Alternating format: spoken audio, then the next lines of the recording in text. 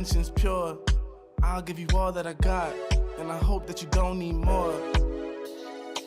It's okay, just take my hand now. Damn near sweating your hair out. You got me creasing my sneakers. That's usually something I care about. Couldn't see the path, but it's clear now. You was in my dreams, but you here now. And I just want a little dance and a reason to change my plans. All I want is for you to dance with me, with your hands in the air where I can see. I don't know if we'll get another chance, you'll see. So I hope that you'll just come dance with me. We outside, did you hear what? I called a ride cause I'm going up. And there's something mixy going in my cup. Don't say much cause they know what's up. You know it get cold on a late night. We getting all close like it's day night. You looking so fly, you can take flight. Now I got this feeling that I can't fight. Your curves got my urges flaring. You got me by the collar and I'm not caring. You see how the people can't stop staring. I'm trying to make you mine and I'm not sharing. Okay, let's bring it back a bit. She said you can have whatever if you ask for it. Well, I just wanna have a little dance and a reason to change my plans. All I want is for you to dance with me, with your hands in the air where I can see. I don't know if we'll get another chance, you'll see. So I hope that you'll just come dance with me.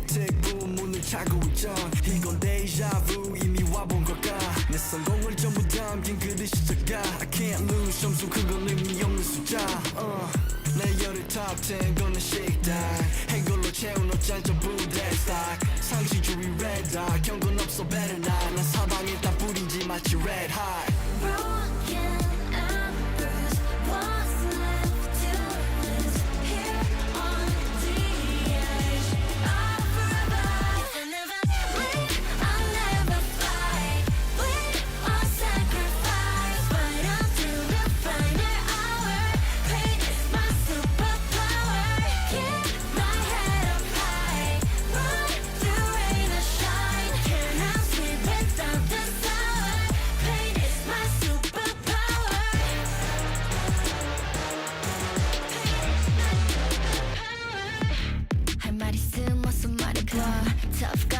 적고였어 도망가 이제는 시시해 gunfight I brought a blade They forgot to shave That just a wall 맛보게 fade 끝이 보여 네 bandits 끝없는 내 rampage 이게 나니까 judge you can't change 내게 나서 plan B 요즘 plan A 바꿔 pain every champion into champagne Broken and bruised What's left to lose Here on the edge of forever If I never leave I'll never fly Wait, I'll sacrifice Fight until the final hour Pain is my superpower Keep my head up high Ride through rain or shine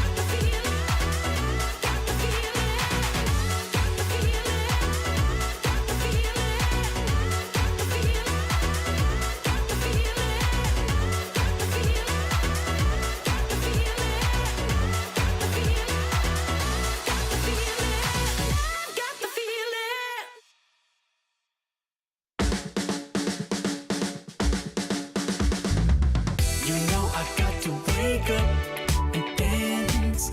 You know I got to get up and dance. When I'm in the backyard, dance, dance. When I'm in the graveyard, we dance. When I go back to sleep, I dance. In the realm of dreams, I dance. When I'm in the boneyard, dance, dance. When I'm caught off guard, I dance. I got a feeling I can't shake, but I'ma try to shake it anyway. I got a moves that I can't break, but I'ma break that thing anyway. Not gonna tell you twice, we're gonna dance all night. Not gonna rush the beat, we're gonna move our feet. Not gonna tell you twice, we're gonna dance all night. Not gonna rush the beat, whoa. You know I got to wake up and dance. You know I got to get up and dance. When I'm in the backyard, dance, dance. When I'm in the graveyard, we dance. When I go back to sleep, I dance. In the realm of dreams, I dance. When I'm in the boneyard, dance, dance. When I'm caught off guard, I dance. Feet on the ceiling, feeling great. Don't tell your mama we shaking, babe. Break the rules and do your thing. Bring your shoes, yeah, bring your date. Not gonna tell you twice, we're gonna dance all night. Not gonna rush the beat, we're gonna move our feet. Not gonna tell you twice, we're gonna dance all night. Not gonna rush the beat, yeah. You know I got to wake up and dance. You know I got to get up and dance. When I'm in the backyard, dance, dance. When I'm in the graveyard, we dance. When I go back to sleep, I dance. In the realm of dreams, I dance. When I'm in the boneyard, dance, dance. When I'm caught off guard, I dance.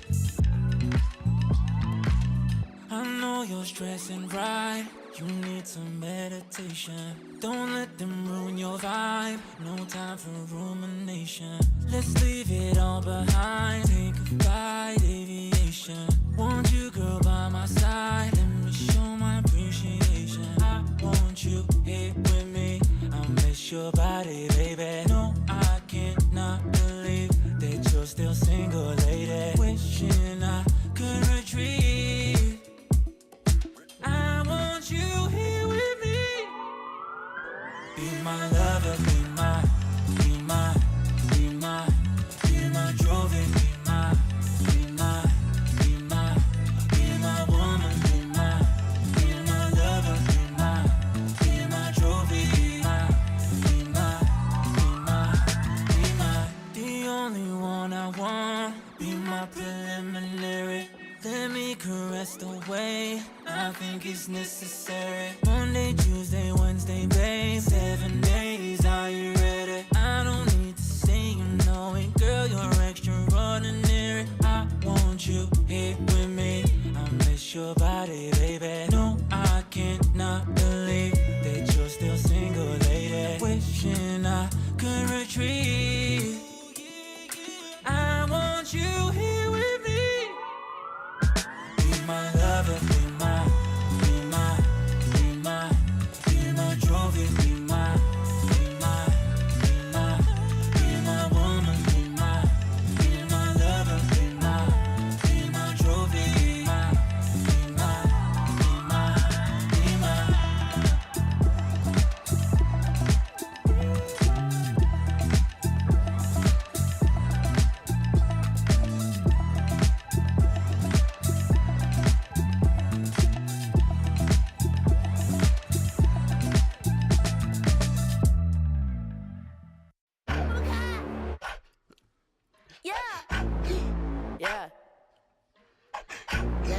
punch. Let me get a punch. Let you feel the punch. Let me get a punch. What a hook, don't sleep, oh yeah, yeah, oh. What a hook, don't sleep, oh yeah, yeah, oh. What a hook, don't sleep, oh yeah, yeah, oh. What a hook, don't sleep, don't punch me. Don't keep getting me pissed before I make you bleed. Pray for your rest in peace. It's the only peace that you need, even a punch. This is the purge. Everybody please your perk. Your perk, I'ma kick these people with my kitty pound.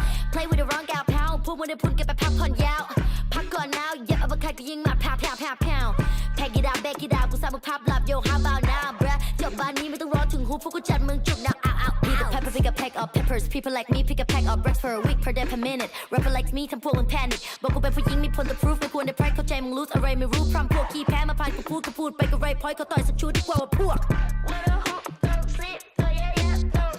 What a hook, don't sleep, oh yeah yeah oh. What a hook, don't sleep, oh yeah yeah oh. What a hook, don't sleep, don't punch me.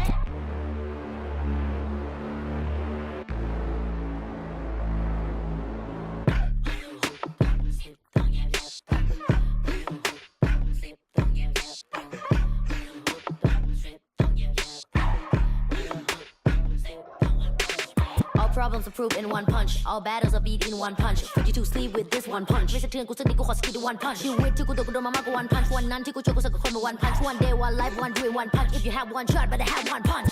Eminem said, Millie Rabbit, and the world short. You just catfish. Kevin said, พ่อแม่คือความจริง Separate from the competition. ผลลัพธ์คือ I'm the best, bruh. What a hook, don't sleep, oh yeah yeah oh. What a hook, don't sleep, oh yeah yeah oh. What a hook, don't sleep, oh yeah yeah oh. What a hook, don't sleep, don't punch me.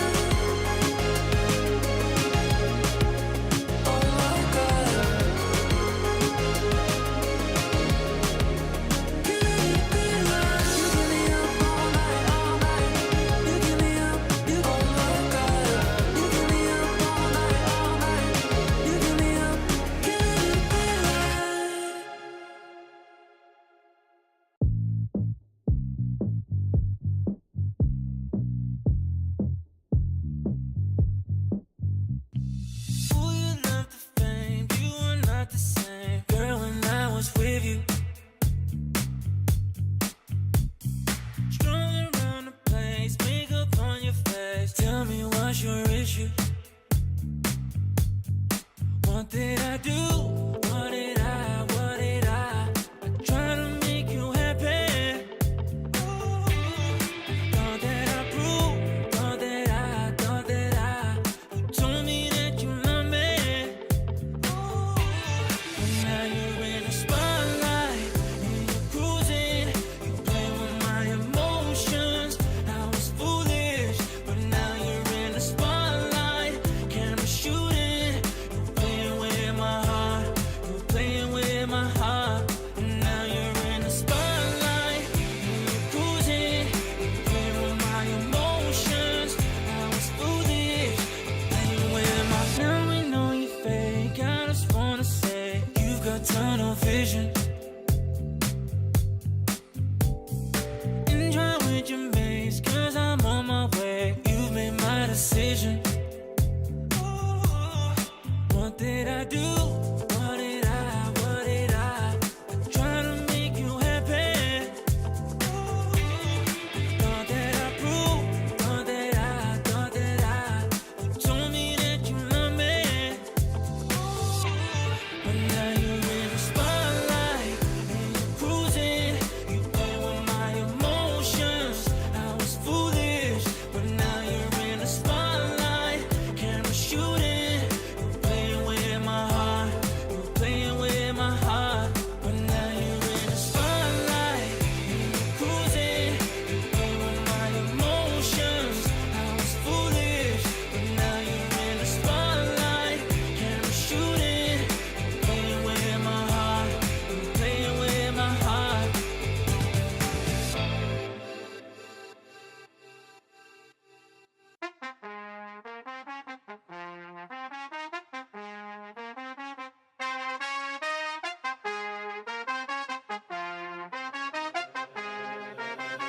That's just the way it goes. That's just the way it goes. That's just the way it goes. The way it goes. That's just the way it goes. That's just the way it goes. That's just the way it goes. The way it goes. That's just the Ballin', spotting, ballin'.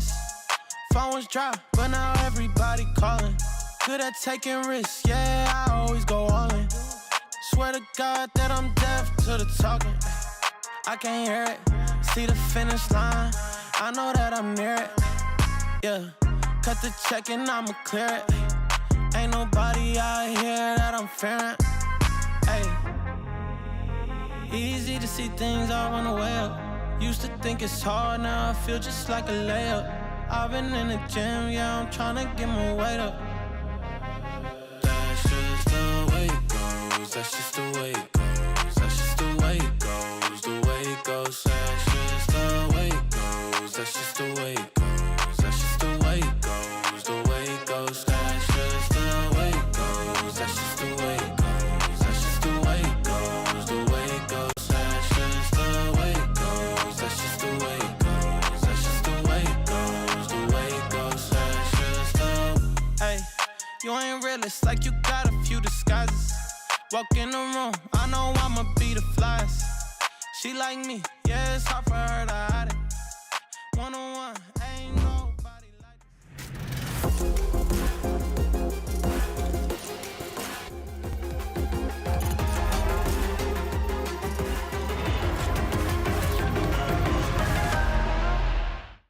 Hey! Hey, Tom.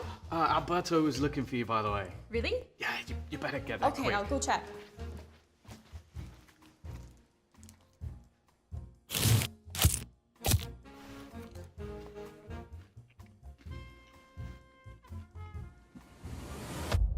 Have a break. Have a Kit Kat. Tom Biz. You've had your fun. It's my turn.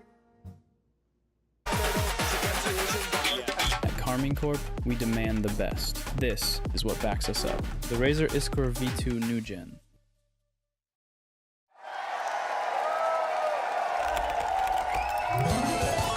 Red Bull gives you wings.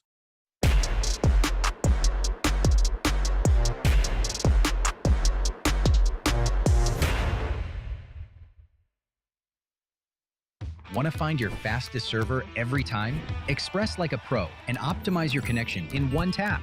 Express and game without ISP throttling. Express and shield yourself from DDoS attacks. Express and choose the VPN trusted by gamers everywhere. Express VPN. Experience gaming the Express way. Fast, stable, competitive. Outplay the world. It's time to Express. Unlock free cosmetics, including Lightning Kicks Buddy and more. Scan to subscribe.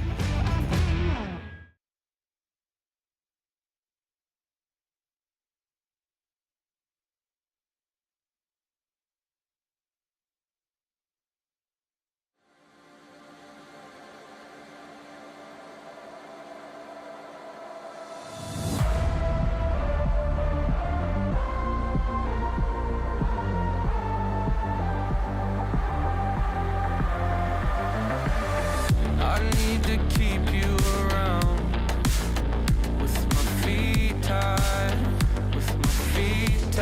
tied to the ground. The end's nowhere to be found. I don't know why you don't leave me to drown. Oh, don't know where to go unless you say. Don't know what to do unless you stay. Thinking that today will be our day, again.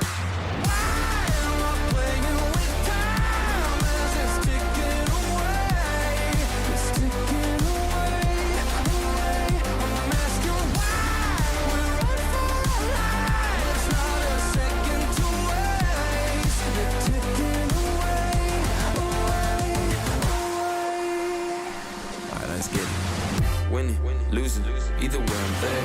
Got an attitude, I'm off the roof, up in the air. Let's run, I make it count, yeah, I'm talking right now. Feel like the comeback kid, got no time to spare. Double up score, 22 to 4. You know I win a lot, gotta win one more. On a hot street, never gets old. Soda with the ace and my team went gold. Why am I playing with time as it's ticking away? It's ticking away, away. I'm asking why.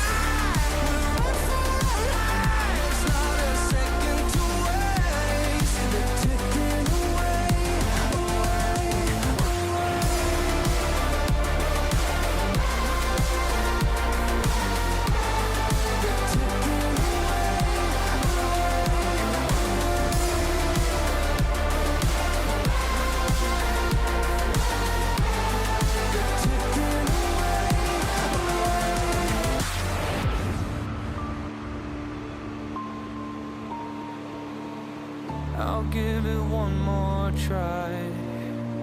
I don't know why, but I keep coming back every time. I want it more than my life. I don't know why, but it feels so right. Why am I playing with time as it's ticking away? It's ticking away. I'm asking why we run for our lives. It's not a second to waste. It's ticking away, away, away.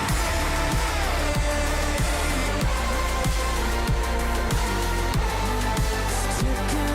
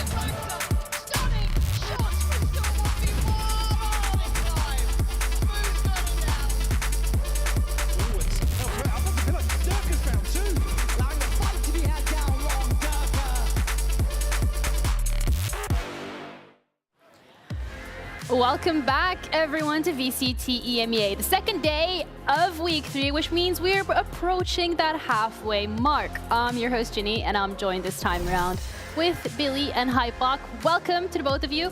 I feel like if there is one thing that we can expect here in EMEA, it's the unexpected.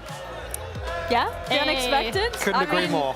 I'm happy everyone is happy to be here, and hopefully Are we you get happy to see... be here? Yeah, of course I'm happy to be here. Why would you Why ask was me I that? No, Why I'm would just you joking. ask me that? A little trepidatious. You're hesitant. Are you not? Of course, I'm Okay, always happy good. to be Yeah. on VCT Just EMEA. double checking. Yeah. Yeah, okay. Thank you. We appreciate that. But let's have a look at the standings. Because, yeah, I feel like this just further paints the picture in regards to some teams that are sitting towards that top of the leaderboard, especially when we're looking at Group Alpha. That maybe particularly we didn't expect there, Foot. But then you look towards the bottom and it's KC Heretics. Both of them here, Hypok, fighting for that 1 point. Yeah, I'm not sure I would have followed them with didn't expect to see them here, but I think it's fair to say that it's no surprises seeing what we've seen, I guess, on a series-by-series basis. Yeah, That's a fair assessment, Yeah, right? I think that's a fair assessment. I think for that KC Team Heretics game later on disappointing. today as well. Yeah, disappointing, obviously. But I think the main thing that we need to take away from that is they're almost in a position where they're not going to be, like, in charge of their own fate. No, they have to sit back and watch. Exactly. effectively, yeah. That's the really worst sad. position to be in. Yeah. It's absolutely gut-wrenching. Especially with what else is going on.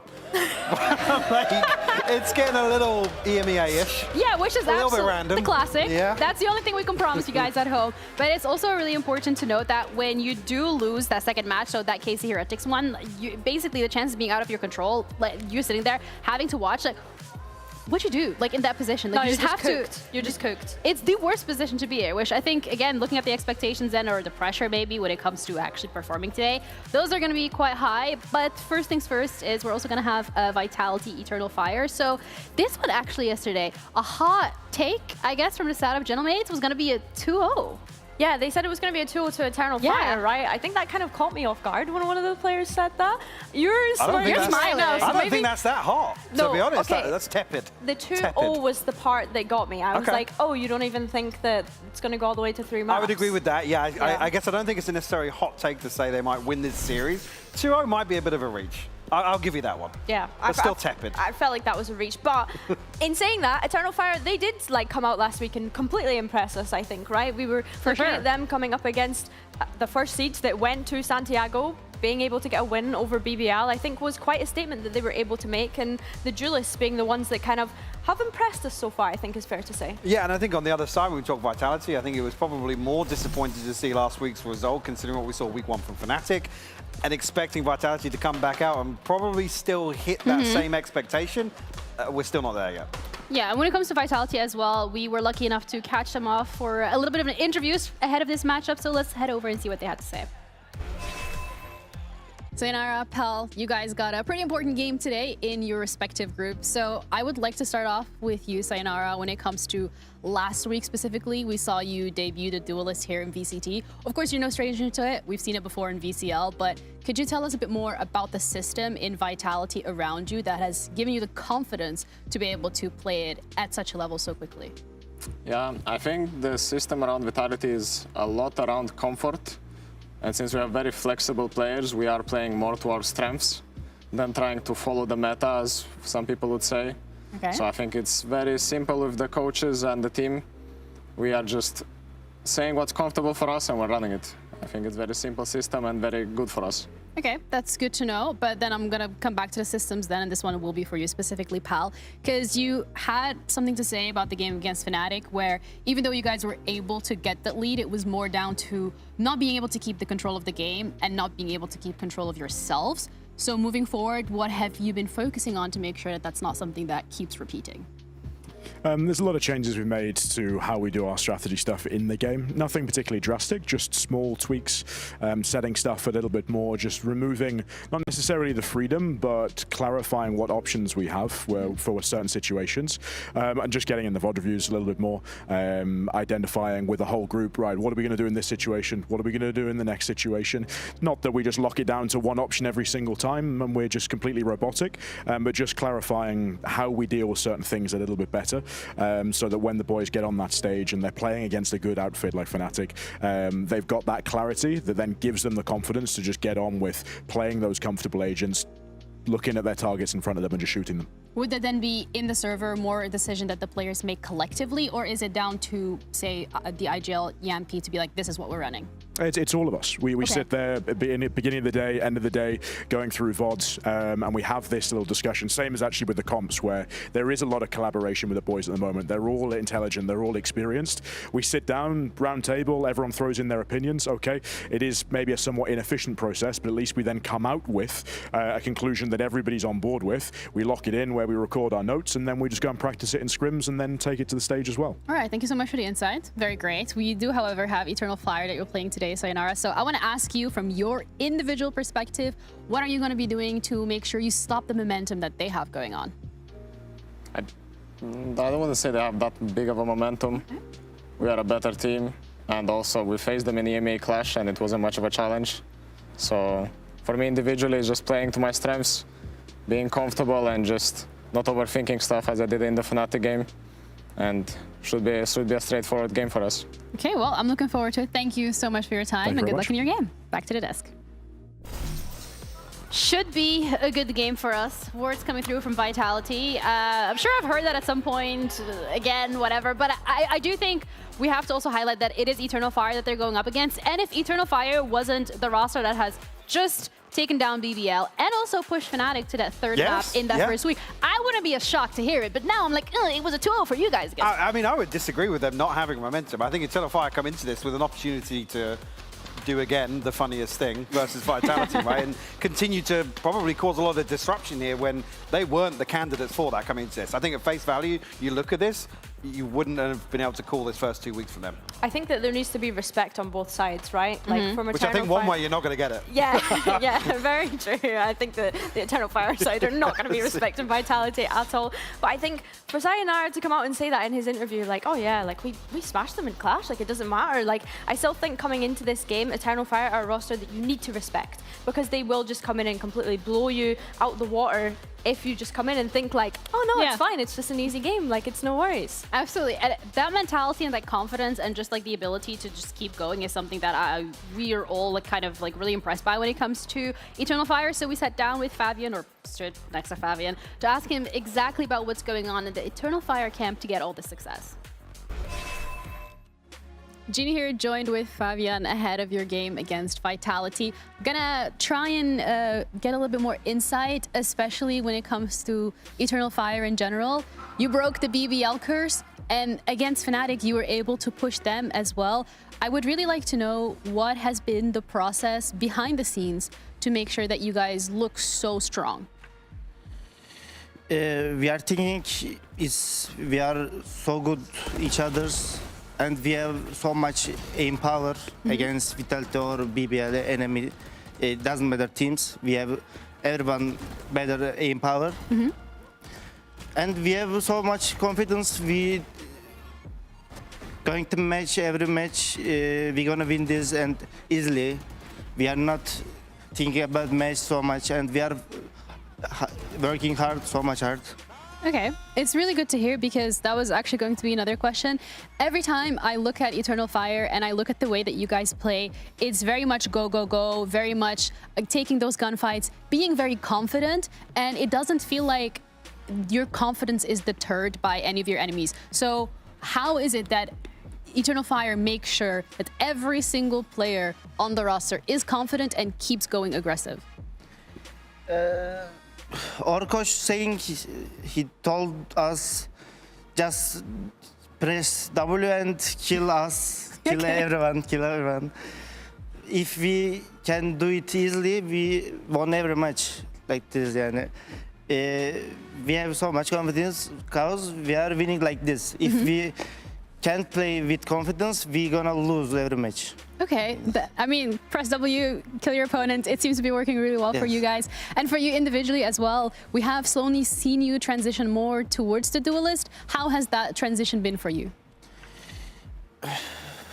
Our coach, if he say play sentinel, play initiator, play duelist, I can play everyone, every agent, if he wants to. Yeah, I'm not playing stressful. I'm comfortable every agent. Like that, I'm saying to him, pick some agent, I can play everyone, everything. Like that, yeah. This. So it's like you're the Swiss Army knife. You can play all the agents, you can play all the roles, and you have the confidence too. Yes. So against Vitality today, how are we feeling? We are feeling good. Okay. I guess we win 2-0 or 2-1. It doesn't matter if we won. We will fight from map. That's it. Okay. It will be a hard match. Okay, I'm For looking forward to it. For Vitality, it's going to be difficult. Yeah. Nice. All right. Thank you so much for your Thank time. you. It was amazing to have you as the interview. I'm looking forward to it. Good luck with your game. Thank you. And Desk, we're going to be heading over back to you.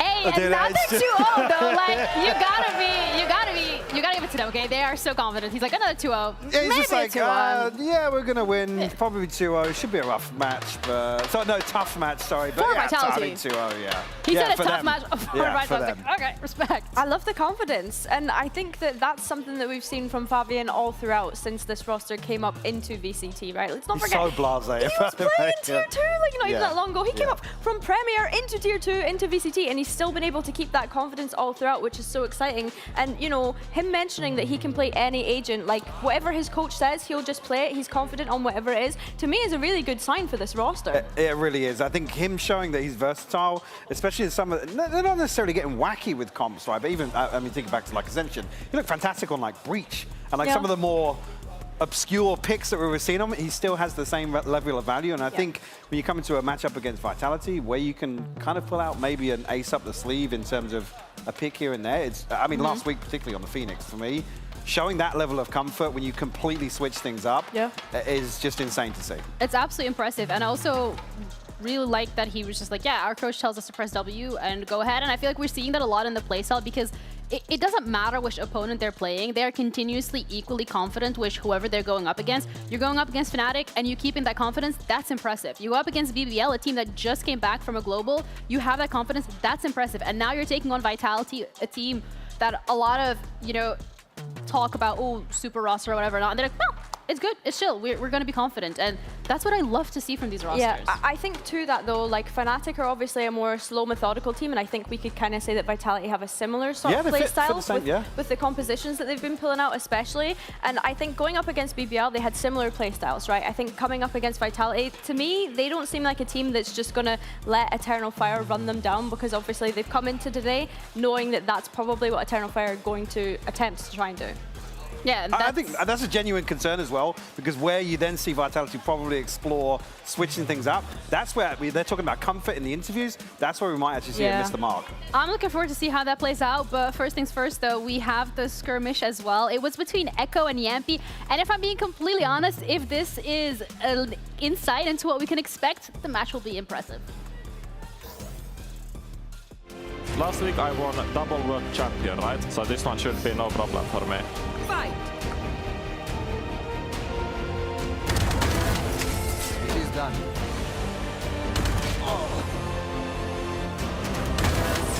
Come on! You know, I've been in this position before, but he's camping, so...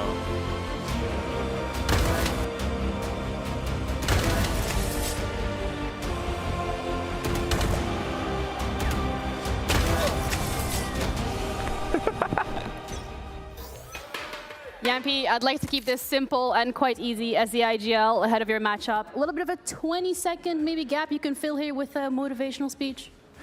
Yeah, so I had breakfast today. It was a very good breakfast. Had some coffee with sujuk toast. Incredible, you know, getting ready for the Turkish match, you know, having Turkish breakfast. And yeah, vibes are good, you know.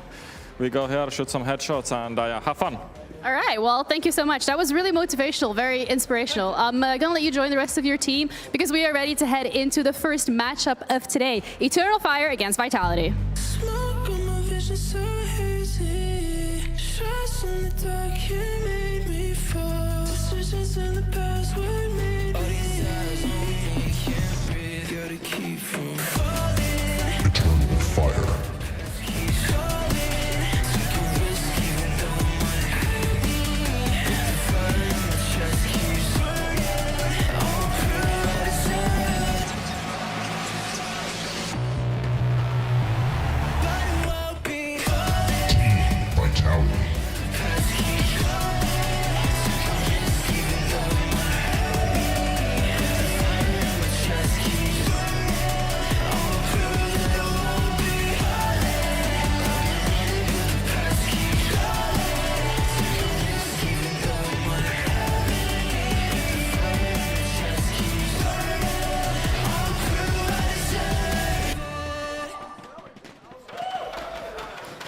honestly respect to the players for going through that tunnel because you're like getting flashback for 10 seconds straight.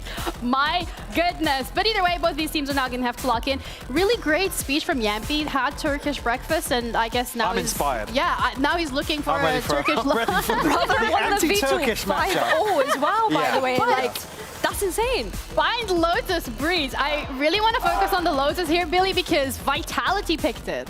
Yeah, I mean, they've not played it yet this stage so far. I think that we could potentially see some exciting things, maybe. Yeah, I'm not that surprised seeing Eternal Fire get absolutely spanked previously. The power to see that and just be like, hey guys, let's do something a little unexpected. Yeah. Now, could that be a mandate for changing comps and Maybe. getting a little weird? I think so. I want to see them get a little bit weird because I think Vitality have very much leaned into that comfort that we kind of mentioned, and even they kind of hinted at it in the interview today, right?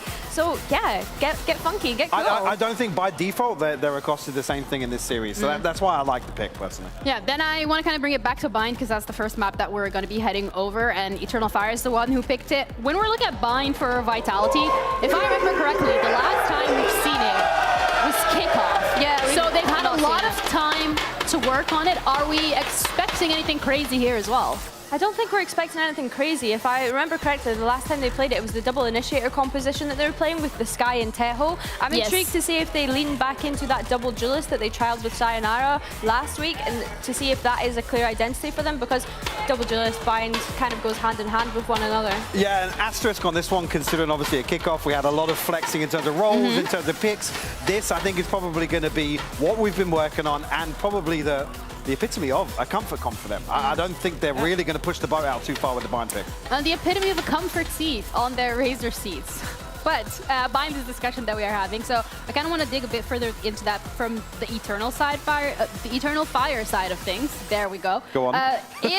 They've already played it so far, and the composition looked good, the team looked good. Yeah. In general, that also gives Vitality something to work with. I mean, for Eternal Fire, this was the overtime map that they had against Fnatic that pushed them to that third map. So yeah, I think that they definitely had a good showing on it. I think something else that we wanted to highlight here was the keys to victory. For Eternal Fire, quite literally keep it coming. Yes. Surprising people. Don't change. To the point where it's no longer a surprise. You know, they are one of the kind of teams that are potentially going to be in the front runner of their group if they continue to play the way they've been playing. Absolutely, yeah. I think for them, they're probably coming into this matchup. We obviously heard the insight from Fabian in terms of the confidence, in terms of, yeah, we don't really care who we're playing. I think they're definitely riding the wave of last week in terms of the name they were opposing against, obviously the history there, in terms of the roster matchup, but also now coming in, not necessarily kicking Vitality when they're down, but probably applying further pressure, which is going to be the point of weakness, right? It is if Vitality don't look great today versus Eternal Fire, actually, you know, we start asking much harder questions. That's at the point. Pack it up. I was going to say ask harder questions. I do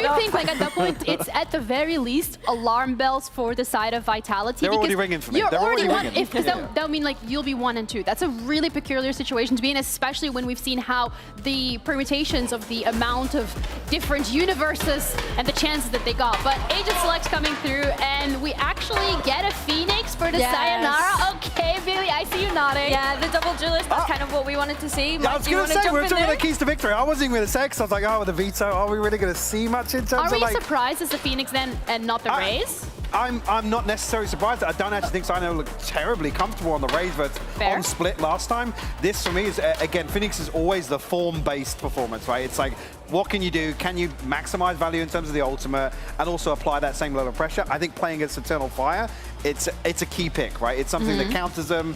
First wave, opening engagements, it's going to be key to Vitality's success. And Darker on the Neon has looked so much better on it when we think back to kickoff in previous years. He's been looking really great on that agent. Yeah, it's really nice to see. I think Chronicle as well, he's hovering this Viper, but I can almost guarantee that that's probably going to be a lock. It almost feels vintage on this map at this point. Looking at the Eternal Fire side, I'm intrigued to see if Neki does lock in that Vice here. Yeah, very surprised if that's the final pick. We'll have to wait to see it expire. Outside of that, I think this is probably a comp that... It is a vibe. Yeah. A double controller with You don't seem too happy about it. Do you know what? Like, there's a Sentinel on this map that is underappreciated, and it's Deadlock. So to see a Vice come in here is really intriguing to me. I want to see how they actually utilize that when they're already running the Viper Brimstone. Yeah, for me, and then again, Neki in particular, he's looked fantastic in terms of solo anchoring sites. Again, thinking back to Split previously for Eternal Fire, absolutely key in terms of being on an island here. So maybe they're leaning into that a little bit with this pick, but I'm kind of with you compositionally. Yeah. This is going to come down to, okay, well, how much value can you get off that? Especially starting on that attack side. Yes, yeah. Starting on that attack side, I'm a little bit like, okay, we're going for the... It's intriguing. High potential, Intriguing. We'll have to see. Yeah. So when it comes then to the Vice, because yesterday was a conversation of it being an agent that's been a really good answer to Neon. Do we think that that could be one of the reasons behind it being here? Because of course, like every team's gonna play Neon. I mean, we kind of already knew that Eternal Fire were probably going to make an adaptation. I just didn't know that this was the route that they were going to go down, considering we've been hammering home about how a great double duelist they are. For them to now opt for something that feels like on the completely opposite side of that, to go for this more like double controller Sentinel, is just, it feels unusual to me. I tend to agree with what you're saying, but not necessarily here. I don't think versus the Phoenix and the Neon, it's going to particularly guarantee you a lot of value. I think the same level of pressure can be applied, especially when you think about bind in general, right? In the ways that you can split sites. It's not as clear cut, I think, as saying that, like, yes, Vice, blanket statement, good versus double duelist. This scenario, I don't necessarily think it's as black and white as that. Yeah, You don't agree? I can see like the cogs. The cogs turning, right? I'm still like, I'm quite shook that they've decided to lock in this composition. Like, but I don't think they care. That's the thing. I think they've maybe scrimmed this once or twice and just gone, that felt all right, Dad. Do you want to try that on Thursday? We're playing Vitality. Do you want to just give it a... We're playing Vitality. Let's try something new against Vitality. This is the thing, because they were running the Waylay previously, like, it does make sense, because obviously there's been the Waylay changes from week 1 to week 2, so like, of course they were going to experiment with different things. I just don't think I ever pictured Eternal Fire running that style of composition. I mean, we can then also pivot it back to Vitality, because this is bind, and when it comes to composition, we're seeing the Phoenix, we're seeing the Neon, a couple of changes being in that camp as well. Are we convinced that these are the necessary changes to improve from what we've seen from them previously? I mean, you look like we're good. But for me, in particular, especially thinking back to the interview we had, Sayonara kind of ticking that box of can play the double duelist for me is a good indicator, right? They're saying they don't necessarily care about the meta, but this for me is a fantastic zone. Now, I'm looking forward to see how these compositions are going to be playing out on Bind, because we're ready to head into our first map of the series with our casters, Cairo and Haza.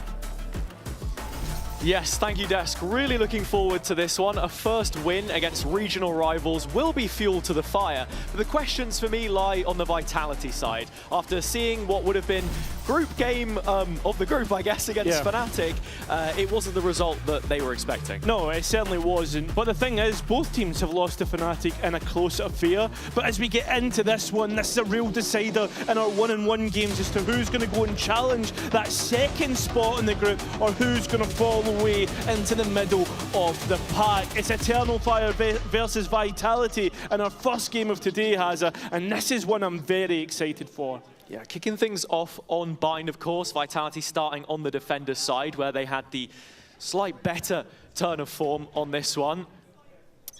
Haven't won the map so far this year, though. It's a re-debut for the stage. Coming out of kickoff. Starting off the pistol round already, you can see this pack of players led by Yampi through spawn, just deciding where to respond. Chronicle needs to be careful, and unfortunately isn't, so he gets taken away as the first pick here. That Viper Wall defensive one gone off the board, but Eternal Fire, they're wanting to hit towards the A site, so that wouldn't matter too much. Yeah, Vitality have grouped up for this, of course, after Kron dropped in showers. You can see 3 bodies moved over. Deep Vice Wall used by Eternal Fire and Sands, just checking for that re-clear, but it never comes. Vitality are here, but Eternal Fire on site first. Yeah, they are. Spike plant not being attempted, and Vitality pretty much respecting this, apart from Yampi, who was left alone in lamps, and this is an absolute rout in the pistol round. Just Profect to come back in. 1 versus 5, and the first shot is clean, but he has so much work to do. It is just not possible from this position. Eternal Fire getting the pistol, and for all the things that Des were talking about, you can see that confidence still running high. Yeah, it certainly is. I mean, you get a result like you did last week, right? You're obviously going to be feeling a bit of momentum overall, right? BBL, from what seemed like last week, is one of our best teams in the region, and now looking like probably one of our worst. So it's about gauging that. Was that result as good as what we expect, or is it just a run-of-the-mill one for Eternal Fire? I think, for what it's worth, Eternal Fire have handled that pressure really well so far, facing the 2 highest seeded teams in the group out of kickoff.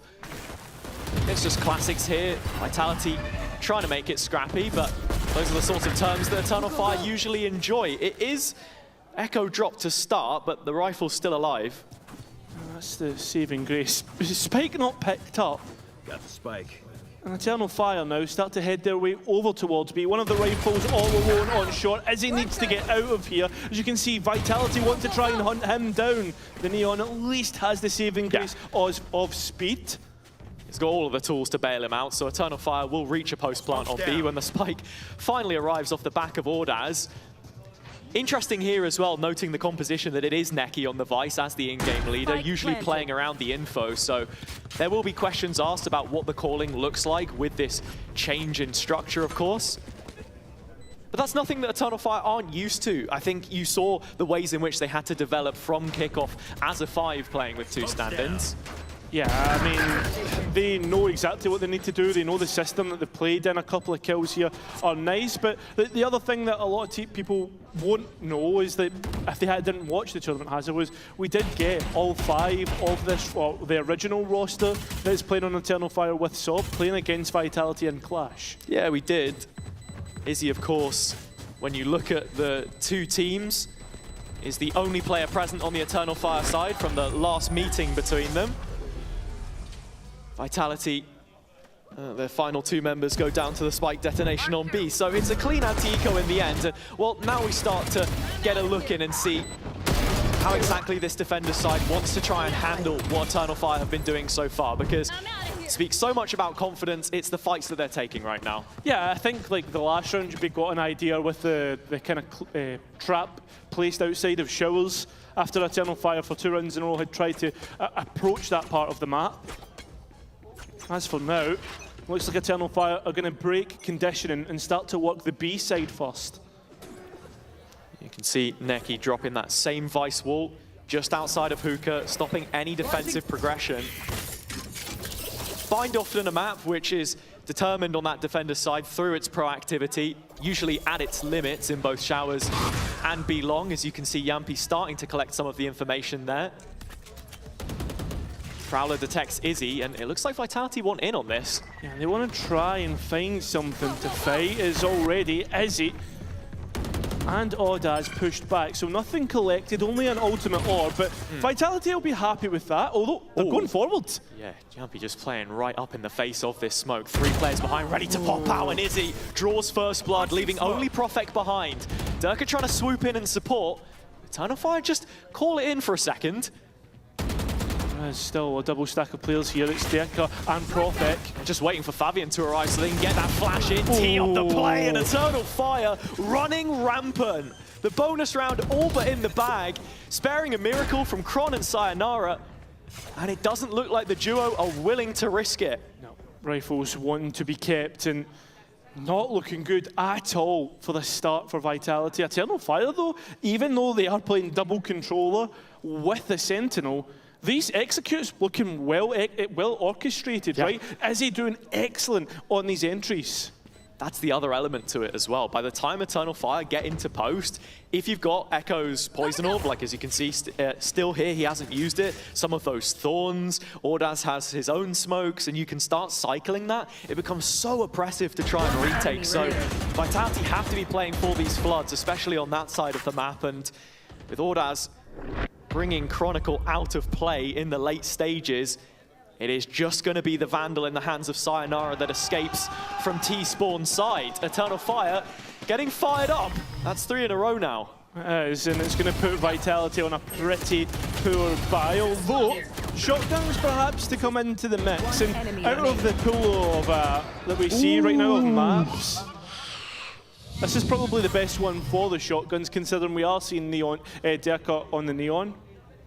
Yeah, it's something which he's had to really bring to his arsenal. I feel like a lot of our top duelists from the early years of Valorant have been forced to adapt, and a few have struggled.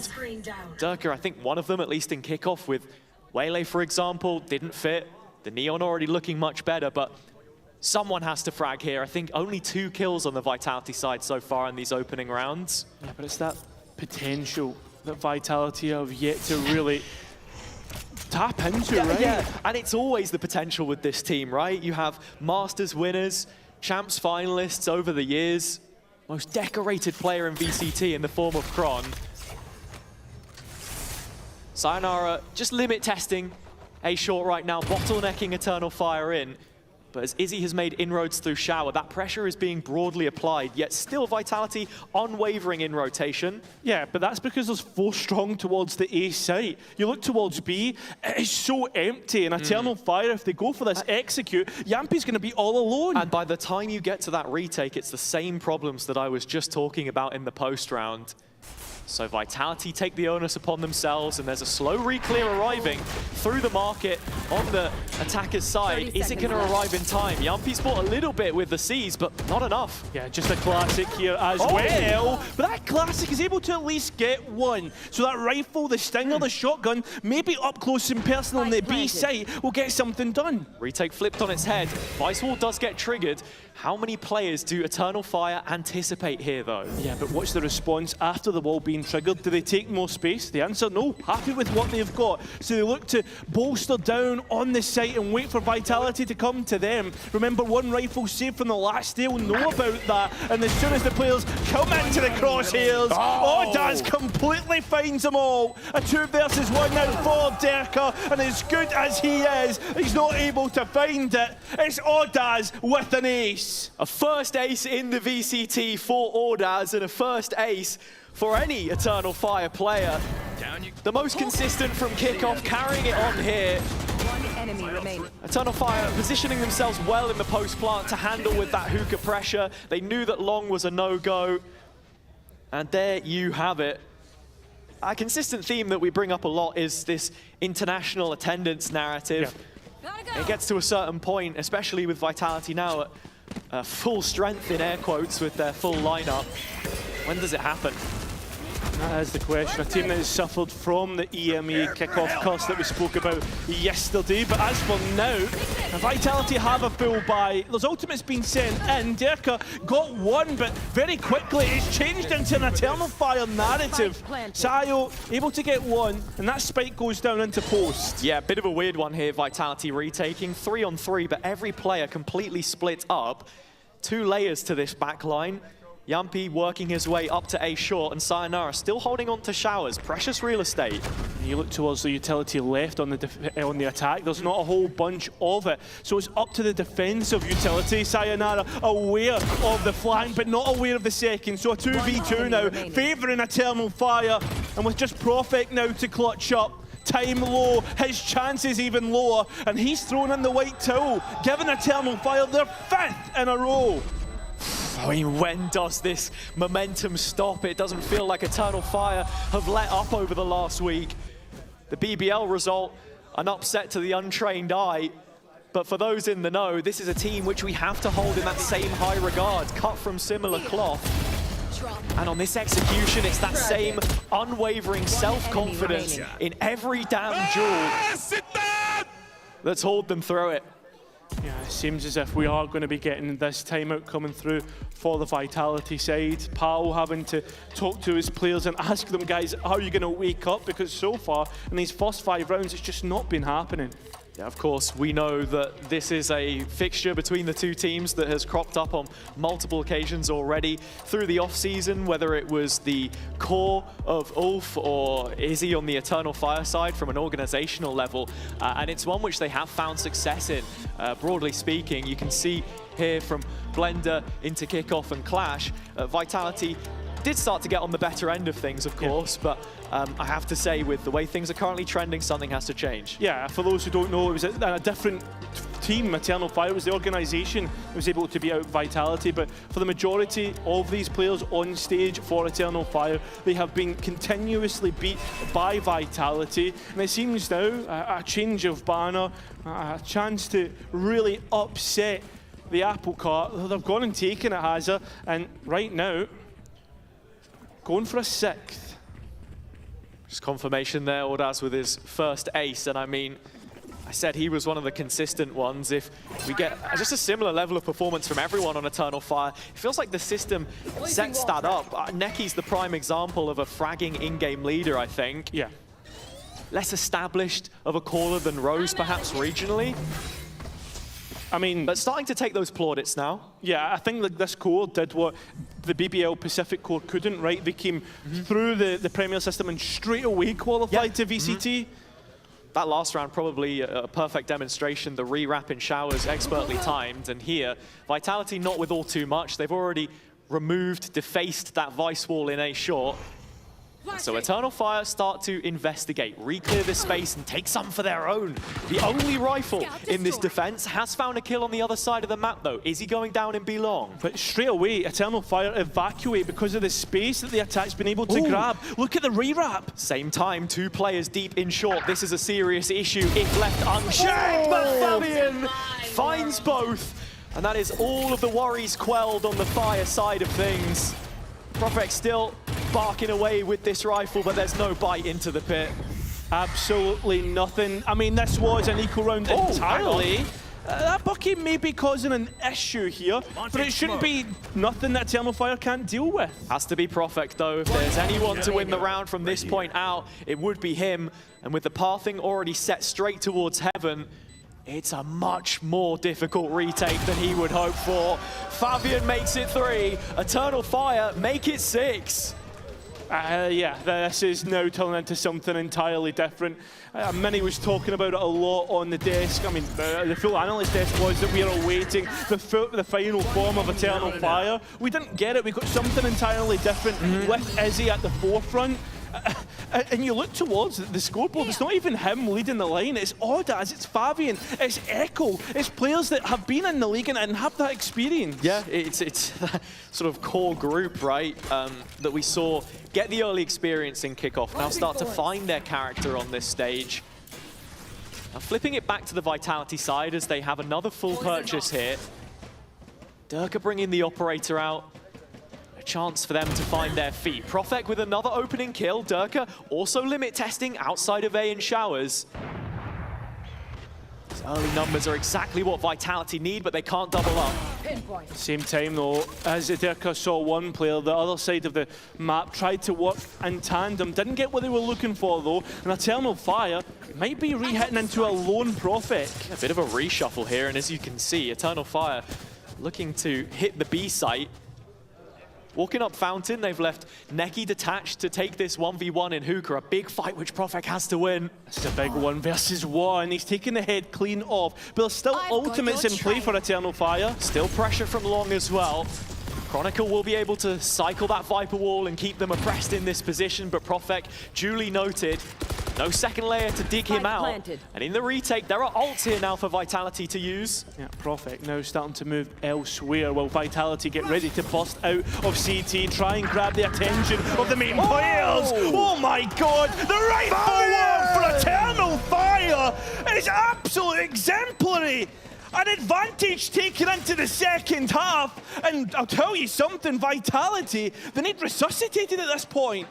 7 on the bounce, it's not just an advantage, it's a statement right now. Fantastic flicks from Fabian here. Oh my god. To find Profek. And the guns are doing the talking.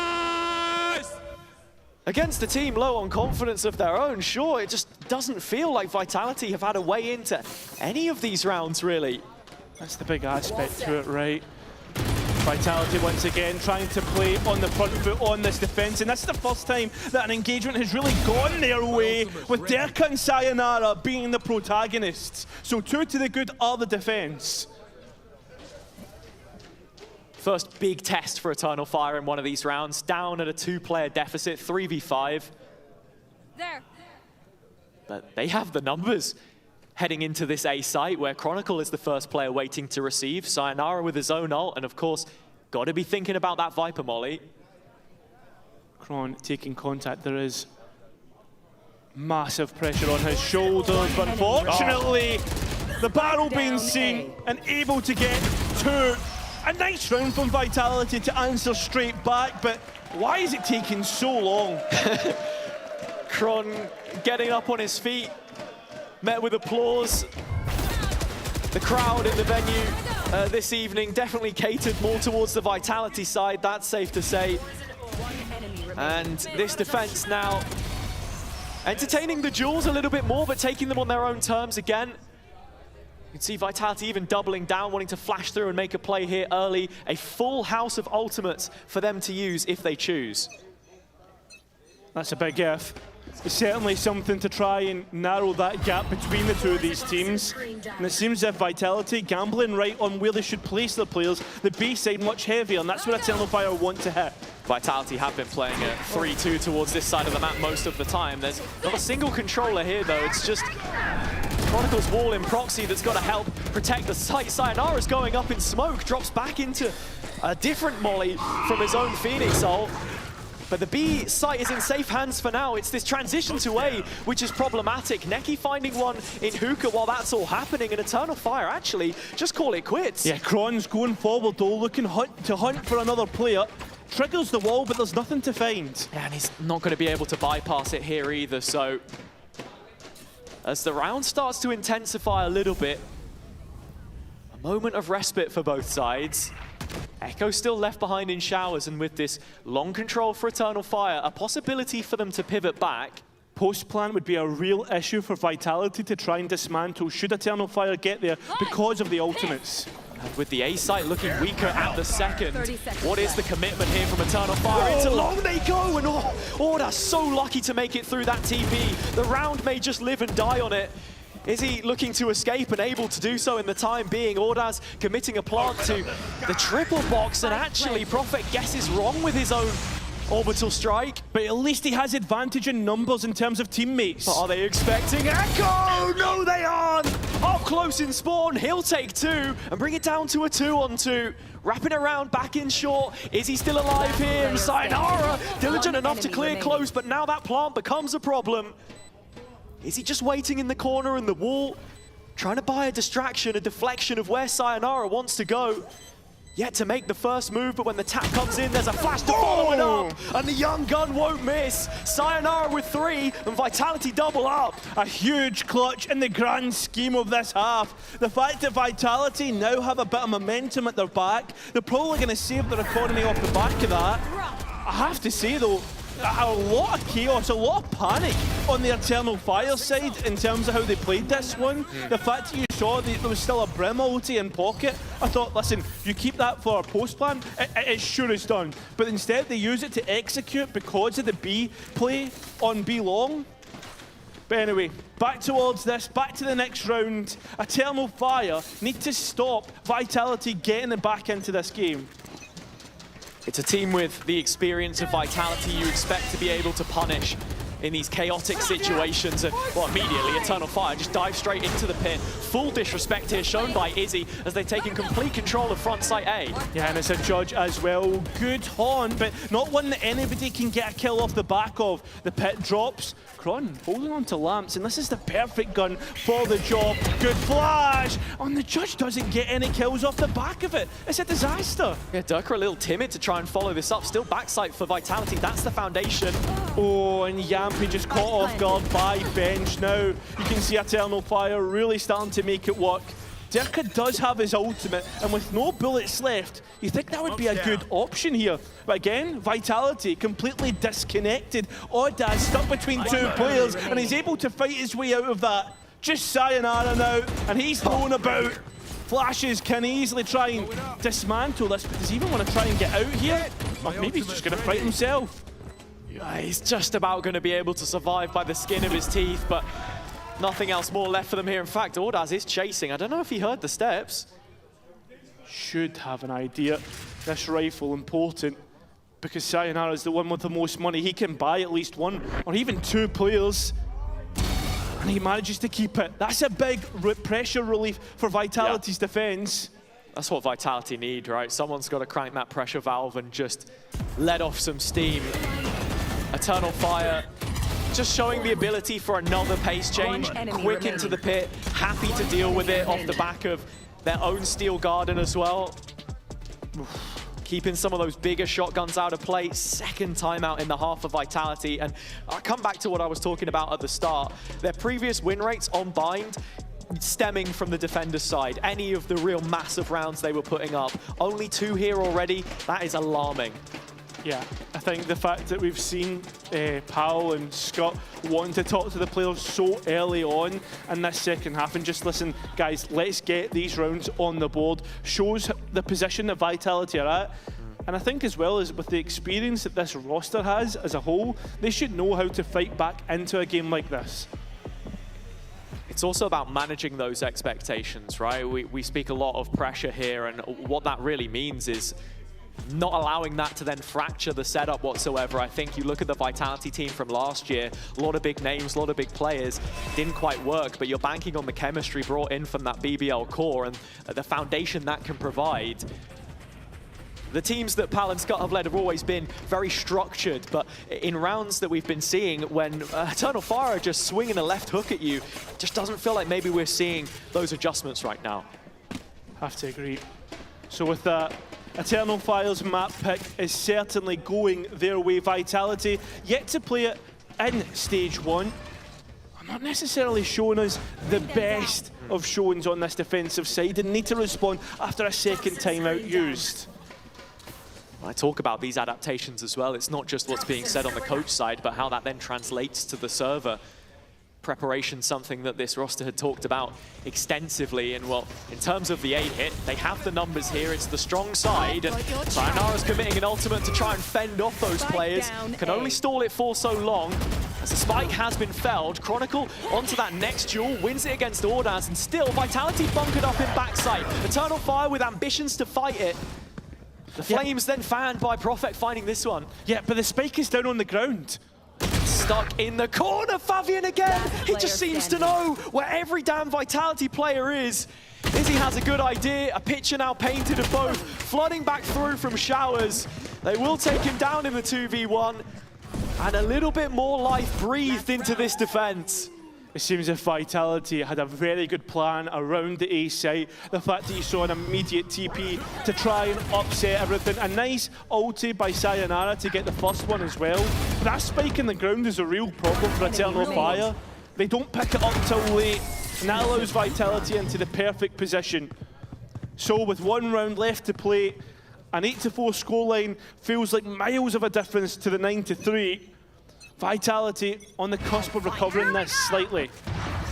Super aggro play down the length of Sean. No scope from Izzy. Does it get better? Seems to be the case for Eternal Fire. Sayonara really running the length of spawn side here to take out Echo. He's popped a pit like an octopus in an ink cloud, looking for any route to escape. And Ordaz hunts him down. Yeah, there's a lot of damage done off the back of that. Favi not able to heal himself, but at least Echo's back to 100 HP. Eternal Fire, 4 members strong now, scaling towards the A site, and it feels like if they're brawling in numbers, everything they touch will turn to gold. Chronicle needs something huge from this flank. This post plant is all in showers though. And when you look at it, Ordaz has the molly and his ult, so the Brimstone with all of the tools to take this down to the wire, and Echo doesn't want to wait. That 9-3 half calling their name. Eternal Fire showing so much dominance in our opener here. And that's how it will end in the opening 12 on Bind. Yeah, this is such a brilliant start from Eternal Fire, but with double duelist on Vitality, will that attack side be much more favourable? We'll find out in that second half. One enemy.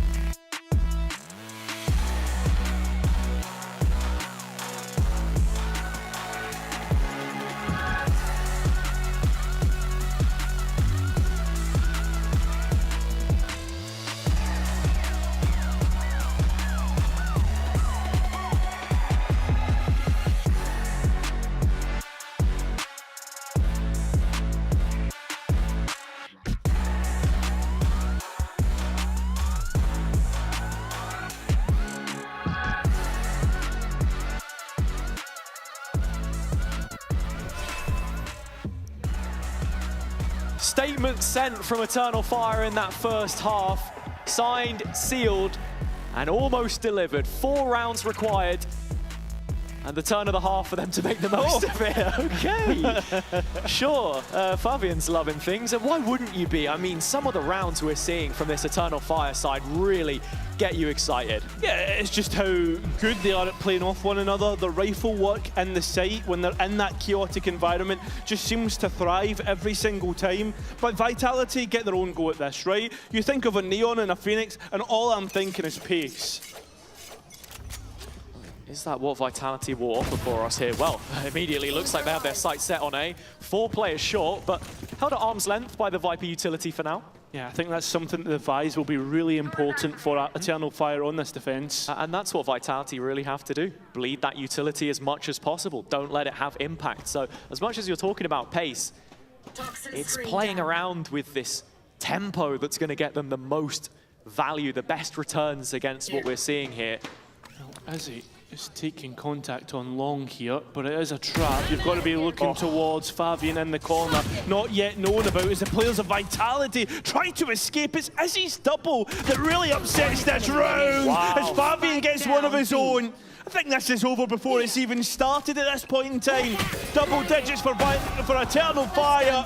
That's exactly the case. 10-3 at the start of the second half. And you're just calling it in before it even gets there, because that's exactly how it looks. Fabian still with a flash. Izzy's already torn through a couple players.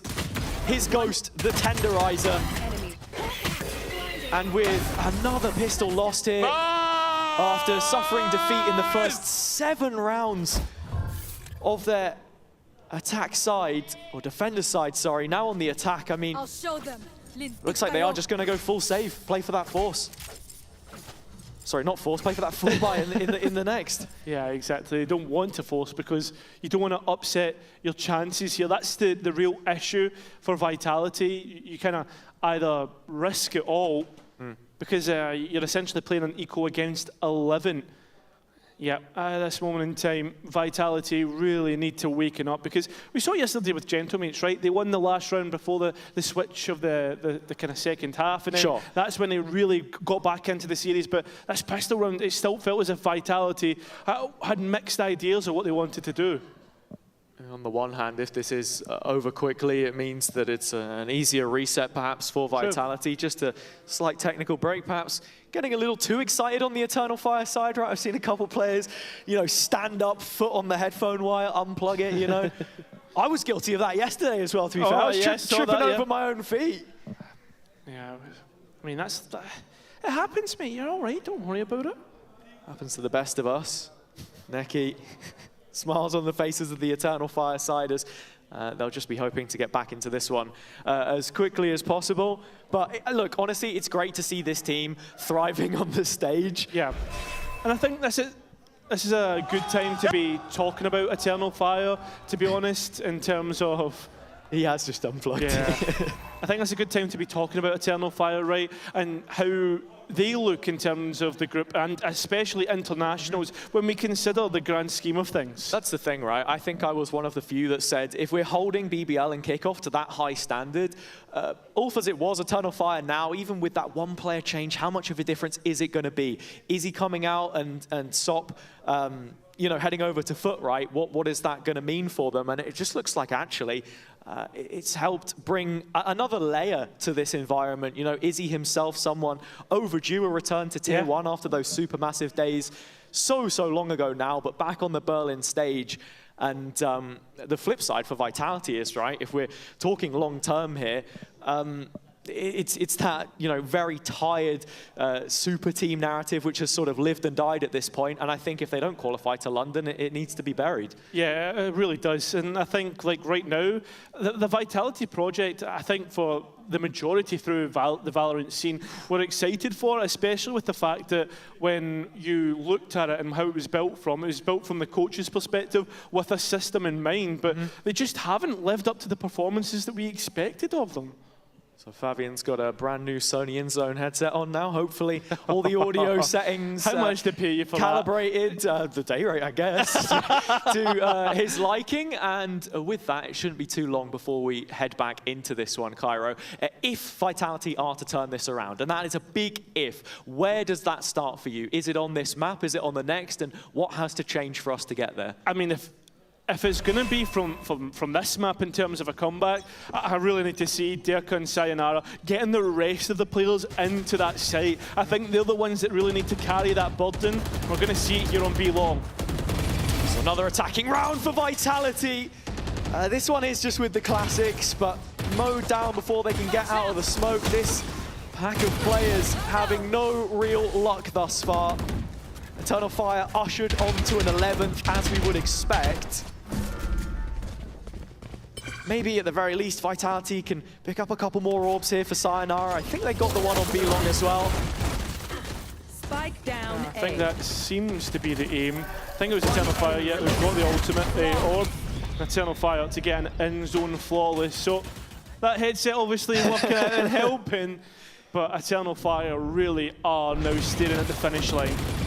And this is the sad thing as well, right? We maybe don't get so many rounds of Vitality on their attack side here. We don't get to see what those ideas really are with this Phoenix, with it being one of a couple different meta reads that we're seeing in this second layer of stage 1 since kickoff, and how things have changed.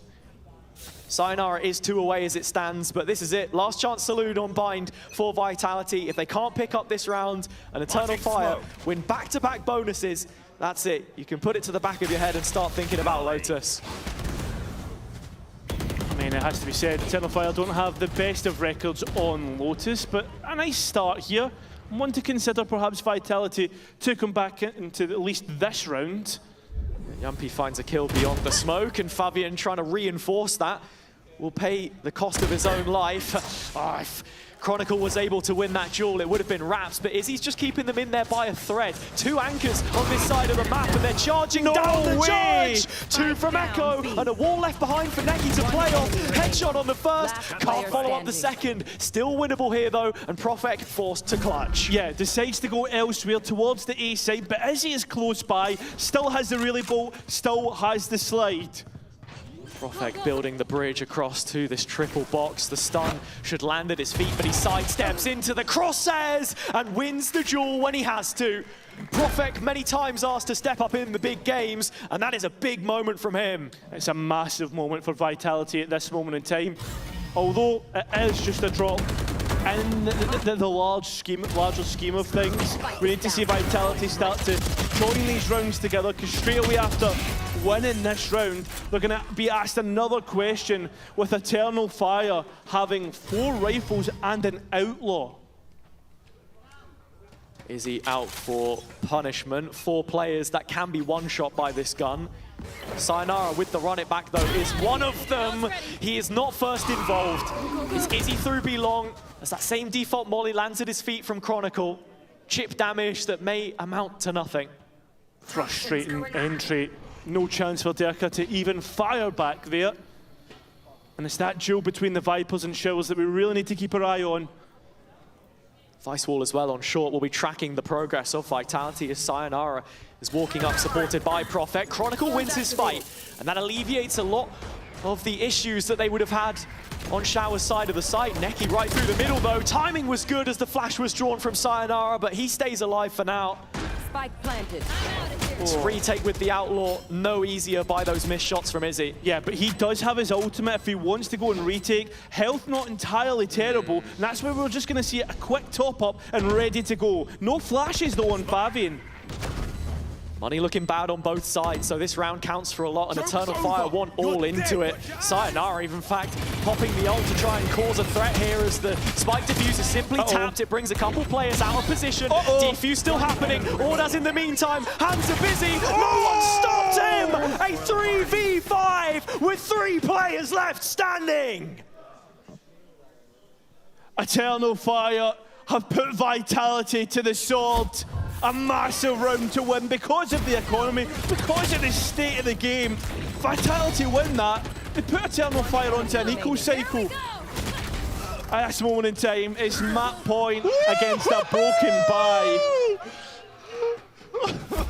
Man, Afro's loving life.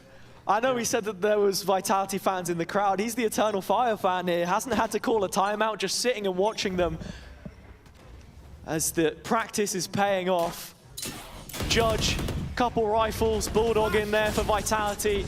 One more swing at this into a deeply guarded B site. Face your fear! Ultimate pop straight away on the execute. Derka struggling to get to back sight, but it's Prophet instead who gets the kill. Eternal Fire still here, but not long for this world. That spike can go down and rotate's coming in. Yeah, not too much from the double long hold. Echo to interrupt. Oh, he's gone a little bit cheeky though and punished for it. So the rifles that initially came in have managed to get the value. Hey, that's the judge. Yeah, trying to find a Vandal, something in which to work. A 1 versus 3. Does Vitality give him the fights? Well, Derka does, but it doesn't manage to be around when Vitality responds straight back with a poor buy. Yeah, it's a must-win round for them to stay in the map, and they've just about done it. Eternal Fire with a strong setup there. Prophet does incredibly well to find anything coming out of Hookah. Derka, his timing on the wraparound, good enough in the end. Still a gap, a chasm of 7 rounds between the teams. But these last few have shown some signs of life for Vitality. It's just still that 3v5, I think, that's the real mental boom.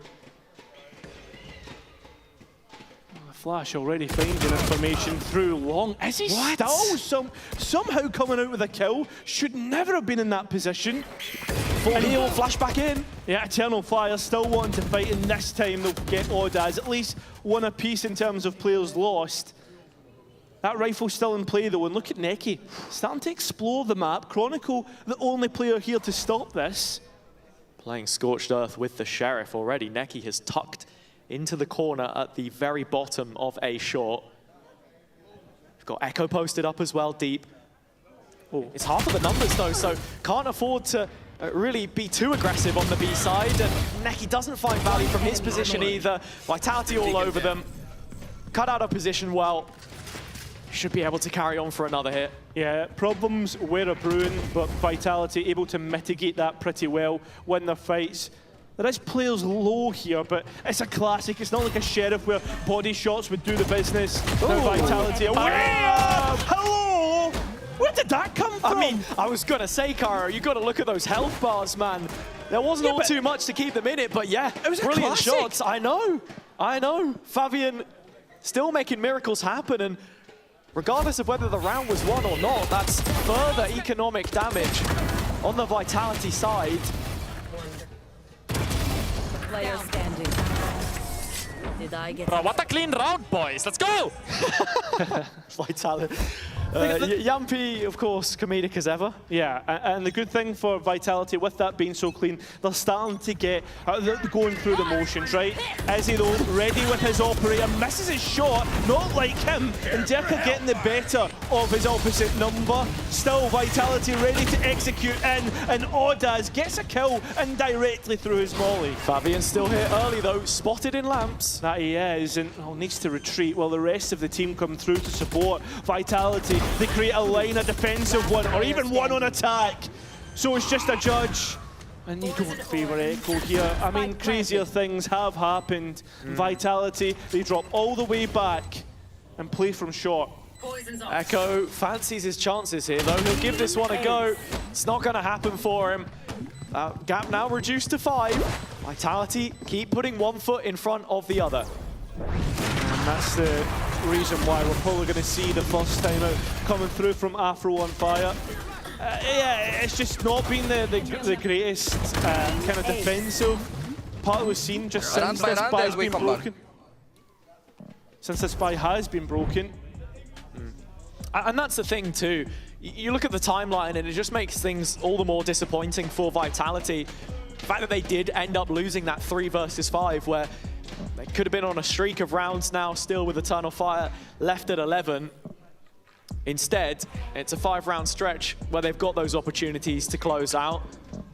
Of course, you saw there, Vitality happy to use a couple of ults just to make sure that that one was going to land. They're against an eco here in the next, and That's where Eternal Fire start planning for the future. They do have ults waiting in the wings. Ordaz, Neki, both one away from the Orbital Strike and Steel Garden. Yeah, if you're Vitality here, you only really need to win like 1 out of every 2 rounds, or really force yourself to win 1 out of every 2 rounds in that sense because of the bye, right? That's where the difficulty comes in. You need to win every round. Yes, I understand the look you're giving me, but the point I'm making is every rifle round, it comes like once in every 2, right? No lapses in concentration, of course, and yeah, I completely agree with what you're saying. You know, 1 round can count for 2. That's what we're talking here.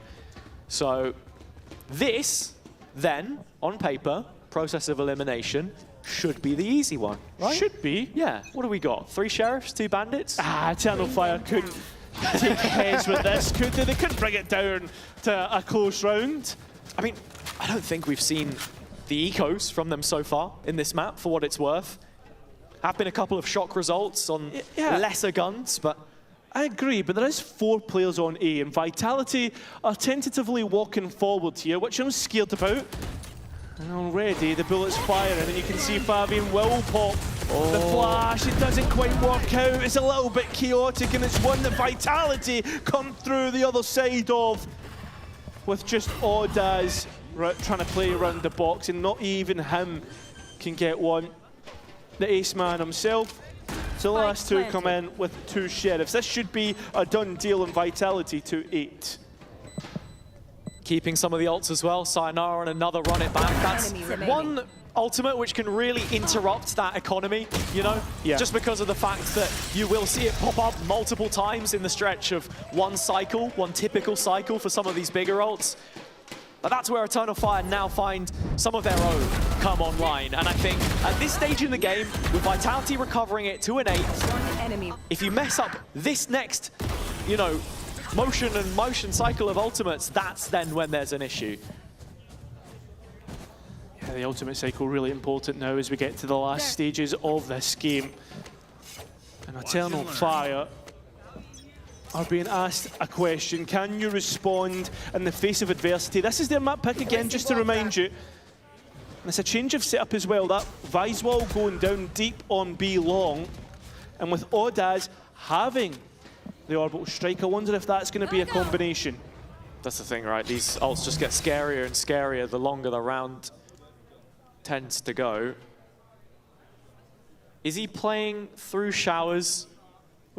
Lens of his operator on the line, but the rest of Vitality are grouped up outside of B still. Trying to play into this Vice setup, trigger some of the utility, make it a little more difficult. They've already cleared the wall from long. And this is what Vitality can do to you. Death by 1,000 cuts, taking their time. You know the experience that's on this roster, and that dog hasn't seen anything. Yeah, the near sight of it, just not reaching to the depths of B long, where you can see Vitality queuing up. The question remains to be, is this a play through the TP, or do they want the B site? Looks like it is going to be a B hit. Yeah, and also we're starting to see Eternal Fire move bodies towards B through the sky of Fabian. It's a good ultimate from Hooker, but it doesn't get anything. It doesn't get a kill, but finally it does with Echo, and that's coming through. Big ultimate value.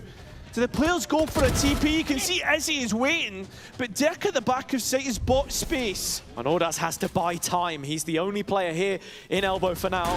Yeah, but Izzy has to retake with an operator and retake with 1 less body compared to Vitality. That's the important part. Dirk holding on, and Izzy now all alone with a big investment. Decides not to save it. He's taking a step forward, wants to be the hero against Vitality's super team. Try and stop them from getting a chance, one away from the ulti, but I imagine he doesn't want to take that. He wants to fight, goes for it, but gives Profek a chance. So Vitality stay alive for 1 round longer. Yeah, and it's a sigh of relief from Profek, because I think Izzy's totally overcooked that. He's gone for the ult there after the first slide, perhaps not expecting the peak to come in. He's left, he's right, and he's dead now. A real big let-off. 3 rounds in it, and Vitality going from strength to strength. I mean, if anything, right, if you're Vitality, you can say, listen, we gave it our best on map 1, into map 2, we know exactly what we need to do. Eternal Fire being forced back, only one rifle in it, and that is Izzy, who's already found himself in the kill feed. But that rifle lost, and the bodies of Eternal Fire are elsewhere. Yeah, just Neki here with a Sheriff for now. He's going to try and weather that storm, and does find one on the forehead of Durka. Not going to get any better, though. Good trade, Yumpy. Here's the flank. Yeah, Profek now has to be the one to deny this. Sees the shoulder, sees the bodies coming his way, and done a whole load of damage. Only 23 points of health himself, but plenty of teammates to help and support. Vitality have done so well to come back into this, and respect has to be given, as Echo is doing that, and probably waiting for the spike to go off. Doesn't want to give anything else away. Profek closing in on another orbital strike here. And Eternal Fire had just used a few ults in the previous round as well. Battling through this one. And you start to worry now, where are the win conditions for them? Because it was taking fights before, and when that well dries up, what other layers does this team have for us? And I go back to what I was saying earlier about Neki wanting to establish himself as a caller in the region. That then comes through being able to make those adaptations on the fly. When things get difficult, what is your game plan? Are you actually able to play a different form of Valorant, or is it just more of the same? Profek guards the radius of the spike, so he will inch closer to that next ultimate. Yeah, 2 away, and you know that Sayonara will also get close with this run it back, only 4 away himself, considering how low the orb count is on that one. But the big aspect to this is the fact that you've got Derka with his overdrive. Papi will come to him. And the fact that Kron also has the pit to come off the back of that. Also, much better individual performance from players like Profek coming into this game, where he was talking a lot about this in the build-up to Stage 1, how we didn't see him in those big games. And the match that we saw against Fnatic was the best possible example of that. You saw the stats there against GX, and here's the quote. Whenever the game was, important, the performances just weren't there to follow up. Yeah, exactly. And you see the performance against Fnatic, it wasn't the best. The face is the perfect demonstration. Exactly. And right now, I would actually argue that this game is as important as the Fnatic game, just because of the stage of the group, the kind of form of Eternal Fire at this moment in time. And as we've started to come into this second half, Vitality's resurgence, very important. So can they complete the comeback, force us to overtime, or will this timeout have the biggest effect that it could possibly have and win out the map? I mean, with how Vitality's stage has been going so far, you feel like for as much of the distance as they've covered, these last 2 rounds could be real heartbreak, much more difficult to reset into, as this is only the first map in the series so far. Group up in short, Echo strikes first, problems on the horizon, but Sayonara able to react. That's one back for Vitality. But they're just committing to this fully through the orb. Echo still for another, and Sayonara trades it again. Yeah, but look at this, all alone is Fabian. He needs support through his teammates. Trying to back up, Molly at his feet. Ooh. Fabian takes on board a bit of damage, but not enough to fully stop him in his tracks. Playing outside the edge of the pit, Sayonara! That's a dangerous fight to take, but risks that he's willing to make in this situation. Yet another Phoenix ult. Played onto the field, bit of a timing from Fabian here. He has managed to just get inside the pit, and with Izzy denying the ultimate, Fabian's right under their nose. Kron still keeping this one up for the time being, but Eternal Fire in this 2-on-2 with some real potential here if it's not for Profek and Kron. The controllers combine, and that is it. Max regulation is asked of. A 1-round shootout between overtime and Eternal Fire win. They still have a bye, that's the saving grace, but it's a Judge and a Spectre in the mix. And not only that, Vitality have some pretty big ultimates here. The overdrive. Come on, boys! Nice shot, Steffi! Nice, Timo! An orbital strike perhaps to come out as well. You can feel Vitality starting to get hyped up now, starting to believe that this is doable. 1 round is all it takes. It's a completely different feeling in the camp. Now a spread default, just waiting. Inviting the pressure from Eternal Fire.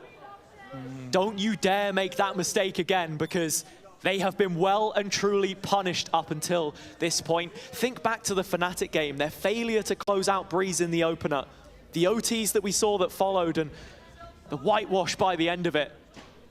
As good as they have looked in spells, if you can't find that killer instinct, it means nothing at this level. You can feel the pressure building. Eternal Fire have committed so many bodies to the A side. Vitality ready for their execute, and it's just Yampi alone faking out the A side of the map. Looking at Echo, both shoulders weighed down here. Presence felt towards the long side with Sayonara and the rest already in Garden. Yampi applying even further on A, but he's there for the duel, and the judges found two. Could it really end in this kind of a fashion? The pit popped and Vitality down to their second option. The backup plan. It's all falling apart as they flood out of showers. Fabian there to guard it. So many great moments this game from him so far. And it will finish flawlessly for them. 13-11. Vitality fall at the final hurdle. Yeah, after so many good rounds, so many individual moments, and end-zone flawless from Eternal Fire with the judge. It's insane. But we'll have to see if they can bounce back on the second map. Congratulations on getting your first ace in VCT EMEA. How much confidence did that give you, and why did it take so long to close this map out? It gave me a lot of confidence, but because we get stressed, we was getting comeback. We thought we're gonna lose again, but then we just said, let's focus up and just win. Now win. No worries. Well, best of luck on the second map, and we're going to toss it to a quick break, but don't go anywhere.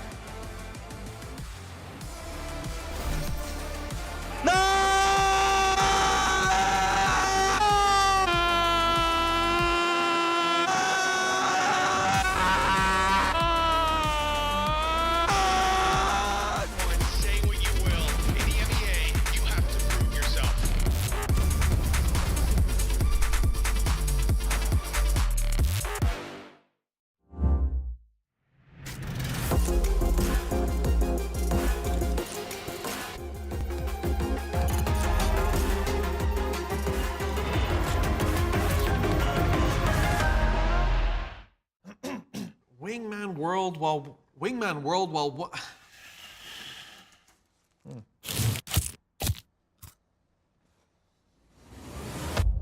Have a break. Have a Kit Kat. Wingman World while wanting a well-won break. Let's go! At Carmine Corp, we demand the best. This is what backs us up. The Razer Iskor V2 New Gen.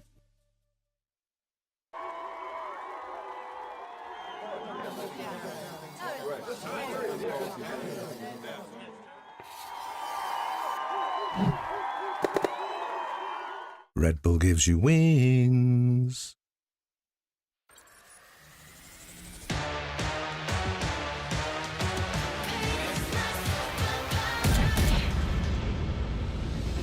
Tick tick boom 문을 차고 있죠.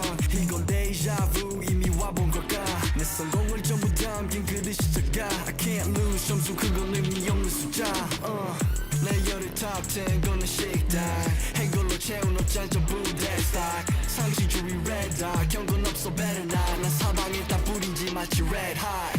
Broken and bruised, what's left to lose here on the edge of forever? If I never win, I'll never fight.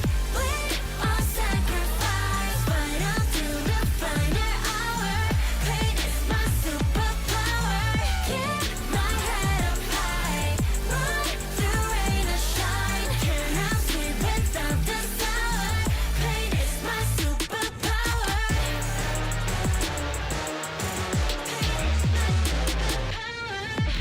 할 말 있음 어서 말해봐. Tough guy 되었고여서 도망가. 이제는 시시해 gunfight. I brought a blade. They forgot to shade. 날 주세워 맛보게 fade. 끝이 보여 네 bandits. 끝없는 내 rampage. 이게 나니까 저지 can't change. 내겐 없어 plan B. 오직 plan A. 바꿔 pain every champion into champagne. Broken and bruised. What's left to lose here on the edge of forever?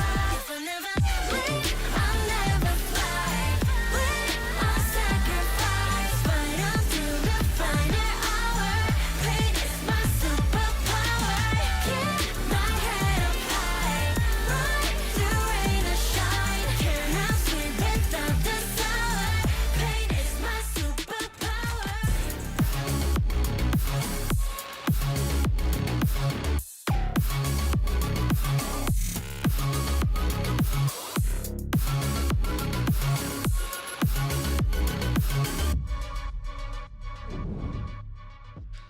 That was a hard-fought loss on Bind. What went wrong, and what did the team need to do to reset? To be honest, there wasn't a huge amount that I think the boys did in terms of getting things wrong. I think we haven't practiced much against the Vise. The Vise was a very nice hard counter to what we were doing. And yeah, we struggled to deal with that on our defense side. Obviously on the attack side, I think we had a pretty good read on how we wanted to play into it. And it looked really, really good. I thought we were going to take the last round. We just got a little bit of the micro again with that Viper being close. We weren't expecting her there. But yeah, that's the boys will take a lot of confidence from that. I think they've already reset. All right, always some nuggets of wisdom when it comes through from Pal, but it was a very hard-fought map. From the side of Eternal Fire, for the longest time, they looked like they were in the lead. I think, Billy, you were down there waiting for that sideline interview for like 10 rounds, because you're like, yeah, I went down and then Vitality decided to start putting up rounds, and then they decided to have a fake comeback anyway, because I was like, oh my god, are we actually going to get overtime? And then, unfortunately, we didn't. But as like the coaches kind of said there, they were able to give us a bit more insight onto how they struggled against that Vise, particularly, I think, was one of the key things I kind of hinted on that. Yeah, I mean, they were still making the right moves, right? I think going into this, when we talk about the comp, the Phoenix and the Neon, you can effectively, like, you can cut sightlines, you can remove some of these like crucial close contact points behind that wall, but still they were dealing with it fairly comfortably, even some of the more tricky applications that Eternal Fire had. That, for me, necessarily wasn't the issue. I guess just them changing up the early round protocols was maybe what threw them off their game. Yeah, but also in general, when you look at how Eternal Fire approached this whole thing, like they were so confident and they were continuously just going against Vitality, and maybe that was also something that threw them off, although it is expected, so... Yeah, I mean, the first 3 rounds of the first half, when you lose a bonus round in that fashion, again, I think it's just the story momentum, right? And they hit the ground running and they ride that wave. I think the half round flip, there was maybe a bit of an issue in those like early adjustments. Even so, they come out, win the pistol. They're in a fantastic position to close out the map comfortably, but this is kind of a trend with Eternal Fire. They're still tracking ahead of where we'd expect them. Do I criticize them for their inability to close out a map versus Vitality? Not really, they won the map. So for me, that's still fine by my book. Like, they shouldn't be there. They shouldn't be closing this out anyway. My concern was, oh my god, how are they going to attack with this composition? And then they just completely, I mean, what do I know? Clearly nothing, because they completely showed us how dominant they were. Yeah, exposed, fraud apparently. But in saying that, it was just the gunfights, I feel. It was. Like, when you're going up against a roster such as Eternal Fire, you need to be ready for that aggression. You need to be ready for the gunfights. And I think at moments, we saw Vitality try and get aggressive back. In, like, and they just got stopped in their tracks continuously. I'll stop you there, because in some of the rounds Fabian was winning, where he's like spinning on a dime, picking up like, again, back-to-back 3Ks in their first half. Those are pivotal rounds to get the ball rolling, right? That puts them into the first ult cycle, and then they're just like, okay guys, let's just keep hitting them, because they can't handle it. And this was something that I was quickly touching on, was like the fact that Eternal Fire are just punishing any sort of aggression that Vitality are trying to have. Again, you mentioned Fabian. It's wild. Fabian, the awareness, just like knowing that there's going to be spaces where they need to watch out for on the map, like it is just the awareness, like, and the constant, you know, sense of, oh, there could be a player there. It's also the prep that we see going to this, because like awareness, so of course they knew what Vitality wanted to play, but then on top of that, they had the Vice ready. They knew what Vitality was going to play. So a thing that we discussed a couple times when it comes to these rosters that are very good at having that individual gun power and just being able to push the fight forward is how much depth actually is there to them. And I think this bind specifically was a really good example of there being quite a bit. Well, there's no doubt about the mechanical ability from the Eternal Fire roster, right? There's clearly no doubt about that. But I think even in that last round where you see Echo pick up the Judge and just play on B long behind the Viper wall. Dude, I mean, and that's so heartbreaking to see as well. It's just like 2 kills with a Judge blind, and it stops the basically the flood onto site. Most of that round, he's the solo anchor of the site. That's a bit heartbreaking for Vitality. You almost feel like they'd done the hard work to get and force the overtime. But and then you just have a moment like that from an Eternal Fire player that it's like, oh, well, no overtime. It do be like that sometimes, unfortunately, but they have Lotus coming up next, and this is Vitality's map pick. And the fact that we haven't seen it from Vitality yet, to me, then Hypoc is, okay, they want to go here for a reason. They've seen something maybe against Eternal Fire against Fnatic, but they've cooked. I think this is probably a product of the cook, right? We're going to see something here that they've obviously I don't necessarily even watch the VOD back of Eternal Fire getting kind of... It was 13-2? Yeah, 13-2. Again, bullied a little bit. And again, whether or not that's a map pool issue for Eternal Fire or just the fact that Fnatic historically, Boast is very comfortable calling that map in general. It's a cornerstone of Fnatic, right? Yeah. I don't think Vitality have watched that and gone, do you know what? We're going to adopt the same sort of... I think it's an opportunity for them to say, they're weaker here. We can probably toy with more of this composition exploration we've had going on. I don't think they're going to pull out anything crazy, but we might see them stray away from roles a little bit. Do we think Eternal Fire is going to pull out the same composition though? Because they had Echo on the veto on Lotus. I would hope they switch it. Because again, when you talk about comfort, they did not look comfortable. No, but that's crazy though, because again, when we had the interview earlier with Fabian, he was like, I am comfortable on whatever agent, whatever role you want to put me on. Tell me what role that will be and I will do it. So, and today we saw the Vice coming out from Eternal Fire and they looked comfortable. So my question then is, what was it in that matchup against Fnatic that made them so shaky? I think it's kind of what Mike's already touched on, right? Is that it is a cornerstone map for Fnatic. They have been so strong on it, and that's why I don't want to look into that result too deeply. I think as well, the composition, as we've already mentioned from Eternal Fire, was something that, as much as they were still playing that double duelist, I think the veto was the thing that I had a big question mark around. Like, I'd love to just see Echo on the Vise, on a Cypher, something that we know him for, maybe even the Viper as well, if they want to lean into that approach. I think when I'm looking at Vitality, though, that's where it's like, okay, what route do they go down? Because it feels like they're still carving out their identity in ways. Yes. So far, what do you think is the identity that they are leaning towards? I mean, I Comfort? do. Yeah, I do think Is that an identity though? No. I think it's airing some more traditional comps. I think, to be honest, they probably looked better while Sayonara's on, you know, the initiator role. Again, fantastic performance on Phoenix. I came into that map saying that basically it's numbers dependent, right? And Sayonara, I think, delivered on Bind. Yeah. Vitality just couldn't probably fill in the gaps around that. I don't think Dirk had a particularly great performance, but again, versus the Phoenix, you'd want to see one of them pumping numbers, the other one just making space. Here, do I say I want to go back to solo duelist for Vitality? Yeah, I probably do lean that way. You were not convinced by what we've just seen? No? I think it's so difficult though, because then at that point, if you, like, what does Sayonara play? Because you mentioned the initiator. When I think of Yampi, I think of Silva. Yeah, but I think, Yampi this year already has shown that he can turn his hand to pretty much any aid. If they're going to come back into some of these more traditional... But Sayonara is supposed to be the flex player. I know, but they've already shown us that they're not married to these roles. They're happy to pick up an agent here or there and make it fit where they want to. And Pal's even said before, it's like, hey, we'll try something once. If it means trying it in a live game versus scrims, we'll do it.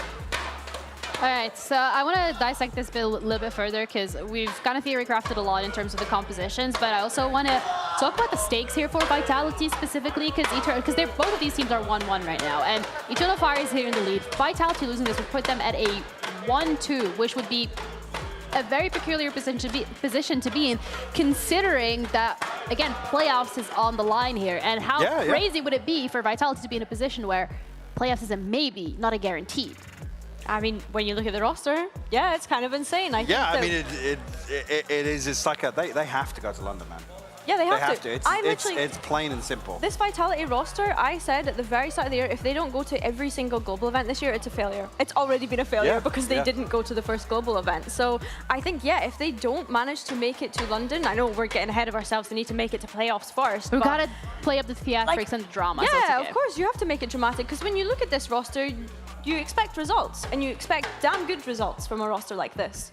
Yeah, given a little bit of leeway in terms of, you know, integrating Sayonara, but that's gone. Especially, again, at face value, kind of on paper, when you look at this group playing against Eternal Fire now. And Eternal Fire, I think, especially when we came into stage 1, they were not necessarily expected to put the performance forward that they have, but they are now a force to be reckoned with. And with Agent Select coming through as we're heading onto Lotus, we're not seeing anything too crazy. I mean, Echo is off of that veto. Thank God for that. Yeah, I'm happy to see him on the Viper here. Refreshing change, but again, I mean, it's always just an issue here for me to, again, the Killjoy is going to kind of warrant you some control into, but I don't think Eternal Fire is going to respect that utility. No. That's going to be the point of weakness, I think, that they identify, and especially the ability to ride with momentum in terms of fragging ability from map 1. Vitality going to have their hands full. And Eternal Fire is also going back to that double duelist with the raise for Fabian. Yeah, I was about to say, I think in terms of when you're actually looking at that Killjoy up against the double duelist, specifically the Raze, they're just going to be able to satchel over that Killjoy setup. So the disrespect is going to be there, as you just mentioned, Mike. I think as well, the synergy that this Raze will have with the Fade, especially fighting for that A rubble space, starting on this defense is going to be really key and really important. Izzy on the Operator has been a highlight so far these past couple of weeks also. We did see last week as well. A lot of prep goes into just playing around that season in terms of isolating kills. How many times do they get the combination with Phoenix on Pearl with the C's? The number of times they were just getting raw utility kills, which you saw the Toasty, by the way, only 12 utility kills. I feel like 8 of those came last week on the back of like the C's mollies. The C's mollies, man, were lethal last week. Always Rose. Yeah, it was always Rose. Okay, hopefully there's no repeat of that, or maybe there might be because we are ready to head into our second map of the series. Maybe our casters can also let us know what they think about the molly. So Cairo has that. Let us know. Oh yeah, I love all of them. They're fantastic. But I tell you what I do love most importantly is upsets, and this could be a big one coming up. Yeah, potentially, right? I mean, when you look at the stakes for both teams, Eternal Fire coming into the stage, playoffs, I think it was, not guaranteed by any margin in this group. It's a very strong group, but there was still the possibility that they could make it. It's how much further they can go. Can you close this out 2-0, really? Is the question on my mind, because Vitality are coming into their own pick. They've had a bit of a confidence boost off the back of the previous. Both teams showing us that they're up for it today. And with Eternal Fire starting out on the defense this time, it's a departure from what we saw at the beginning of the previous. Are they going to be able to set the tone in the same way? Yeah, can signs of life from Vitality in that first map be converted into a map win on the second, right? That's the big question we have on the back of our minds. Eternal Fire didn't have the best showing last time. They won't start good either after a quick entry from Chronicle. Chronicle on this Killjoy is not something that we've seen too many times, but I feel like sometimes you get his best game on Sentinel. Coming into the team to play that role rather than a flex is a big statement in itself, of course. His transfer of the off-season, and as you can see with the opening kill here, they start to scale towards the C site. Ordaz at the back getting caught, as is Neki. Vitality trampling them here as they're on the high road to the pistol. Yeah, that killer instinct not as dominant here from Eternal Fire. As already Vitality have 5 alive and have responded well. Probably gutted to have been knocked out from that first map, right? The way that it ended, getting caught out by a judge. So saying it's sort of a sign of the times, perhaps, but things starting to look on the up for Vitality here. Echo walking away with a couple of kills, but nothing that isn't ironed out by the rest. Vitality breaking the ice here on Lotus, their map pick. Yeah, first round straight back in. Vitality haven't had the best pistol record. We've been seeing that pop up time and time again, but it's nice to add that into their accolades if they can. Nice, pistol round wins. Come on, boys! Think about it this way. If you change one of those pistol round results in the first map, it would end up being a Vitality win. That's how the crazy thing about it. Yeah, right. They lost double pistol. They lost a bonus as well.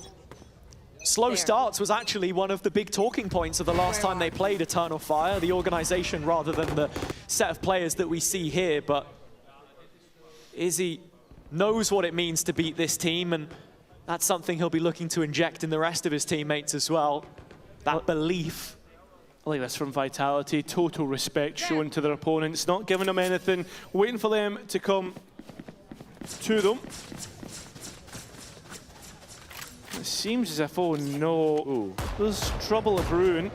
Yeah, can't tell if this is just part of the mid-round from Yampi, and there's no contact hit. Vitality creeping closer as we cross the minute mark towards this C stack. Well, there's 4 targets to hit, and Dirka hasn't seen, hasn't hit one. He's certainly seen all of them. Oda's still within a corner here. Does this get cleared by Vitality? Does Ordaz want to actually go looking and see if this space has been left vacant? I think he is considering it, but no, given up in the end. Yeah, Izzy elsewhere, though, has taken B main. Eternal Fire have all chosen a different lane. And this is the thing, Vitality completely regressed. Other than Sayonara's position here on A, they're not going to too easily gain access to one of these sites. In saying that, B is now fully open for the taking, and of course that's where they're going to end up. Yeah, that's a danger site for me, just because of how close quarters it is, right? Those pistols maybe having a little bit more bite to them. The spike will go down. Now Vitality need to hold on, but it is going to be Sayonara straight back in. Kron now having to hold, and yeah, it seems pretty easy in the end. Fabian catches at least one player off guard, but that's all it's going to be. So Vitality, majority of players through. Okay, one more kill there, and it's a weaker bonus round for Vitality, but looking pretty good for them here. And that's something that I want to touch on as well, this mid-rounding, the calling from Yampi. You're talking about the foundation of this Vitality team as that ex-BBL core, and historically it was a good map for them. Last year, Yampi won 5 out of 7 times with him at the helm. Proficient at this one. And you think of the ex-Fnatic pieces, Kron, Durka, they know what it means to win on this map. That was the real center of their 2023 run. Oh, nice shot through the smoke.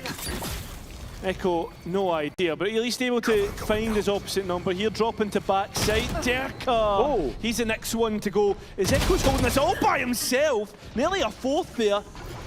As Yampi dropped so low.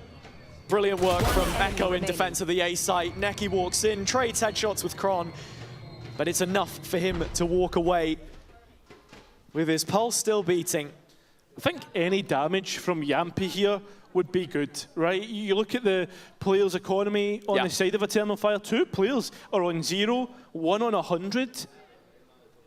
Let's see the damage that Yampi can even find here. 50 seconds remaining, spike on his back. At least he has that to his advantage. As you mentioned, the money is in dire straits. It's a Guardian. Yampi will give it a go. And A is left relatively unguarded, so there is a world where he walks up here and can get the plant. Fabian with the paint shells, though, and such low HP, is what should stop this dead in its tracks. And upon collecting the orb, I mean, a kill here. Is this B? Yeah. Oh, there you go. I thought for a minute if Yampi could even get a kill before we get spike planted and that night falls online. Neki's the one, right? He's 5 HP. That's your best chance at a route into that situation, or at least a better outcome. This is great from Echo, though. That's exactly what you need. Kron a little bit closer, that would have been a kill, a headshot. 145 tax, it's a bit tough, you know, but hey, listen, you take it. Echo did get the Viper's Pit online off the back of that as well, so got to keep note, is he going to use that early doors, being on C main, and being a lot of bodies from Vitality heading his way. Oh, he's actually just going to try and entertain that early duel. Durka makes him pay maximum price. C-site fully taken, and Eternal Fire forced into a retake. Yeah, Eternal Fire are going to have to take a minute here because there's so many players having to get into position for the retake here. Although that spam from Audaz brings things all even now. Yeah, spam towards default. It does manage to take down Durka, but he doesn't exactly hold a key piece in this post plant. You're looking at Yampi's ult, the Nightfall, ready to cut across Waterfall. Gonna connect onto a couple of players, and Profek already finding one of them on the flood back through. Fabian falls, as will Izzy. One by one they drop, and now it's only Neki left. Despite the shots he hit in the previous, this one feels a little out the realms of possibility. Does find his opposite number in Yampi, but Profek finishes off the job, and Vitality get through the first gun round. Yeah, I think if he's able to find Profek there, then it's game on, but already we're going to see an early timeout coming through from Eternal Fire. That feels like, to me, panic buttons being hit just because of Fnatic being in the back of their minds, and how much of a dominant win that was. I mean, that's the thing, right? Like, this map for Eternal Fire came at the end of that series against Fnatic, after 5 total overtimes between the 2 maps played up until that point. And it's those areas, that grey area for me of this team, where you do question, okay, is this a roster that has the potential to kick on and go to global events at some point? Are they in that bracket? Are they knocking on that door? Or is there something missing that's just holding them back, something like being able to close out maps? Of course, Bind was very close. That's inspired Vitality now. And Lotus does feel like a weakness in the map pool, unless they can prove us otherwise here. I mean, Yeah, that is the big point, right? Because then it starts to become your insta-ban, it then starts to really knock on and become an effect into those later vetoes. But as for now, this year, you've got to play it. Yeah. Let's see what happens in terms of what Afro's changed up, because right now it feels like there's a lot of early picks going Vitality's way. Statistic is the exact same to BBL's performance on this map. 5 out of 7 times played. Of course, Durka, the only player left from the 2025 roster. And now coming into this next round, as you say, Izzy with the op-out on C. We saw how detrimental this was yesterday. Gotta go. Getting that long line nice and early, and actually embedding Ordaz up close with the Stinger. 2 players guarding Sand, and 5 players in spawn for Vitality, just waiting for that instant pressure. Yeah, playstyle Chronicle will be well aware of, and Profek just waits, grabs Izzy. The reason why I say that is because it's so in line with the way that Gambit used to play, so slow in the uptake, taking their time. And that's why Izzy is too eager to go and take that peek and gets caught off guard. Vitality out of this timeout, it's just the perfect approach. Weathering exactly what Eternal Fire are trying to do, and now into the C execution. Dirk has already been good for these entries. He has, but he's running into a paranoia face first, and Eternal Fire, for the most part, have stopped the execute. Good job, but the problem is that Vitality are heading elsewhere. They're onto the B side through Sayonara. Kron at the back of him, though, gets that trade. Advantage still in Vitality's favour, and now the spike is here. Echo trying to use the Viper's Pit, but it's not going to work out as Vitality embedded within it. And Profek's just waiting to get his opposite number, but it doesn't go his way. It's a disaster. Ordaz on 1 point of health, trying to save the operator, but Vitality have already done the business. If they can get rid of this op, it's massive damage to the economy. Ordaz only has 1 HP to try and live it out, and that will have been relayed back to the rest of Vitality. Dirk is already here, shot through the wall. Doesn't take long for him to finish off the job. And yeah, I have to say that's Vitality then playing into the round a lot better. They bait out that initial wave of utility on the C site hold, stops them from fully committing, timing a little bit off perhaps from Eternal Fire there. And then the rotation back to B feels like the safe option right now. Branded or what? It's not very nice. Seems pretty smart on that last map, I'll be honest. Yeah, very true. Vitality are the ones playing catch-up at this point in time. But with that operator now transplanted to the hands of Durka, should be more of the same here, really. Just looking for some of that aggression. Here is Durka with the haunt broken, ready to receive a peek. That's if it comes.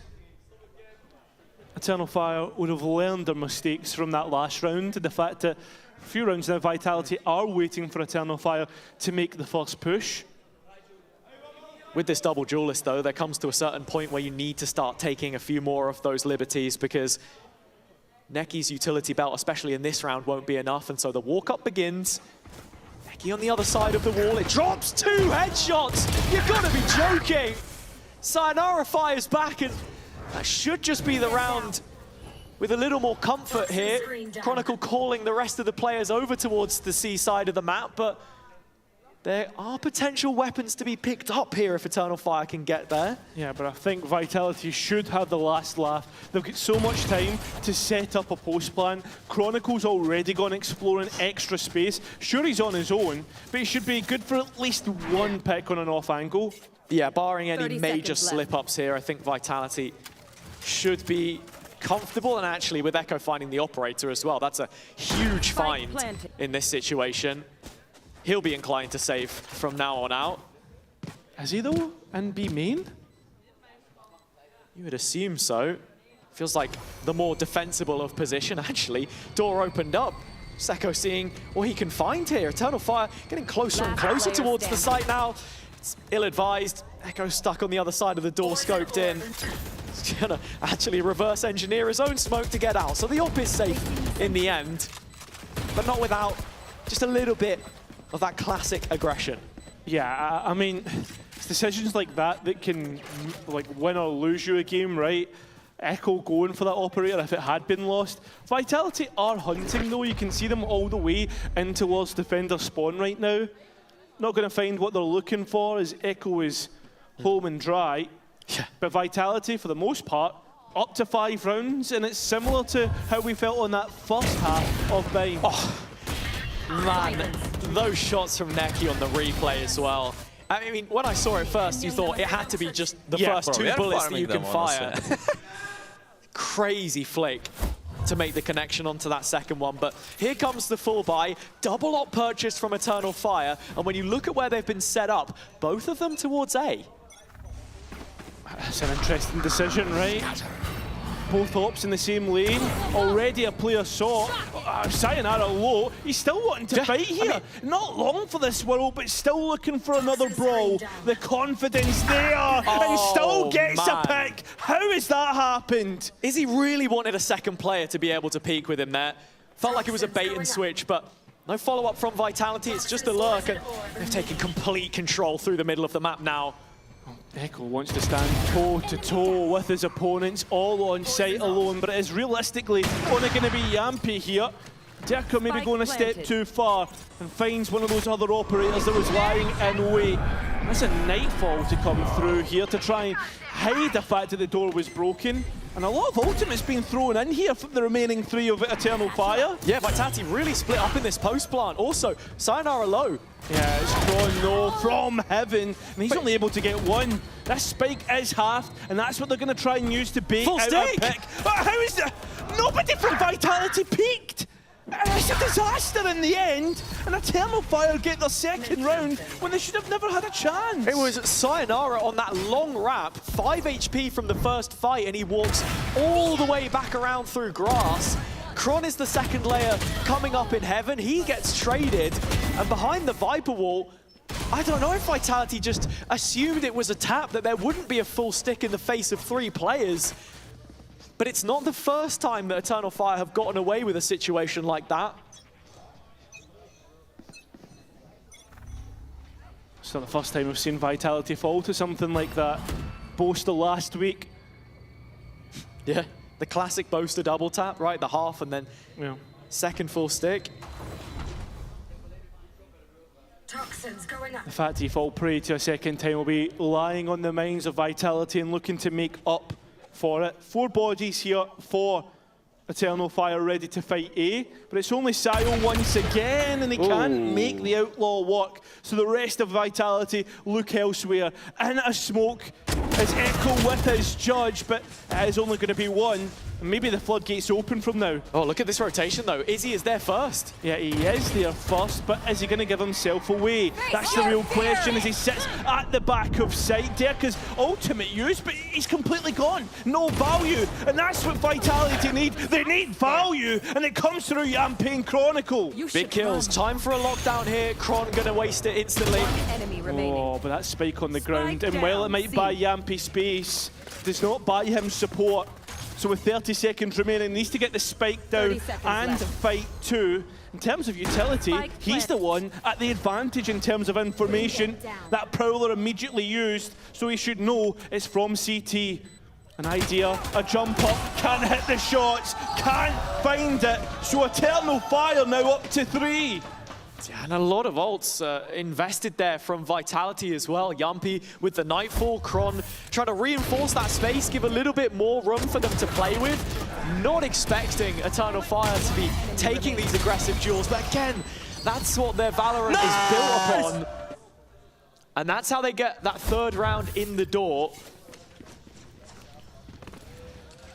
Well, we've seen Eternal Fire struggle on the defence. This is the, we think, to bind as well, right? That's the one thing that I'm thinking of. A switch of halves could pay them dividends, but any rounds here could be a massive foundation for that second half, and that's where my mind goes now. Even after such a dominant start from Vitality,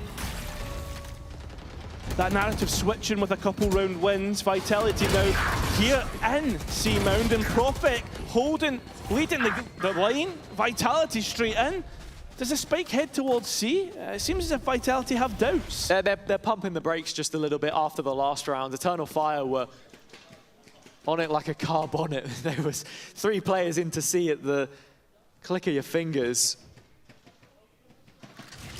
And just assessing the options here, making sure there isn't any form of defensive re-clear is smart, because they can't afford to fumble advantages as they did on Bind. It's interesting you were talking about this defender side for Eternal Fire, because I felt like they were super oppressive in the previous game versus BBL. Their defense looking pretty good, built off the back of those pushes, right? Yeah. Plus 16 overall in first duels. Vitality have been able to inhibit that a little bit here, and it's rounds like this that prove that point. But I mean, last time round they weren't able to win a single defensive round. That might be because of the fact they didn't get many opportunities to defend. But you understand the idea. And Fabian, thinking about it, deciding against it, Vitality in post. And you've got Izzy now coming from main. Vitality making no mistakes in this one. In fact, they know where the raise is as well. Okay. Yeah, a little bit of a body spam. Maybe write it off as a pre-fire. I don't know. Got to send it to VAR. Yeah, second swing. You know, Vitality all in on this push. Okay. It's a very disciplined 3 versus 1. In fact, you can actually see Durka has already made it through a lobby to see if Fabian was heading for the hills to save his gun. It's not anything that he'll find. So Fabian does get to save all the way in spawn. Durka hasn't decided to go any further forward. And Vitality happy with the result of things. Up to 6, guaranteed to be equal on the next half. And coming back to something we were talking about at the top of the day, this series has to be the reaction from Vitality, because we've seen this organization, some of these players, face against Fnatic many times, and you know, there's always that response guys, afterwards. Calm down the comms, because it's like hearing 4 XQCs right now. Like, let's calm down. Dude, go see, dude. You know what I mean? That was... It was awful. It was awful. We're moving onwards. We're moving onwards. We're moving onwards. That was up there. We're moving onwards. I completely understand the point, though, right? Yeah. Like, and that reaction in the round where they just slow it all the way down is exactly what you want to see if things are getting hectic. Yeah, need to take a deep breath, talk about things, exactly what Eternal Fire are going to do here. Because they're on the precipice of that foundation we spoke about, getting at least 4 or 5 rounds on a defense on Lotus, where you're more expected to be poorer on that defensive side, right? So with that, that puts Vitality in a position to also speak about the comms, for instance. Yeah, exactly. And I think that's something that, you know, will have been highlighted in this timeout, as it is called on the Eternal Fire side. I mean, I find it interesting they've popped both timeouts in these opening 12 rounds. What, inside 10 of them? Whereas we didn't see them call a timeout at all in the first half of the previous. Vitality called both of those, and the scoreline was at much more of a deficit. So clearly something wrong with what they've seen up until this point. Usually it's when you're getting stomped, right? But there's real priority in making this defense work.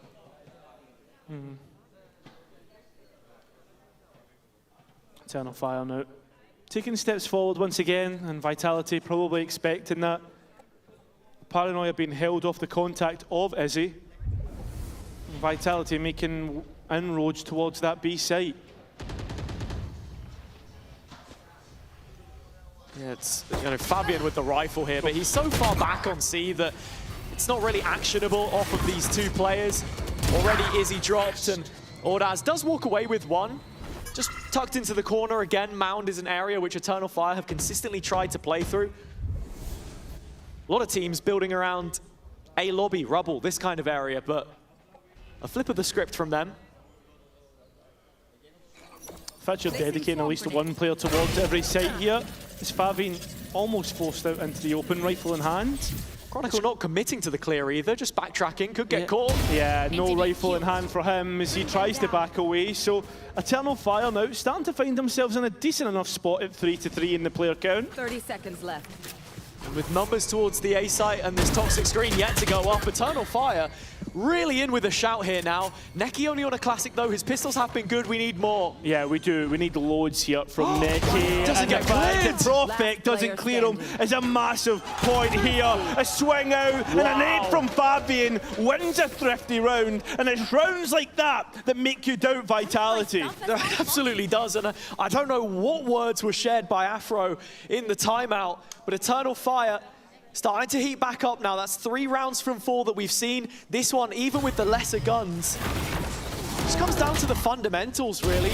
Player gets a kill, there's a trade, bit of a slip up there from Kron and a couple of ones. In fact, there's probably 3 kills here from Vitality in the round, which they really shouldn't be giving away.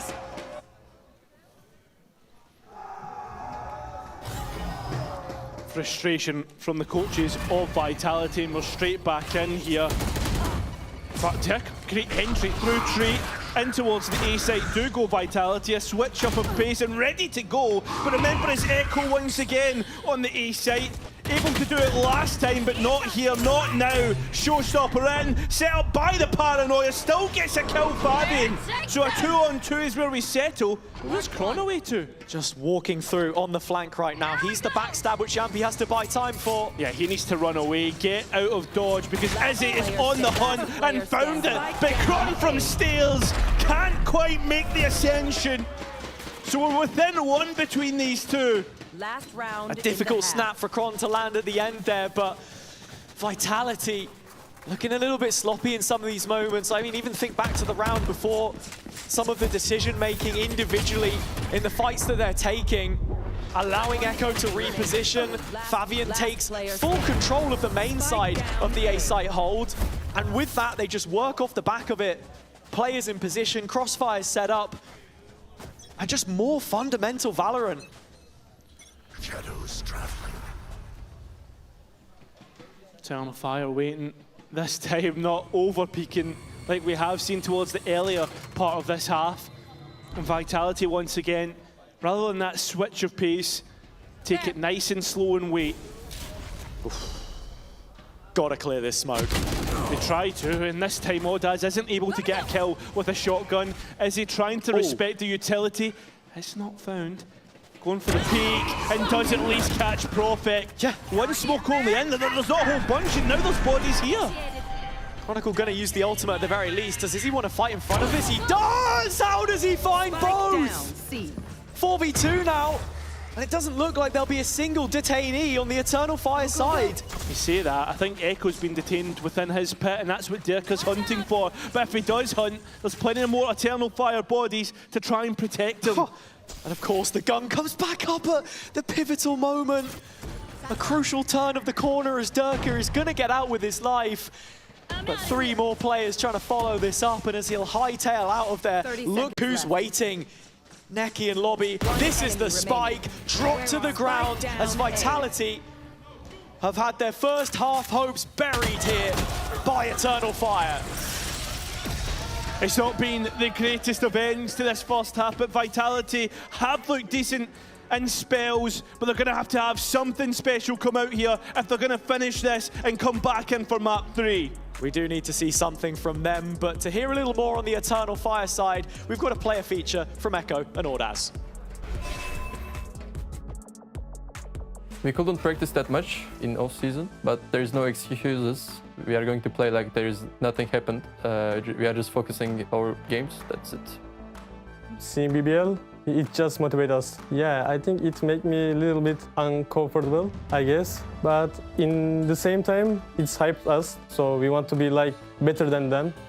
I don't see Foot and Pacific, like, I don't see them better than us. We are like fighting each other with BBL in VCL Turkey. We were, and BBL was the top team, so I think it will go like this again in VCT EMEA. We had a lot of matches with BBL in VCL Turkey. They were the only rival in VCL Turkey for us. Like, I think it will go same in VCT EMEA. They will be only rival for us. Let's see. Just being strong, being better. I think we're gonna just win. I just say it again, but we're gonna just win. It will be easy for us. I think stage 1 will go hard for us. There's a hard way on us. We are not afraid of anything. We are going to handle off everything. I'm trusting my teammates. I think they are trusting me also. We are going to do our best. We are confident about us. We know our potential. We can't show it in kickoff, but I am fully confident about this stage. I'm playing Sentinel, but you can call me shot caller because I like to talk during rounds. I can say very important infos because I can focus on minimap and my aim. cause of my role. Like I'm getting that job easier. BBL, yeah, just BBL. Because they're like 5 Turkish, same us. They want to really win us against. They are really hyped because of that, just because of that. Our team is very hungry for wins. I think nothing can stop us if we get win streak. So now we head in towards the second half of the second map, all even, and Vitality having to fight for their lives here, right in this group, or else they're going to walk and drop into a danger zone. Absolutely. I mean, look, we had a 1-on-1 game yesterday between BBL and Giant X in the same group. The ramifications of that apply here. Vitality go down to this Eternal Fire side, not for the first time in the club's history. Can make all the difference for their playoff hopes. The attack scaling quickly towards the A site. Ezzy trying to find anything from this, but Vitality happy to give it up, right? Waiting to play as a 5-on-5 retake. Eternal Fire pushing up towards the spawn side here as well. Not a single player in tree. The only residual is Neki from main. That's going to be a massive component to this round. Should that Viper's wall drop at any moment in time, players managing to escape in towards heaven. That was Izzy, and there's Neki now from main, like we spoke about. But Vitality have a couple back in the conversation, and still the advantage sits with the attack. Sayonara, Derka completely disconnected from one another, and that'll end up in an Eternal Fire round win. Advantage now in that second half. Fans starting to get behind the Fire as they've managed to bookend the halftime change with a pistol round win, of which they have now found 3 in this series of a possible 4, and this the most important. Big momentum builder on the attack side here of Lotus, and well, we immediately look to that bonus round and wonder how much better can this get? Yeah, that's the real question, right? 3 rifles, starting to play that old FPX spy that we know and love. Eternal Fire using some of Vitality's tactics, waiting for the peak. It comes through B main, and it's a shooting gallery in the end. Yeah. Easy as that. Yampi now to clutch up with just a bandit. The crowd edging it on. Echo teed up. Oh, got a little bit shaky. It will be an in-zone flawless though. And that's exactly what the doctor ordered for this bonus buy. Yeah, I think that's what it needs, right? Now you're looking at 5 rifles against 5 rifles. This attack of Eternal Fire, Raze and Neon, right on the money when it comes to the meta. Looking very dangerous. The pace that they can set. What do Vitality have for us in this next round? I need to blow something up. That's what we're waiting to see. Neki's ult, such a key component, and it just looks like Eternal Fire want to pull a fast one. Heavily telegraphed execute, and you can already see the player moving over. Sayonara there, both anchors, plenty of utility. They've got a brute force. Trying their best. Already they've got the orb up, denying the fast lane. But is there a pivot in here for Eternal Fire? Face your fear! Considering the options of the B play, but with the Nightfall in, that's the first sign of full commitment. Vitality have to set up for the retake, but that's not before Chronicles able to find Izzy. A big kill right now. It's massive. And let's hear how Vitality take on this retake. Close right and default. Close right and default. One is 10, one is side. Okay, paranoia side and go out. On the box, go. Careful, 10s. 10s. One is forward. Bro, he just spawns right now, challenges. Yeah, I think that just sums it up. A retake set up perfectly, and then they all just walk in and get completely mowed down. What a moment from Ordaz. I mean, the transfer on the first to flick around for the second. Health bars in the red zone. And now, alarm bells truly sounding off as Vitality head closer towards their own danger zone. It's not looking good at all. Not one bit. Eternal Fire, though, if you're a fan of this team, you must be buzzing with this result, sending yourself towards that top part of the group. An overtime hero there that could have gone their way and they would have beat Fnatic, right? Yeah. It could be the, 3-0 team at this point in time. And why not? Because when they keep playing like this, who's to say that they can't take on the strongest teams in our region? That authority is out for the taking. The throne empty as far as we're concerned. Kickoff was a little chaotic, but with a full strength side, Eternal Fire are a force to be reckoned with. Seems to be the case. A loss here against Eternal Fire, and then you play BBL next week to essentially decide your tournament lives if you're Vitality. Oh, a little bit messy there in the end, but double digits are finally found by Eternal Fire. It's starting to look a little too casual for them in some of these situations.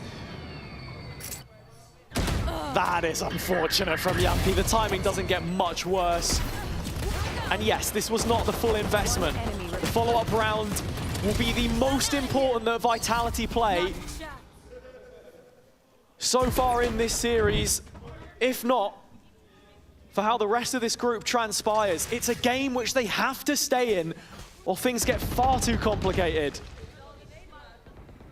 A team of the old, that's what Vitality are. Some of the best that we have had, but this is some of the best that we have been yet to see as Eternal Fire. Stage 1, the second stage of the year. That's when we got the full 5. That's when we got what we were promised. And they've lived up to every expectation that we had set of them. Sure, they've lost Echo here, but look at this. Able to fight straight back in. I mean, stuck between a rock and a hard place is Derka. Sayonara keeping the pulse alive for Vitality, but Neki and Izzy have that A site to themselves. Izzy even taking a step forward. I mean, Izzy's taken many steps. He's already in spawn. Full A site at their disposal. Chronicle has to pull off the 1 versus 2. Now, he's been good at clutches in the past, but we need to see it in these key moments. The weight of expectation in the world on his shoulders. Can he pull it off? That's the question. Is he low? A body shot would be all it's needed. As Kron does get control of that spike, but Izzy's already wrapping round behind him. And that round is found. Up to 11, the buy broken, and to deny 12, Vitality have nothing. The natural order is being shattered here as Eternal Fire continue to send shockwaves through the region.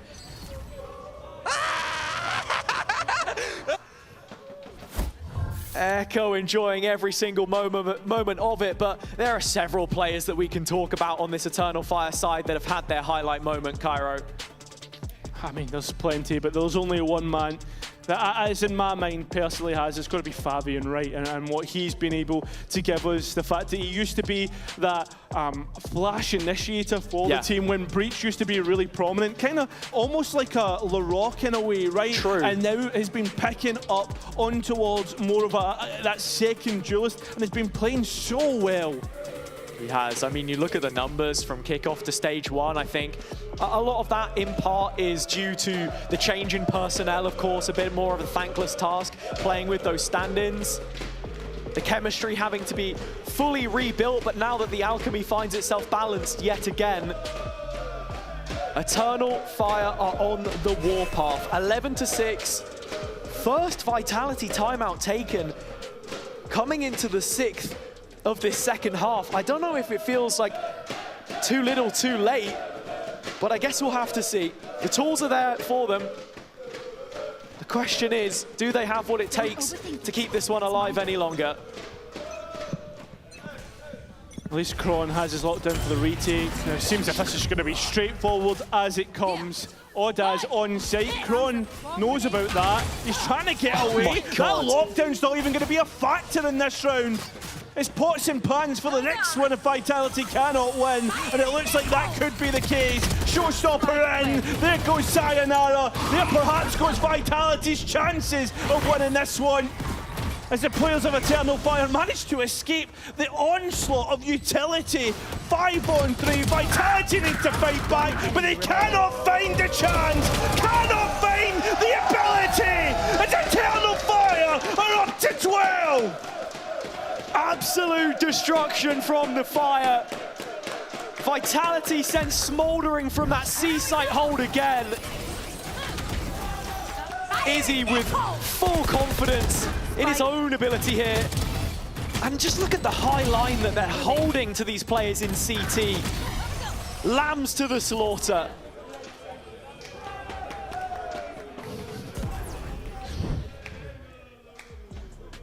Yeah, so the last timeout going to be used here. A stop of play, a time to talk, but realistically, what are you saying here, Hazza? I mean, I was just talking about it. I don't know if this is one step too late, because Vitality have a 6-round gap to cover. Similar distance to what we saw on Bind, but it's another slow start into one of these maps. I say that actually, they had a 5-1 lead in the opening half, but it's just how the momentum has shifted and the fact that they just can't get the monkey off their back, you know? Can't bury the hatchet. Yeah, it feels like they're playing with training weights and you're just waiting for the past, split one and kickoff to take them off finally, and it just never came about. I mean, that's the thing, right? The 2025 roster was where it was coined a super team, a project in progress as the changes were made, feeling like coming into kickoff, we were heading in the right direction. Stage 1 with Sayonara in, that should have been it. 9 rounds in a row. 9 rounds without Vitality being able to win one. I think that's a statement in itself. So the A fight comes through. The players of Eternal Fire, they mostly have their focus towards the B, the middle section of this map. So Vitality with a checklist. That first tick in the box has to be break the streak, find your first round, and perhaps your footing in this game. C-site has been a prominent problem, but Prophet brings a judge to alter that equation. And already... just full cleared through the smoke. Yeah, it's tough. The spam not finding him. Right, he's found him straight away. It's now Eternal Fire look elsewhere. They've created a little bit pocket of pressure that Chronicle is the one set to deal with. Honestly, Eternal Fire are feeling untouchable at this point. Yumpy can call the best round that he possibly likes. Lucky not to get caught there. If there's not a stack of players here on A or B, I think it's B, you've got to be worried. Yeah, the split coming through. Sayonara in the pit, but he has no way to stay alive. No support either. Eternal Fire want to finish it here and now on map 2. There's no map 3 in this one.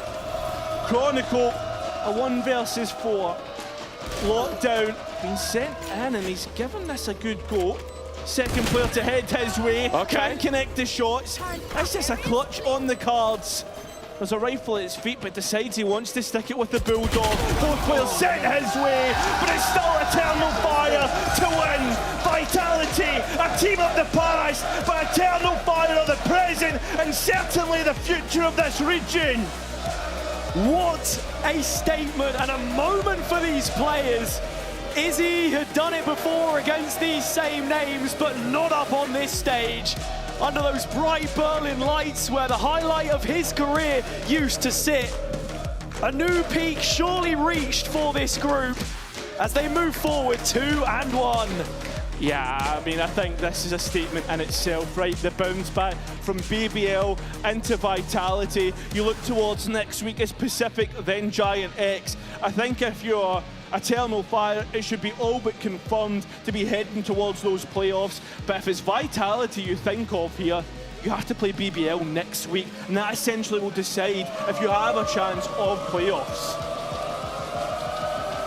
Factors starting to slip out of their hands as they couldn't do it here. A new set of fans made, maybe, for the Fire, growing to them as this series went on. But a clean sweep in the end on Lotus, and I think that's a huge thing for me as well. After losing 13-2 to Fnatic the other week, then proving that you can come back here and show that you've made those improvements, that it isn't an area of your map pool that other teams now want to go ahead and target, is going to be absolutely huge for their chances in the future. Yeah, I think for the most part it is going to be one to watch for either side, right? But I believe we do have an interview on stage with Izzy and Janiro.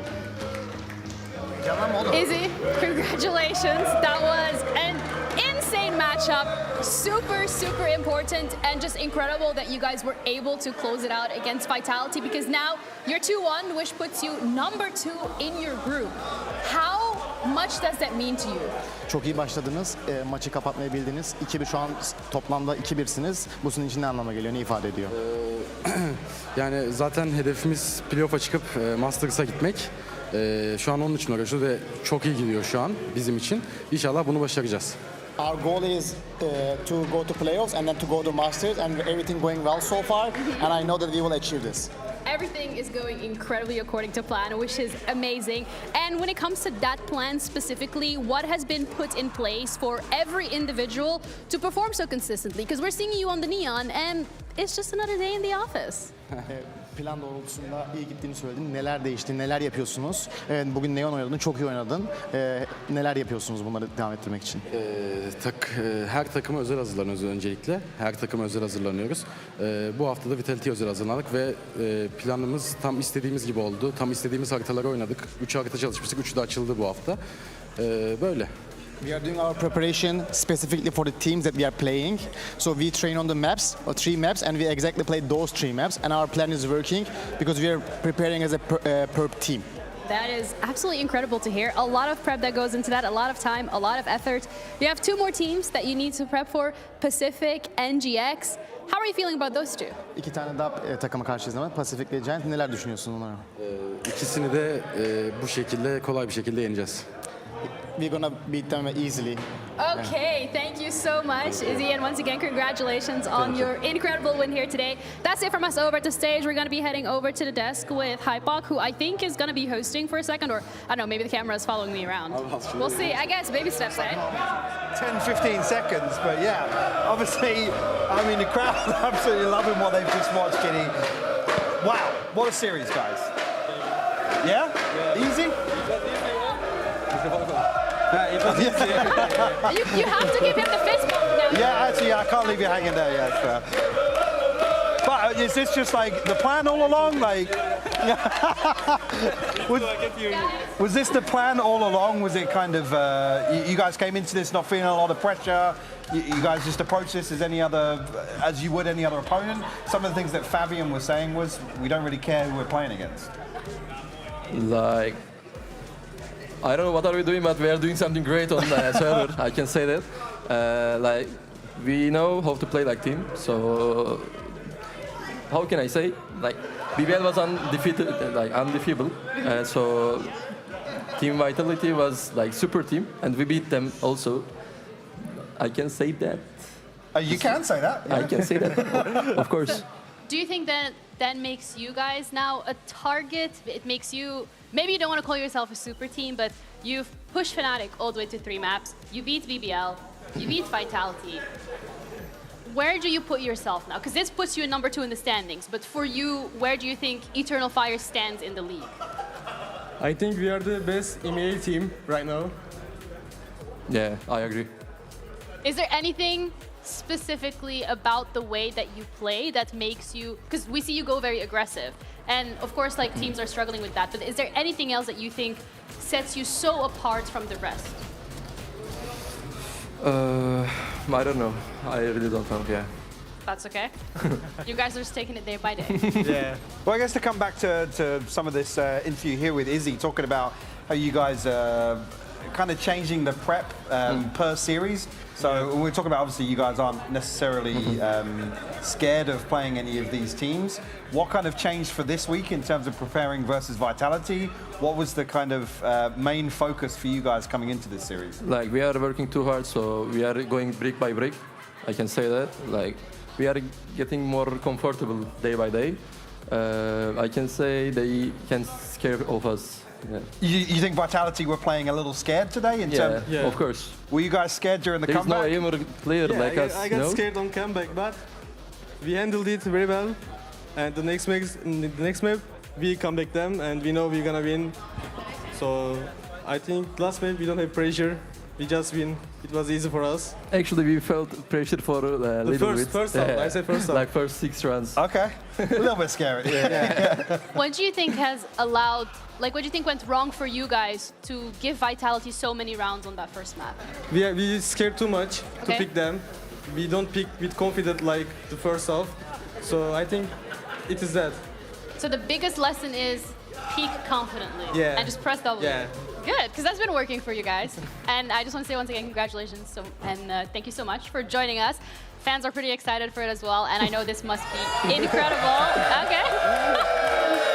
That's it from us for now. We're going to be heading over to a quick little break, and we'll be back with the second series of today, KC against Heretics. You don't want to miss that.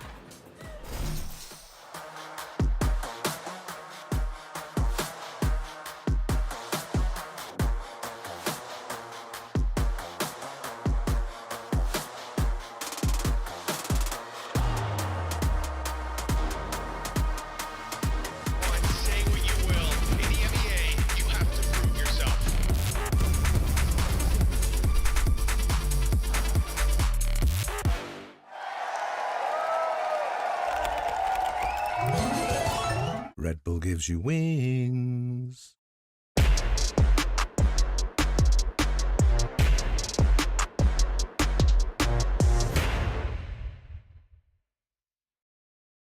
Want to find your fastest server every time? Express like a pro and optimize your connection in one tap.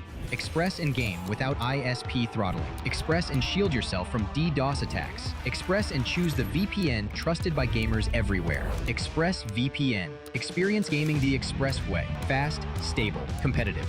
Outplay the world. It's time to Express. Unlock free cosmetics, including Lightning Kicks Buddy and more. Scan to subscribe.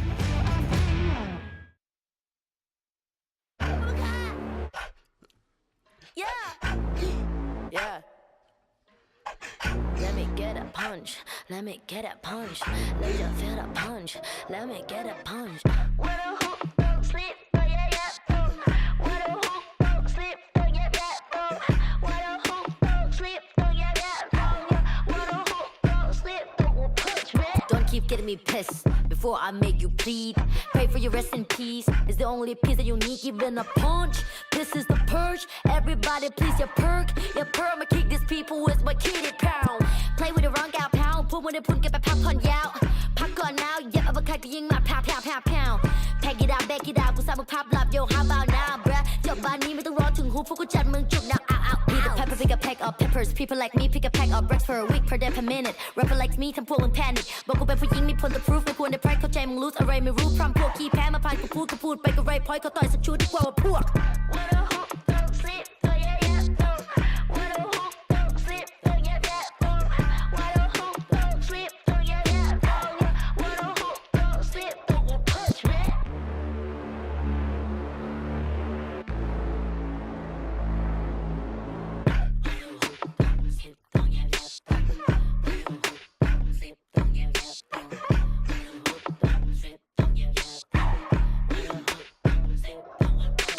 All problems are proved in one punch. All battles are beat in one punch. Put you to sleep with this one punch. ไม่สะเทือนกูสักนิดกูขอสกิลด้วย one punch. You win ที่กูโดนมามากกว่า one punch. วันนั้นที่กูช่วยกูสักคนมา one punch. One day, one life, one dream, one punch. If you have one shot, better have one punch. Eminem said, Millie Rabbit, I'm the world short. You just catfish. Kevin said, เพราะแม่คือความจริง Separate from the competition. เพราะลับคือ I'm the best, right? What a hoop, don't sleep, oh yeah yeah. What a hoop, don't sleep, oh yeah yeah.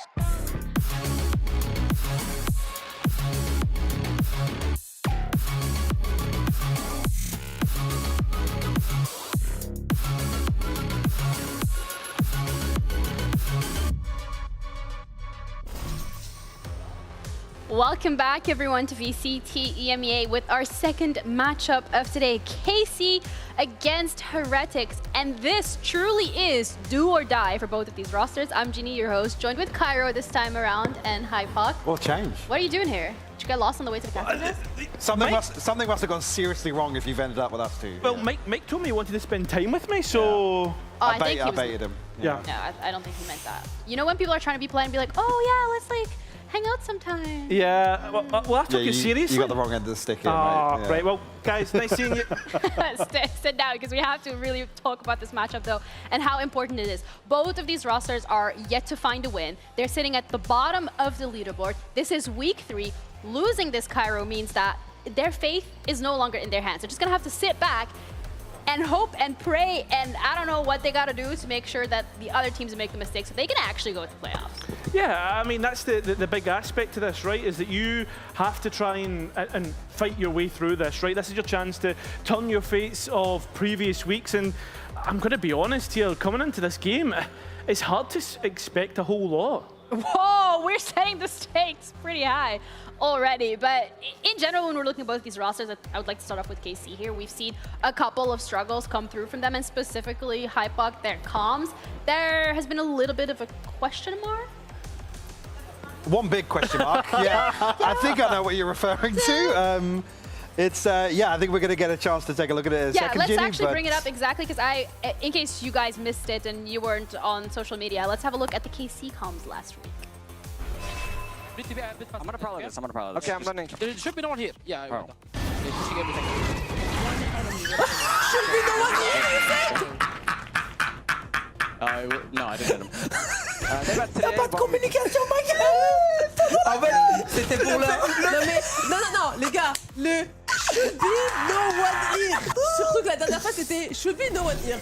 I do want to say, I feel like it's a little mean that we're playing that because the players are on the stage and they can absolutely hear it, so I'm I mean, what's even more foul work is the fact we got the mates watch party reaction to that. I think that About was the worst thing to come out of a French derby is a clip like that, but yeah. It's a peculiar position that they find themselves in, but we did have a bit of a catch-up with Dossier as well ahead of this match to see how they're feeling going up against Heretics with all the stakes that are going on.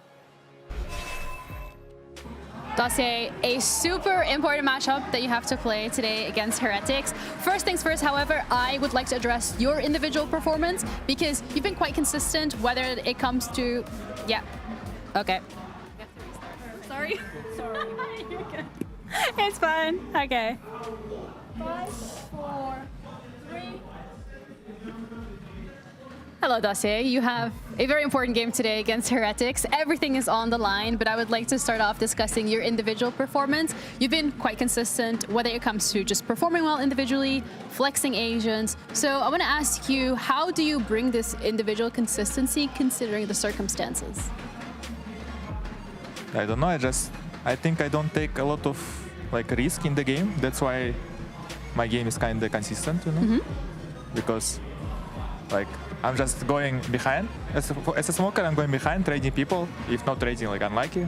But as Neon, I just played only one match, so it's too early to judge, I think. Okay, we're gonna see it again? Yes.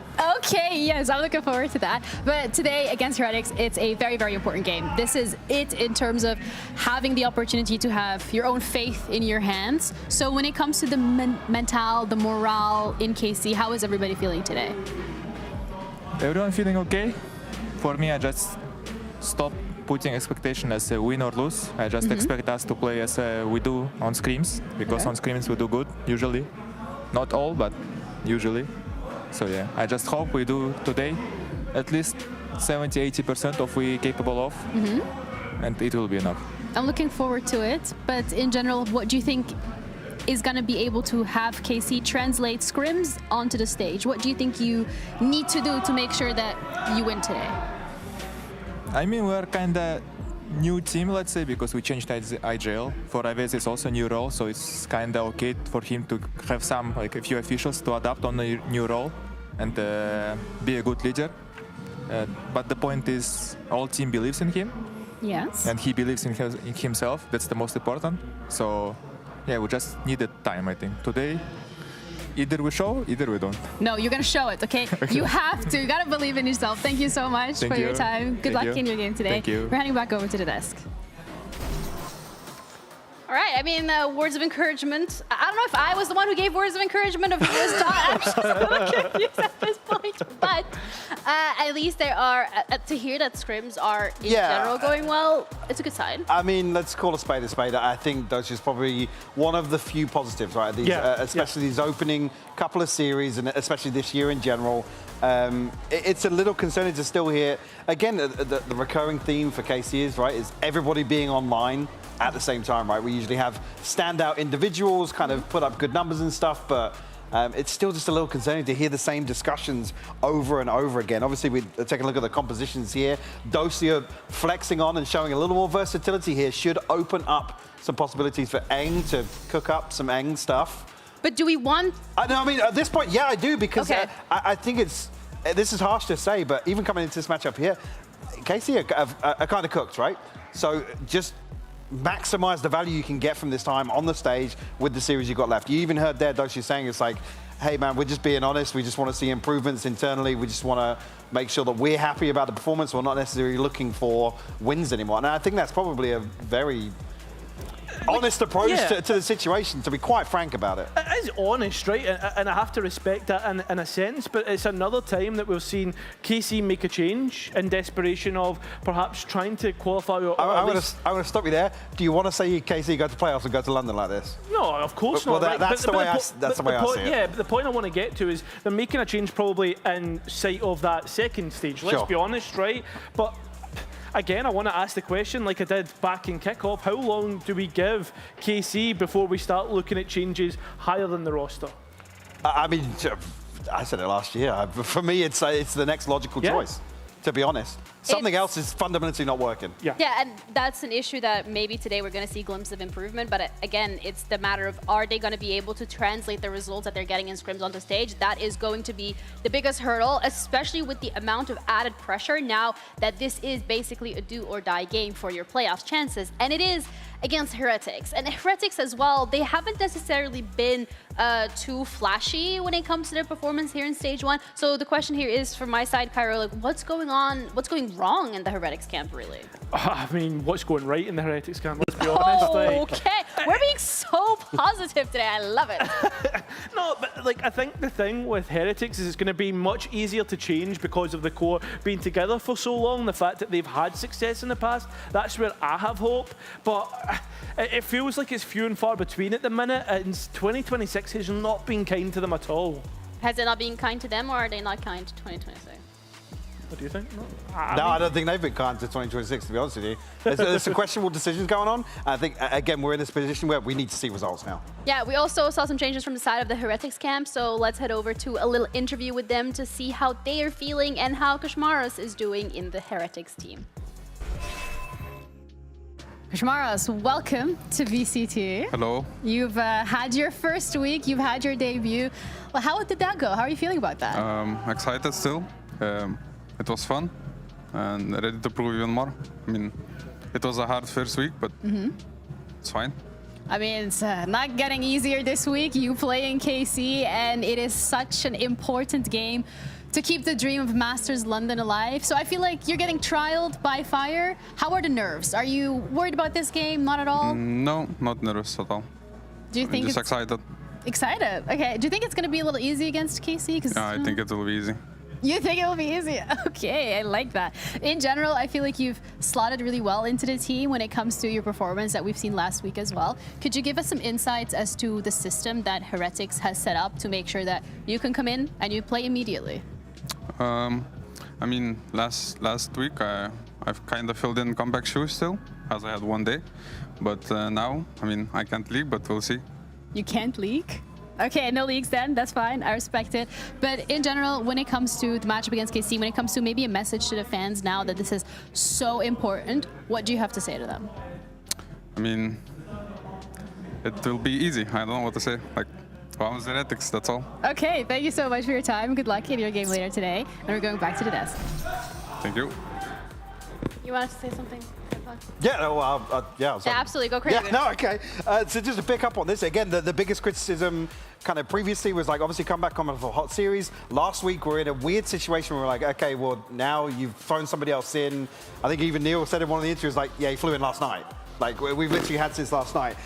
Is this now we're going to see potentially the final, not final form, but what to expect? Yeah, the beginning of that transition now, which for me even just makes it like it's even higher stakes for Heretics because arguably even here with this series, they should be the ones that come out on top. They should be, right? Especially with the quality, again, that's behind this change. The core that I said like just before that interview, it's got so much quality, yet we're not seeing it. And that's the frustrating part. It is, and what better team to go up against in KC to trial your new player, right? And the fact that the stakes for this matchup is that London is on the line. But either way, before we head over to that, we're going to be heading over to our skirmish between Zaysh and Weber, and it feels like KC's getting pretty comfortable sending him over to these. My W key doesn't work. Can we... What's going on? My W key doesn't work. I think it's fixed now, yeah. It's 1-0 though.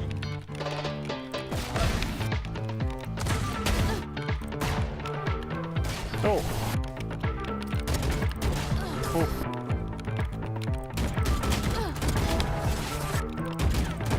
No. Come on. It's 3-3? It's 3-3. Oh! What's this? Oh. Okay. Far. No. I'm gonna get bit for that one. I watched both of us.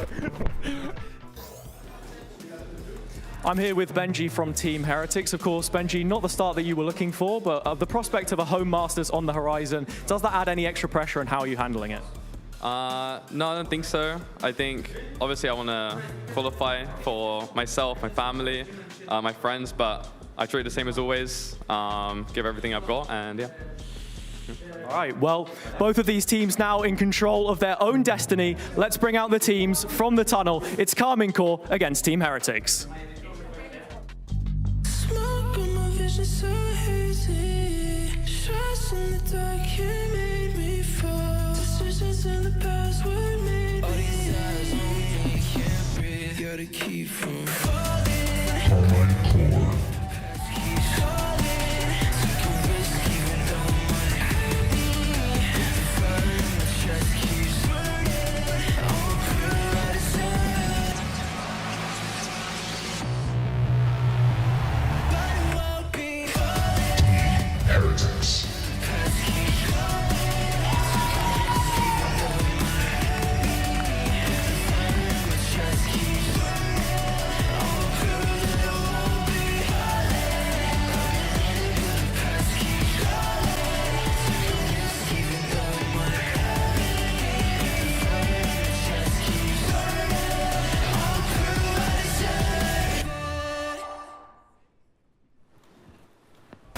All right, Heretics against KC's starting right about now. Both of these teams, for now, still in charge of their destiny, and they have to secure this win to be able to start that run towards Masters London. First things first, however, is going to be that map veto with Haven, Lotus, and Fracture. This is the fourth Lotus of this week, or at least the third. Yeah. It seems like teams are really gravitating towards it, but Kyra, I'm gonna start off with you. Yeah, I mean, a map like Lotus is just such an easy one to bring back into your pool. You think back to when it was in originally, it felt as if every team loved it. It was in the map pool at least once or twice a week, right? It always, for me, feels like one that you'll obviously gravitate towards. Haven as well, right? For these two teams, these first two maps should be kind of easy to come back into Hypop. Yeah, definitely. I think obviously comfort factor being enabling Heretics ultimately to probably make the changes that was kind of alluded to in that interview, maybe. Yeah. It's like, hey, we were just like threw together. I feel the shoes will come back, but watch this space. That's where I'm looking towards here in the veto. Yeah, especially when we're looking at the Lotus, I think that's the map we haven't really seen from KC yet so far this stage, so I'm interested to see why they actually picked it. Maybe, I don't know, potentially, but Haven, however, is going to be that first map that we're going to be having a look at. And from KC's side of things, they have tried 2 different compositions already, so is there more cooking? Are we seeing anything different? Are we merging both compositions? I think a lot of questions there in terms of like, we'll be able to answer once the agent select comes up. But then I also want to go back towards the Heretic side of things when it comes to their Haven, which again, we haven't seen yet, Cairo, this stage. And with the changes that we're seeing now on the rosters, what are your expectations? I mean, the expectations, right, like for Haven, for Heretics, right, they were always considered one of the best teams in the world at one point. That's when we saw the ISO... back in my day. Yeah, back in my day. It was like, it was literally at the end of like 25, right? Minnie was the one that was calling it. So if you want to kind of challenge me on it, challenge me, right? I'm not to say, it seems like so long ago, Yeah, considering what we've seen recently. Yeah, exactly. So I'm expecting a change. Koshmara's coming in now. The fact he's had a week of prep, the fact he's had a week with the team in Berlin, yeah, I'm expecting something better. The thing is, for both of these rosters, the last time that they went up against each other in kickoff, Heretics actually won. Ever since, KC has not been able to get a win under their belt. So I feel like it's really important for them now, for their morale, for just to get a ball rolling and to actually be able to prove to us that they have what it takes. Yeah, I mean, it's very easy to sit back and kind of just like hindsight call some of these games, but to hear Dosia talk about kind of the internal dynamic and how they're viewing their performance and certainly their progression, I think it's probably... Like I said, it's a very honest approach to probably how they're viewed right now. But ultimately, for me, I'm still asking to see some positives to pin onto. Yeah, but I think as well, it's probably KC taking the pressure off themselves and letting themselves be like, right, guys, let's play a little bit loose. Let's play together and try and go and win these, maybe in a bit more chaotic fashion, and try and live with that. That's my cope take on it. I mean, I think that's an absolute fair take, sorry. Fair cope, yeah. Okay, Asia selects ready though for Heretics. We're seeing that double duelists come out, which I'm excited to see how they're going to be executing on Haven. We have Benji on the Cypher, nothing too crazy there. And then Carmine Core, I mean, going back to that Phoenix again. Yeah, complete mirror comp from either side. Heretics, obviously, good making do of double duelist on Haven. It shouldn't be that much of a change, but I mean, going from that ISO comp into something like this is a little bit more fast-paced. That's where my worries are. Yeah, for me, I mean, obviously we had a pretty good performance last week on the Neon. I think here it probably makes a little more sense to scrim and have back on kind of that flex role with Noah Koshmaras. Again, is going to be able to deliver here is the big question. He seemed fairly confident, didn't seem two-faced in terms of the matchup, but considering what we saw from KC previously, got to keep your eye on Dosia man on the other side. Yeah, absolutely. And I'm also really enjoying seeing Dosia here going towards that Neon as well. Again, he's been a very consistent factor for the side of KC, and he's been able to show that time and time again. So having him on that Neon to me just makes sense. Yeah, I mean, it does, right? Like, the fact that we've seen Neon be... I don't want to say it's an easy agent to run, right? Because there's a high ceiling to it. I mean, it does run pretty quickly. Yeah, it does run pretty quickly, sure. But, like, the fact that, like, we have seen good performances on it, the fact that it needs to be in the comp at this point, Hypok, like, yeah, why not just stick him back on it? And, I mean, why not stick him on it in every map? I have a question. I wouldn't go that far. Oh, okay. I mean, cheers, mate. Just shoot me down. No, I'm with you on that. At least he's being honest. I think for Dosia in particular, again, his performance in terms of clutchability and being able to anchor on the controller, for me, massive positive for KC. Yeah, but both of these teams really have to lock it in today because this match is crucial if they want to continue a run or start a run towards Masters London. We're ready to head into this one with our casters, Mitch and Tom. Thank you very much, Ginny. It's time to kick this matchup off. I'm very excited to see a lot of different factors down on that stage, but most importantly, as the desk brought up, Neon's high scaling. Yeah, the high scaling. I don't know what to make of that, mostly because I don't know what it is. Yeah, you know, he's had a long day. He's had a long day. We'll let it go. It's the accent, I'm sure. But nonetheless, we are getting into Heretics versus KC, a matchup that, well, when we looked at Heretics over the last couple of years, we would talk about this as like, okay, they're on their run to make it to another international event. This year has looked a little different. Mid-stage changes, a lot that needs to be fixed, and Koshmara as well. We saw him play over on the Chamber last week, but his most played agent, 45% of his play is on a singular agent. That agent is Neon. So I am quite excited to see if this will be the day where he shines. And Woot on the Phoenix, hey, he had the flashes on the Yoru, he's going for the same. You know, we've seen this used to put those flashes up on a long, deny the space, but instead KC using the cage, reveal behind it, and already a lot of space taken, but the players on short can cut them off. These players from Heretics are completely isolated, and they're going to be dropped. They're low, the last one standing, and well, some decent damage traded out. Yeah, it's going to allow for them to reposition. Plant will be coming in. Sugetsu waiting on the other side already. Lansby tries to swap guns down to the 1v1, and it is a matter of millimeters. 21 HP for Abez, but he will take that pistol round home. A really nice attempt by Wood in particular. I mean, he gets a lot done. Those players are low, but one more connected shot, that becomes a much, much easier round. Oh, the flash. That was a little unfortunate. Definitely gave a little margin for error, but pistol round start for KC. A decently competitive one. And I think that, you know, we heard it in the toss, we heard it in the conversations on the desk. Both of these teams, you can see at top of your screen, 0 and 2 at the moment. This really is do or die for them. If death isn't already around the corner. Well, yeah. Do you expect this to be a close matchup, though?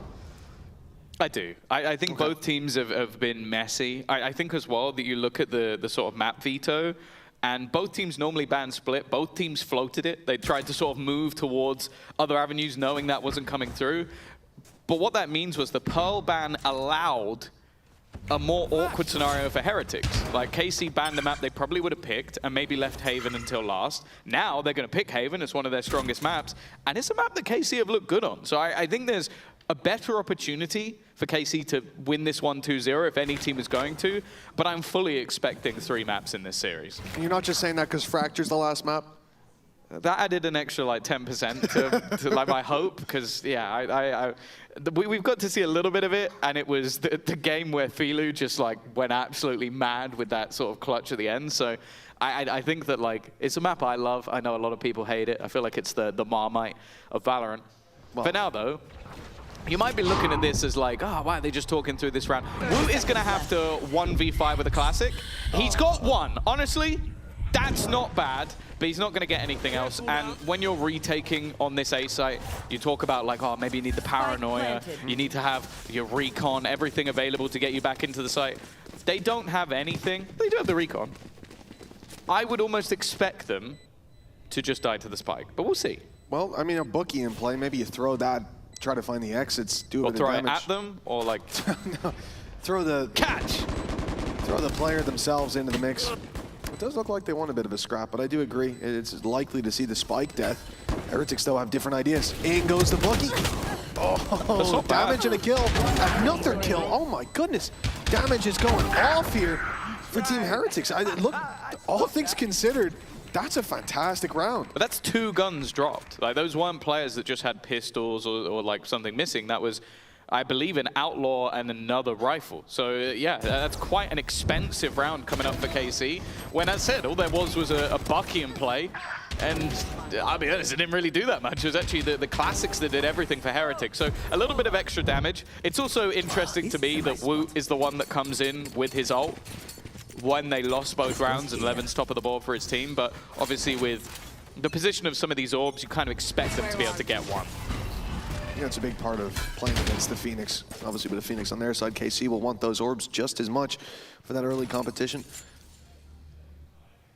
This round, you know, it ends up being more costly to put those weapons up than they'd want, so they come in with some weaknesses. A pistol on Aves, a Bucky as well in play. Still good opportunities to make use of those, especially in here towards Garage. I love the trap that's being set up, though. Benji's got one in the window to catch them as they push through, and that might not be seen. Oh. It's going to be the ult taken out. That's 1, but not really 2 health. But the trade's back from Woot, though. His run it back runs it back a little harder, as he will put this into an advantageous position for Team Heretics. Spike planted. Smaris on the flank has a judge, so that's why you're watching him use that Classic, but even just locking them into position could be enough. Try and almost play with his opponents, and the stun is perfect. Leaves Levin alone to try and fight them all, and it is Woot to close things out with a triple. A solid start to the game for him individually, and I think with what we heard spoken about by Neil, Zenio, and Weber, that was the goal with this move. One of them is that, okay, we don't see it working with comeback. The other is Woot is now that primary duelist. You know when we almost won champs? It's that again. Well, you can see it when they traded out run it backs.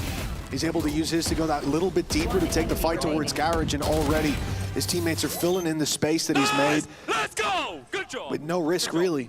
And Heretics also adapting well. Early A pressure was put out by KC with an immediate wrap back, and they end up playing the retake perfectly. There. It's also interesting, Benji actually dies swinging the other run it back. So they would rather sacrifice Benji than Woot's run it back. Woot up, yeah. Which feels mental, but well, I assume that he just maybe didn't realize that it was coming through.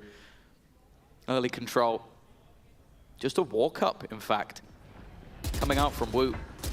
That's full A main already taken. Garage being challenged for, trip broken. Both trips gone. Basically just trying to put doubt in the minds of opponents. And while Evan's just gone walkabout! Oh, and Koshmaris is a little bit lucky to be alive there, but he's evened things up. No, it's the benefit of the neon movement.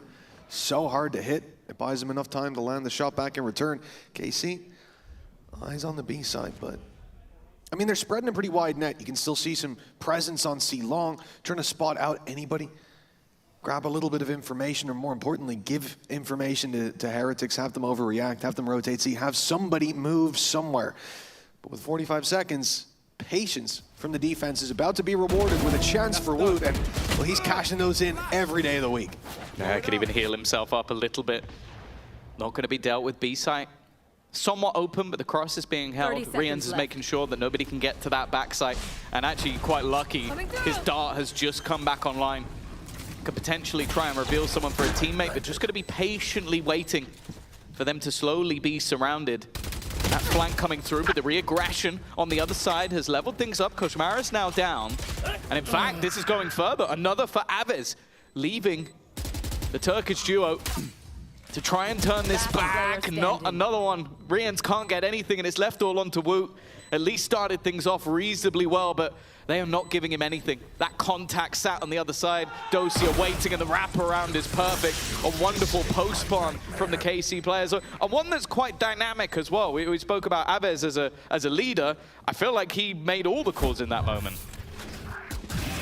Yeah, I think, again, starting out for Team Heretics, the patient display that they had set them up for success on this. The fact that Aves is able to thread the needle around, catching them completely off guard, it's a big problem for that defensive side. Woot's being able to bail them out of a bad situation.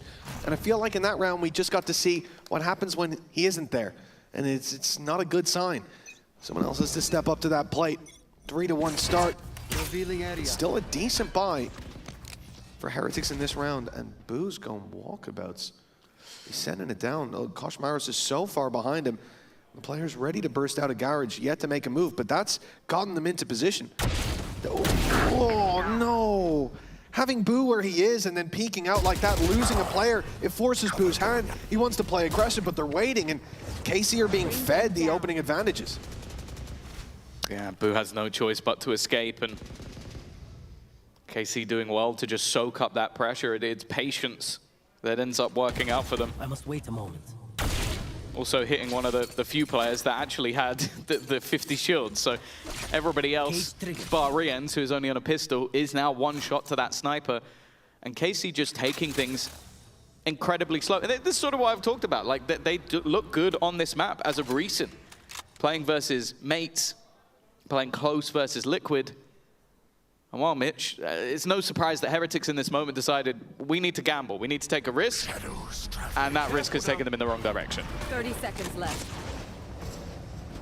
And again, we talked about the solid retake they had 2 rounds ago that came off the back of Woot. Came off the back of a run it back. But it's just one away, but he's also out of the round. So for KC, they're going for it. Already feel good, but playing deep, counter flashing, the initial plan to break out. Paranoia Still with a paranoia ready, like they haven't overreacted. They played this one perfectly in terms of util. Heretics are still going. Yeah, they found 2 quick kills. Somehow this became competitive, but not for long. The narrator of old shows up once again, and a 3K that completely shuts down that retake. Yeah, it wasn't a bad start. Where they found an opening with a pistol on Boo as well as Koshmaris just diving through, but jeez, that's ridiculous. Nice! Let's go! Just as it seems they're making a dent in that retake, even without Woot, sent right back to the drawing board. And that's exactly where Heretics are going. They've called a timeout. It's not a good look early on. And this being their map pick as well, you gotta hope they come up with solutions soon. Well, yeah, we're talking of this map in general for Heretics. Even when things have looked bad, this has been the safety. Like, this has been the map where you go, okay, like, maybe we're losing everywhere else, but we can always default back to this map. And I know you look, the last time they played, it was a 13-5 versus Na'Vi, 13-8 versus KC. They beat Ulf, they beat Na'Vi again. Like, sure, they had a loss to GX in the mix, so I think counted the hell out of them. But this was always their map. And I will admit, there are times where they have slow starts, they go into the attack, and they absolutely blitz everybody. But it is looking a little bit more shaky, and I still sit back with the problem of, like, firstly, they revolved a lot around the Yoru, the ability to take these aggressive control and then TP to the other side, and you'll have a bolstered up site, which worked perfectly when they had Minibu, but still worked great even when Woot was playing it. The problem now, you don't have that anymore. And sure, they're still getting aggressive, but we are seeing them get shut down with a lot of this early aggression. Well, even then, right, they had the right pieces in place with Boo making it down mid. They had a reaction ready if he took a fight. The Phoenix Flash going out of garage. And it all got thrown to the wind. What do you think of a Neon Ares? Honestly, it doesn't matter. The hero, the agent, I don't like the Ares. It's just an awful weapon. A truly awful weapon. But a better weapon in the form of the Sheriff finds an opening. And Heretics, you talked about them getting punished in that defensive side aggression. Well, on the low buy, they've had a huge reward. Granted, they won't get the rifle due to where Aves died. It's a little too far back into enemy territory, but pick's a pick. Now they run in with the advantage and still with a run it back.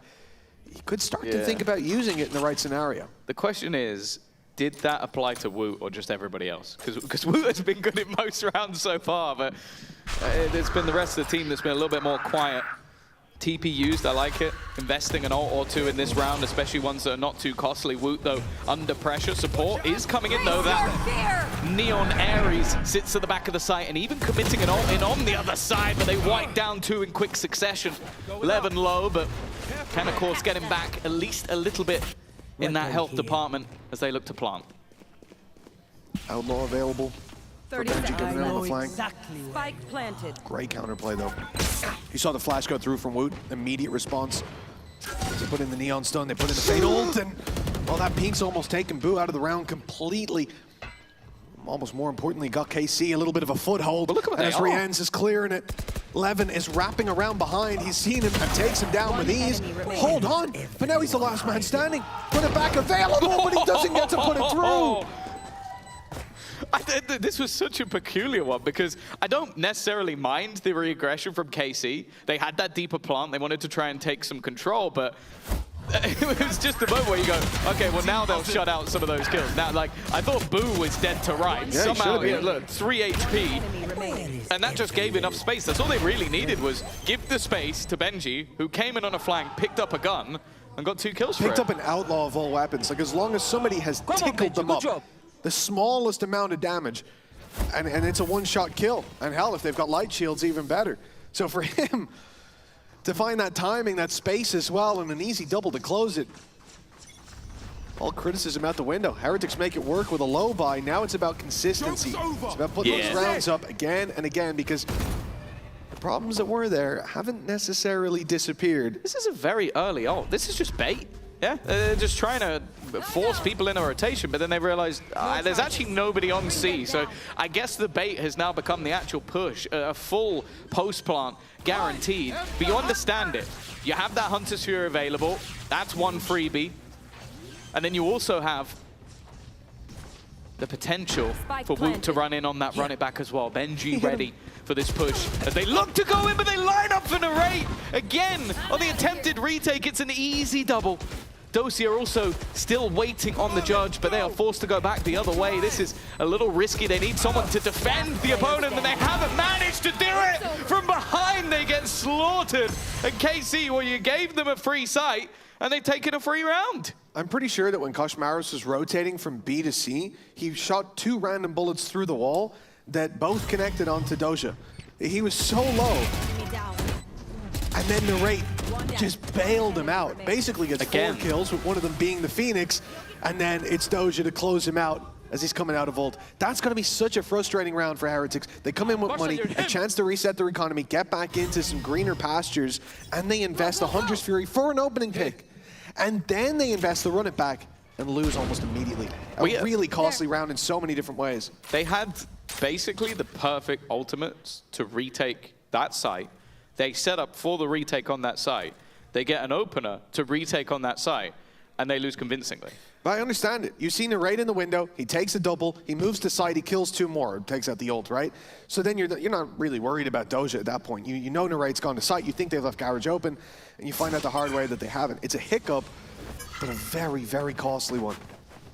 Yeah, looking like a further extension to the lead. This C site has honestly been pretty free so far. So no surprise, they're going again. Yep, Boo's gone. Benji at the back of the site, Paranoia seized. I assume there's going to be someone. Yep, they definitely know he's there. They have hit him with everything, but not actually dealt with it. And eventually, the weaker weaponry makes that quite easy. Rian still has a rifle, but you assume he's going to just save this? He is stepping into the ring. I guess he can buy next round, but he's going for the 1v4. 30 seconds left. That's a nice shot. First one goes his way. Second away from hitting the second. He still has a drone, still has dart, still has shock darts as well. So he's got the utility for it, but I like this reposition again from KC. Their post plants so far have been stellar. Just basically going, all right, we're just not going to engage with Rians. We're not going to give him an opportunity to pull off one of those classic clutches we've seen from him so many a time. In fact, there's even a rotation back around to Sugetsu, who's only on 6 HP, so a swing out from him, incredibly risky. But being the last man, the last point of call, that should work out. And in fact, they're looking for the nice shot from Rians, but yeah, it doesn't matter in the end. Sugetsu with a triple, a 6th on the board now for KC, and a half win already guaranteed. For a map that was normally very solid for Heretics, it is looking weak. Yeah, especially, okay, this round's whatever, right? Coming into this, for KC, they have a huge advantage. The molly was really well placed to force Boo out of position. It is what it is. The fact that we've seen Heretics call a timeout, the fact that we've seen them get a Hail Mary low buy round, and then an opening pick in the next, and set up for the retake perfectly, no more hiccups, and then fall apart. That's a really worrying sign because they've tried everything to steady the ship, and yet we're still on some pretty shaky ground here. Oh my goodness. Well, I said they tried everything. The Odin I didn't expect on the Neon, and well, there was no one there. Instead, they've walked into B, found an opening on Taboo, and then walked right back out. Happy with their purchase. They're going to go see again, aren't they? I can't blame them at this stage. It seems like every time they go there, they succeed. I think Heretics have that read. Yeah. They rotate. Well, you say that. They've rotated 2 people A and 2 people C, so I think they're just gambling. They're actually, yeah. Play the extremities. Swinging, they've just been domed by 11. He did have support, but he didn't need it. 0 damage taken, ult in the back pocket, and those 2 players on A, more specifically the Nodin, is going to be saved. Thoughts on the Nodin? The Neon Odin, yeah. Are you just taking the first 2 letters? To be honest, I like the Odin on anyone. I think it's a solid gun to pick up. You think about the sliding accuracy that you have with Neon. You get up close, you rattle off a few shots. It could definitely make the difference. Would it be my preference? What about mix? No. Okay, no. Come on. You said any agent? On any usable agent. Oh, on any okay. agent who provides value to the team playing them. Yeah, sure. Last player standing. Maybe not on the guy that can end with 60 assists because he healed the enemy team. That's 61 assists in a game. You ever see that? Well, here we go. Impressive. Anything extra? No. Levin is now on a tear as well. As if it wasn't bad enough for the side of Heretics. KC really starting to run away with this. And there's something I mentioned. I feel like they played this veto incredibly well. They knew where this would be going. I think they could have a decent idea of what their opponents would be running. And it's a map that they felt confident on. So thus far, KC have been firmly in the driver's seat. And we're now going to look back at what Heretics can do with their 2nd timeout. In a singular half, they are in trouble. And Mitch, we're just looking at their previous placements. This is something that doesn't happen. They always make playoffs since this roster has existed. Yeah, this is not like the top 7 placements that they've had, and we're leaving out some real stinkers. No, this is who they are. They are the team that, for a long time, made the deep runs. They were the bridesmaid, never the bride, right? With the whole 2nd place, never winning a final, and they've fallen off since then. Now they've started to add in some 5th to 6th, some 6th place. This is the worst that they've looked at any stage, though. 0-2 down, coming into their map pick in this series. 2 timeouts within the first 10 rounds.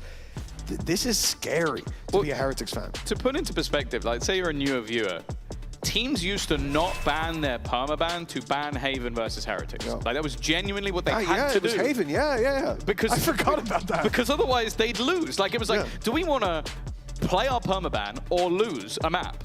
I think we'll play our permaban. And you know, even the narrative, it wouldn't be like, oh, they're going to try on Haven. Let's see how they get on. It was like, nope, 1-0 down already. There's no point even watching this map. And this is what it's devolved into now. You've had changes in roster with Miniboo out. You've had, obviously, a swap in and out with Comeback and so on. But this is not the Heretics that we've come to know and love. Joke's over. KC, on the other hand, they've got to be feeling great. Oh, yeah, no, they look fantastic. Everything working out for them. Levin has missed Boo at the back of the side, but he's almost got Benji instead. He won't mind too. Are they doing the same again? No, they've got the post plant this time instead. A lot of damage done. The C's making things awkward, making sure that nobody can get on that defusal. I think that's the only way they could really win this. The weaponry, it's just not good for the side of Heretics, but you know, the low weaponry did manage to make it work before. In fact, another one coming through. Could it be a second Thrifty that they've won? Wu has done well, and it's now left all up to Sugetsu, set up as a firing squad. He's got to try and deny him. No, of course this will be the one that Heretics win for the second time. Obviously, this was all part of the timeout, all part of the plan. You saw it coming. You predicted it. Naturally, yes. You're going to reveal. You're going to take out a tissue paper, and inside it will say they're going to win round 10 with pistols. Check your underwear, Tom.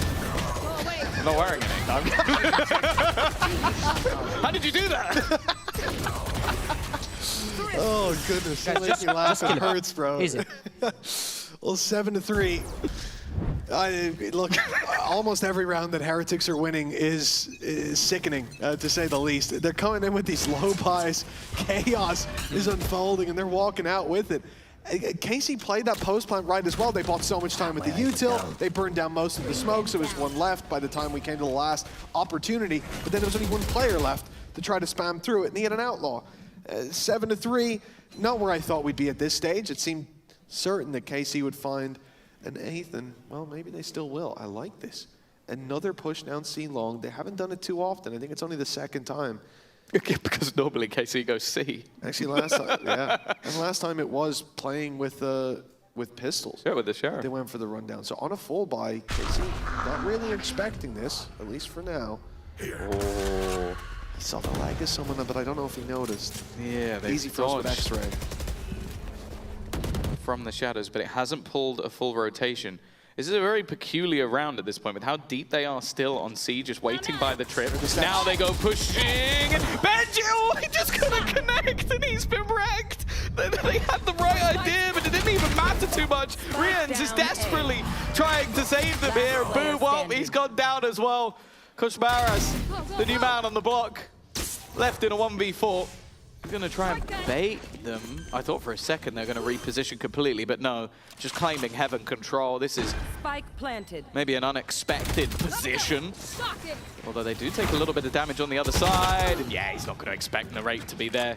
8-3. It's not got any better. I still don't actually know if they've won a buy round yet. And can I just add one more thing that probably upset the Heretics fans at home? Sure. So the last time they played this map was versus Na'Vi, which they won. Comeback got 29 kills and 12 deaths. How many kills he got this time, Tom? Less. NA. That data is not accessible at this point. But he was their best player and on the Neon as well. And it's like, I don't want to harp on Koshmaras. I just think that... Cage trigger. I know there was a rash move based on everything that has been said, but they don't look better. That's all I'll say. Even giving, I think they just hit him with the Hunter's Fury there, and I think that might have been the only person they hit, so. Solid. Ult pop, disadvantage gained, exactly what you want. Now to the backside, where Benji is being pressured. Woot steps in to try to help out, but there's no targets. He can't see anyone, and when he does finally make contact, it's Aves straight into his dome. Nice shots back, though. Hot hands from Levin, even claiming a kill, and for Heretics, damage done, sure, but they can't follow up on anything. A 9-3 scoreline at the half, and to be honest, the rounds that Heretics found, they were kind of lucky to get. Yeah, no, this has been utter madness. KC on their opponent's map choice dominating. We'll see if Heretics have got anything left in the tank after the break.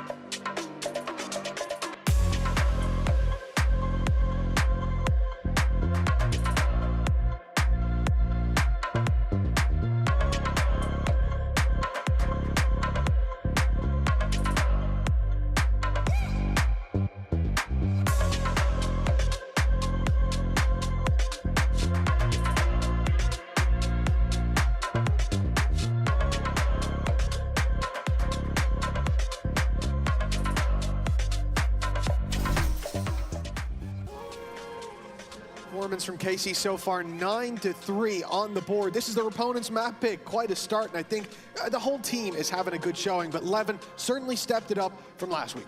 Oh, for sure. Like, I think he got completely shut down versus mate, and he was one of those talking points with his team where it's like, I think we know they have good players. And I don't think anybody's doubting that. It's just whether or not the vision is there, whether or not the leadership is there, or whether or not they can sort of react quickly enough when things are going wrong. And I think a big part of that is the performance of Levin. Like, when he is on form, he is fantastic individually. We saw it all the way through last year, the ups and downs of Levin. Like, one of the reasons that they made it so far, one of the reasons that when it got to the big moments, they fell apart. So I do think that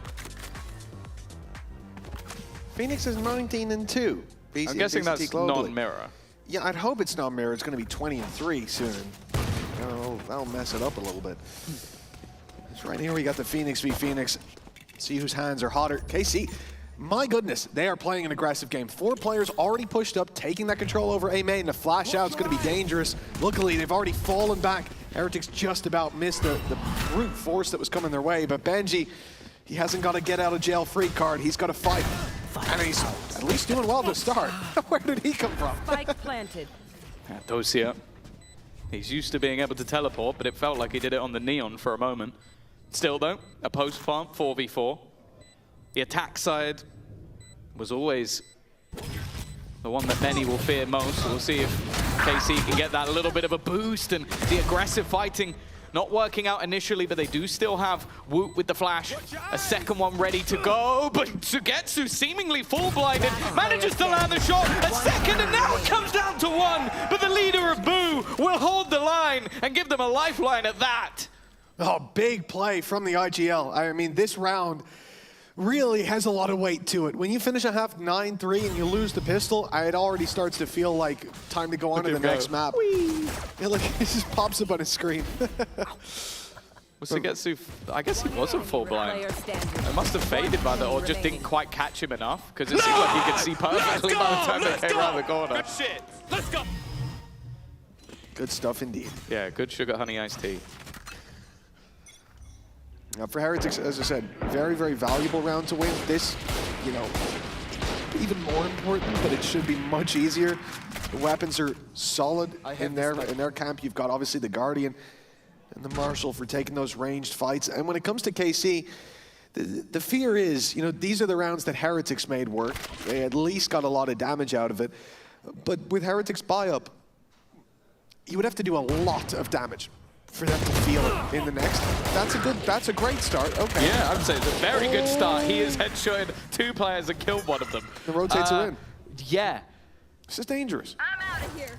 Sugetsu's definitely on one today. There were many players that we could highlight coming out of the break. Obviously, Phoenix is man running it down. He was sort of lurking around the map.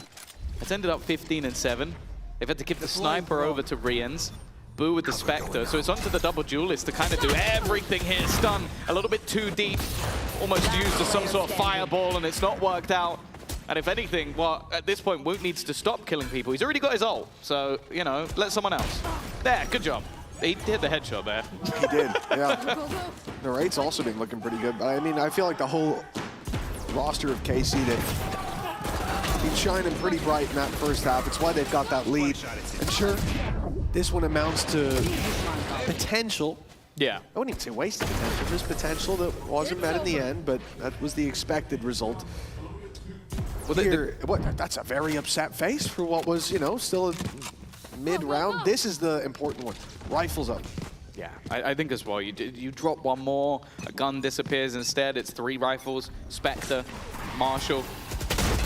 The flash over the top. Okay, I thought for a second he got the kill, but it was actually Levin. They know where he is, trapped in the corner, flash still available, has support, but doesn't manage to win the fight. Woot's done well. An early opener, and with the potential to reclaim some of those weapons, and a big gap on the other side of the map. That gap's about to be exploited. I mean, once they break the trip, Sugetsu's gonna know, but there's 2 players that have to cross back. I don't think he was spotted by that camera either. He had the pixel angle, but had to be worried about a walkout on mid as well. Nothing comes of it. As the trip is broken, the play is apparent. C site to be taken. And KC moving as a death ball. they This have to could go be early. dangerous again. If Heretics go for deeper control, they'll walk right into the numbers. They had no idea what they were stepping into. That's such a good adaptation from KC. They didn't have anything to get them back in other than a singular Prowler, and now Boo is all that remains. A wonderful adaptation in the mid-round from KC for a round that looked like it was slipping away. And from the potential of Heretics winning a bonus, they now have to come back with the buy themselves. Very nice stuff. In terms of what they get out of there with, though. A few of these early fights for Woot in particular, that's gotten him to run it back. And for the first full buy coming in from Team Heretics to have that run it back to really pave the way, especially on a man like Woot who's been getting so much value from it. We've seen players throw themselves in a grenade just so he can keep on going. Even though his ult's about to reset and he'll get his health back. Oh, it's a deep play right away, and my goodness, Kosh Maris has done the damage. Yeah, and you still have a run it back. This should be their round. We have seen that before, though. Them get an opener, have a run it back, and still lose the round. So I'm not counting any chickens just yet, but just look at the rotations. Again, from KC, you understand it. You've got all of your credits invested into this round. Joke's over. If you lose it here, saving might be the best idea. Although a quick wraparound could actually cause issues. I am looking, however, at Boo. And I think Boo has been checking this over time. Well, he's been set in the spot the entire round. So he would be very unlucky if he takes his eye off this the second they go marching through. And they're about to break the trip, put the paranoia through. He knows now where the forces are coming from, and he can slip right into that space as Rian lands one from behind. Kosh Maris from the site, and the final dagger. Well, I was going to say will be placed into KC's back from window, but Aves makes it away from that battle. Not unscathed, but still breathing at least. And it looks like they're going to give him the weapon. So he carries forward one weapon, but Heretics find their way to 6. And I do think that the attack side is a great place for them to try and recover on what was an awful first half, now that they get to dictate the pace. Because a lot of it did feel like KC came swinging out of those barriers and Heretics were not ready to take one to the jaw. Whereas this time, they get to strike first. It was almost a retake simulator, but then their opponents were also just playing very aggressive retakes. So it's like, okay, guys, I'm set on my paranoia. I'm dead. Okay, you set the, oh, you're dead. We've used to run it back. There's now a guy sat behind you with a judge for when you come back. It's like, it wasn't normal retakes. A lot of this stuff from KC as well was like Doja holding his stun, Levin holding his flashes for when those retakes came through, and they would just cancel your util. Nightfall would go through. Like, there was a constant refight for that space, so you couldn't actually get your retake started. And I know, like, we'll probably hear it on the desk. Hypok's a big fan of that. This sort of a breakdown. But this was, it was a really, really nice early play in those retakes to deny. And now you don't have the chance to do that in the defense as much. So you didn't like the Naries? No. What about the Fairies? What? I'm not. What? The Fade Aries. Oh, for God's sake. I think it just, I honestly, I don't think you need to ask me this anymore. It's a pretty standard across the board opinion. The Aries sucks. Well, the next person to bite, you're still getting it. Abbas, though, he's done well. There comes the Aries from above. You couldn't have done that with any other gun. It's a reveal, mate. You did that with a classic. No, I don't think you could. 2 versus 5. This was a round that should have been a done deal, and now all of that weaponry has been picked up. The rotation has been spotted. Dosia is hightailing it to the other side of the map, and even getting in a post plant here might be difficult. This is looking like everything could come crashing down, and if it wasn't bad enough, also being revealed. So even planting is going to take an extra moment for Rians and Benji. This clutch could be the difference between the map slipping away, but with a run it back already clearing, Aves patiently waiting, and the only kill that they've got is on a player that comes right back to life. There is no hope for the side of Heretics, and what was an opportunity for them to win a round, well, it falls at the hands of the Aries. I'm not sure that's true, Tom. I think Aves' positioning with not the Aries was far more important. Classic kill as well.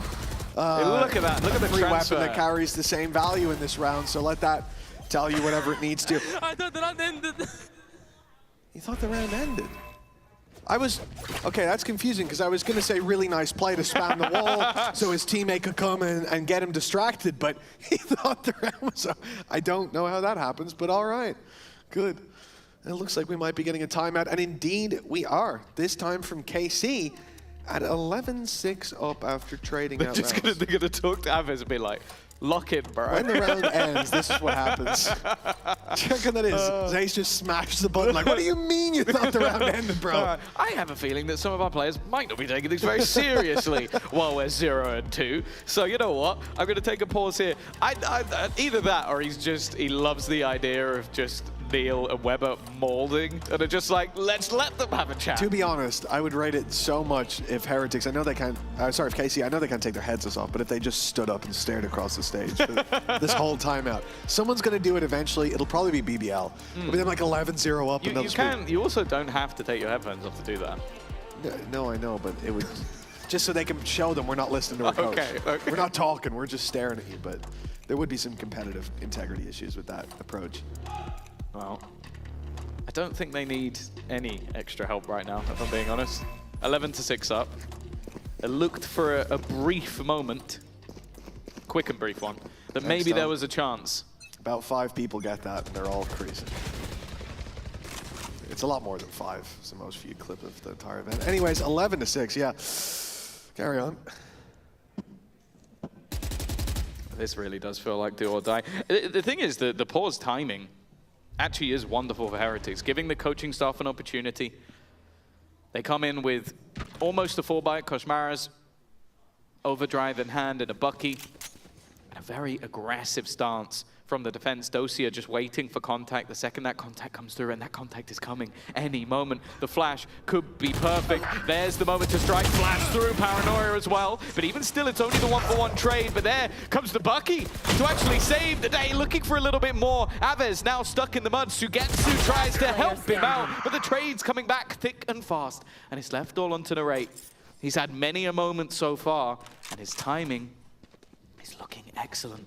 He's going to hear the steps as they run towards the A site. The timing not quite there for him to get directly behind just until this moment. And there's the freebie on the first, but Boo does at least manage to turn. He can now take that spike away back into the 1-versus-1, but already revealed. And now trying to just get that plant through the back of the site. Will be hit by the Prowler. The problem, though, is there isn't any opportunity to immediately act. It's a good thing there wasn't, because he TP'd straight into a wall. Right? Okay. I was going to say he's stolen the info away, right? He's made him think that he's on short, but now the ult goes through, doesn't catch him either. Boo played this perfectly by giving up that space, but it's going to be obvious, certainly with that Prowler. The problem is, it'll be obvious he went towards spawn, but you don't know if he's up in heaven. And if the Prowler went towards spawn, sure, you get that information. Okay, he's at least got the C's up. Only needs to worry about spawn for now. Watching the right angle, but Boo is so patient. But Narrate with a wall bang, that might have been running as well. Yeah, he's got plenty of time. He's got plenty of time. It's not even particularly close. A Red Bull clutch that ends with Narrate just being super, super patient. I thought the Boo had him on the other side just by waiting as long as he did. Like, he could have even wrapped back around. And the way this round started, I was thinking, okay, they've got it in the bag. But Narrate's quick thinking to get in on that flank. And then, yeah, just a final bullet through the wall. No, that was so nice, man. And I think for Narrate as well, you can see he uses all his utility to clear these spaces. It's unfortunate for him that he doesn't find where Boo is, but makes the best of a bad situation. The C's up top buys him enough time, but honestly, I thought he'd go back to looking at heaven. He'd be like, oh, the C's is gone, he's gonna come. Already an attempt at a fast-paced take, but it seems like it's failed miserably. They needed at least something here. The trade's back and forth, at least giving Koshmaras a chance, but it is a shutdown. 13-6, KC came in to the map of Haven as what seemed to be maybe an underdog because it was picked by their opponent, but it's been anything but. Nonetheless, I believe in just a moment we're going to be heading down to the sideline with Aves. Aves, that was a 13-6 win on Haven, which historically is a really good map for Heretics. Considering you've been in this IGL role and there is so much pressure for this series, now that you've got the momentum going, how is it calling these rounds as an IGL under so much pressure? To be honest, I'm starting to get used to it. I feel like game by game, I'm just getting more used to being like the main IGL of the team, and I feel like it's gonna get even better. All right, I'm looking forward to it. Thank you so much for your time. I'm gonna let you join your team. That's it from us from now. We're gonna be heading to a player feature and then a break, and we'll be back.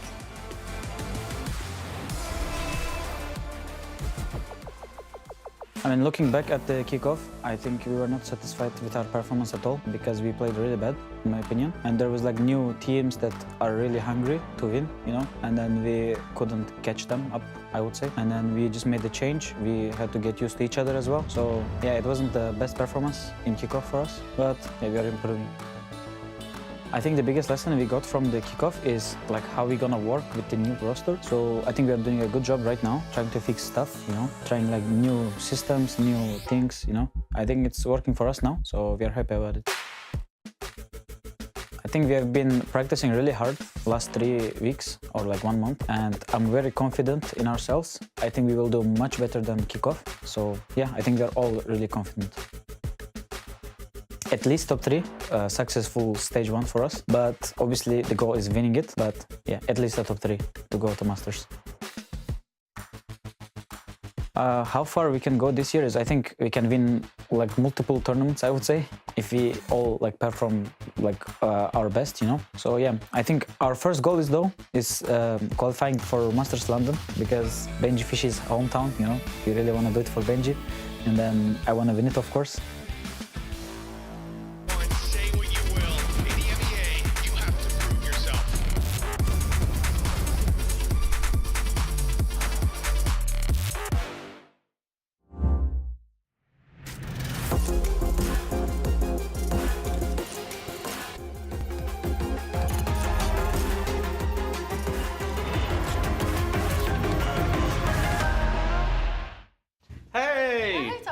Alberto was looking for you, by the way. Really? Yeah, you better get that quick. Okay, I'll go check.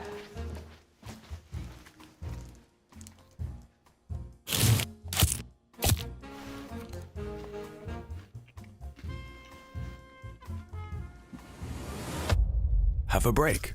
Have a Kit Kat. Tom Biz. You've had your fun. It's my turn. At Carmine Corp, we demand the best. This is what backs us up. The Razer Iskor V2 New Gen.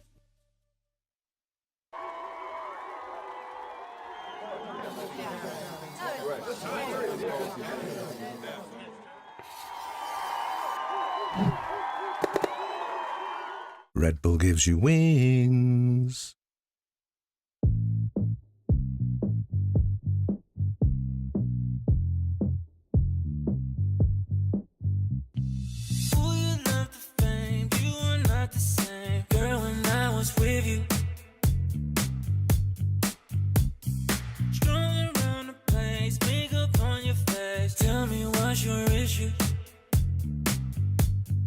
What did I do? What did I?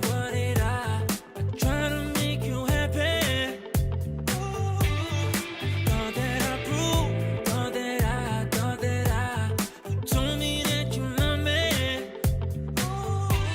And now you're in the spotlight, and you're cruising. You play with my emotions. I was foolish, but now you're in the spotlight.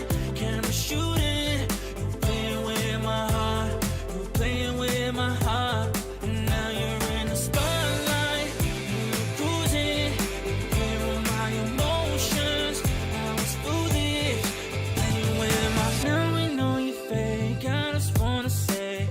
Tunnel vision.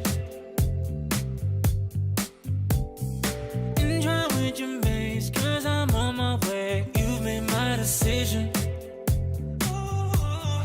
What did I do? What did I? Try to make you happy.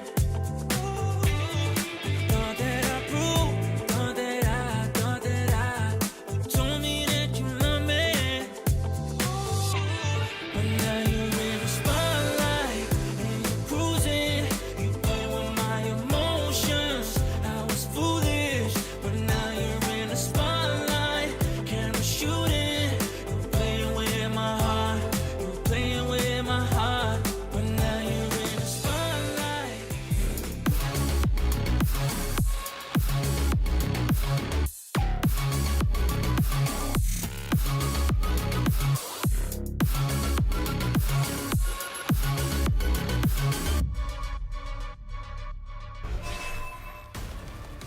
KC find themselves in the lead in one of the most important matchups, if not the most important one they have had so far against Heretics, winning Haven as well, which was Heretics' map pick. I mean, it feels like it's always been Heretics' map pick, right? It's the map that they're most known for. And the thing that's crazy about it, for the past 2 weeks, teams have been banning against Heretics because they think, well, listen, that's the specialty, that's what we expect them to go and win on. And now it feels like the wound, which we thought was pretty bad, looks even worse. It looks like Heretics are in a real crisis point like right now, and I don't know how they bounce back. It's something that we're going to have to look forward to especially, but I think in general, when we're looking at this Haven and how it went, KC really was able to get the lead and just hold on to it. They were able to close out the rounds, they were able to get a lot of trades, and in general, the way that they executed the composition, regardless of how closely it is to Heretics, just was better. Yeah, I agree, right? I think, but the thing for me right now is it looks like KC looked much more practiced on it. I think that's the big thing to take away from it. I mean, it's crazy to think, especially the fact that Heretics are known for playing double duelist there. Yeah, it's a different way of playing it, but at the same time, you can still do those set pieces on the Phoenix, on the Neon. And again, I can't believe that we're in this point, considering where Heretics were at the end of 25. Sure, they didn't do a great performance in Champions, but they still were there. They were still good enough to make it. And at this point in time, yeah, 2026 has been a whirlwind at this point. You sound so doom and gloom, which I know it's a very difficult position to be in, and especially like to build up at the moment, considering as well the map that they lost in the fashion in which they lost it. But I'd also like to focus on the positives here, especially from the KC side of things, because coming into this match, we said Dossier is one of those consistent players that is always stepping up, and it felt like today there were more players. Sugetsu really being one of them that was just able to lock in, get into that flow states, be that anchor for them when they needed him to. Yeah, and that's exactly it. Like bouncing back from last week, he was 12 and 13 on Haven. I can't remember where he finished up at the end, but like you're seeing the highlights here. I had a real specialty, and do you know what? It felt as if it was Sugetsu of old, right? Not only that, Narrate was getting multi-kill after multi-kill as well. So overall, yeah, it's promising signs for Carmine Core, but again, because Heretics are having a bad game, a bad spell of form. Yeah, that's the question where I have, but do you know what? Happy with the first map. Let's see if they can continue it into the next. Yeah, next one as well is going to be Lotus, and this is KC's map pick. Yeah. So for my side of things, I feel, because we haven't seen it from them yet, so the question remains, what is KC cooking on here? What are we expecting? The composition on Haven was great. They got that Phoenix back, which is something that we've seen them do even before the Phoenix was a viable pick. But now that we're heading on to Lotus, I also want to see from Heretic side of things, what do you think they have to change in able to actually be able to contest this and push it to the decider? Because again, what's at stake here is your own actual control of whether or not you go to Masters London. Yeah, exactly. For Heretics, I think, is just bring it back to basics. Let's just focus on playing off of one another, make sure that, I mean, from last week or the week before, that they focus on those comms, right? Make sure they're clearing the corners, not get caught off guard.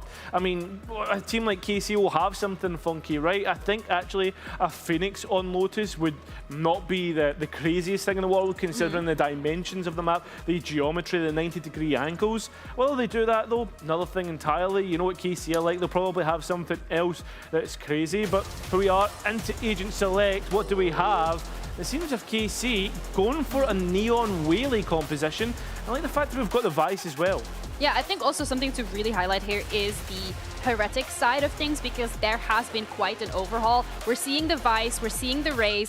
The Omen and the Neon was from that previous composition as well, but the fact that Benji is on the Vice and not on the Harbor, which is what we saw last time, I'm looking forward to seeing how this is going to play out, because once again, when we're looking at the compositions, it feels almost mirror matchup-y again. It is mirror matchup-y, but this seems like a much more Heretic style comp, right? Woot on a Raze, we know he can perform there. Boo's Omen's always been great. Rien's on the scan and Benji on a Sentinel that can hold down a site by himself. I think this is perfect, right? I think the Rise and the Vice picks, because of Neon's Rise and picks, it like makes complete sense. And to be honest, at this point in time, the difference between the Whaley and the Raze, I think is the big difference between the two. And I actually favour Heretics here, right? Just because of the Whaley nerfs that we've seen come in. I think Witch Raze as well is some of the best that we've got in EMEA.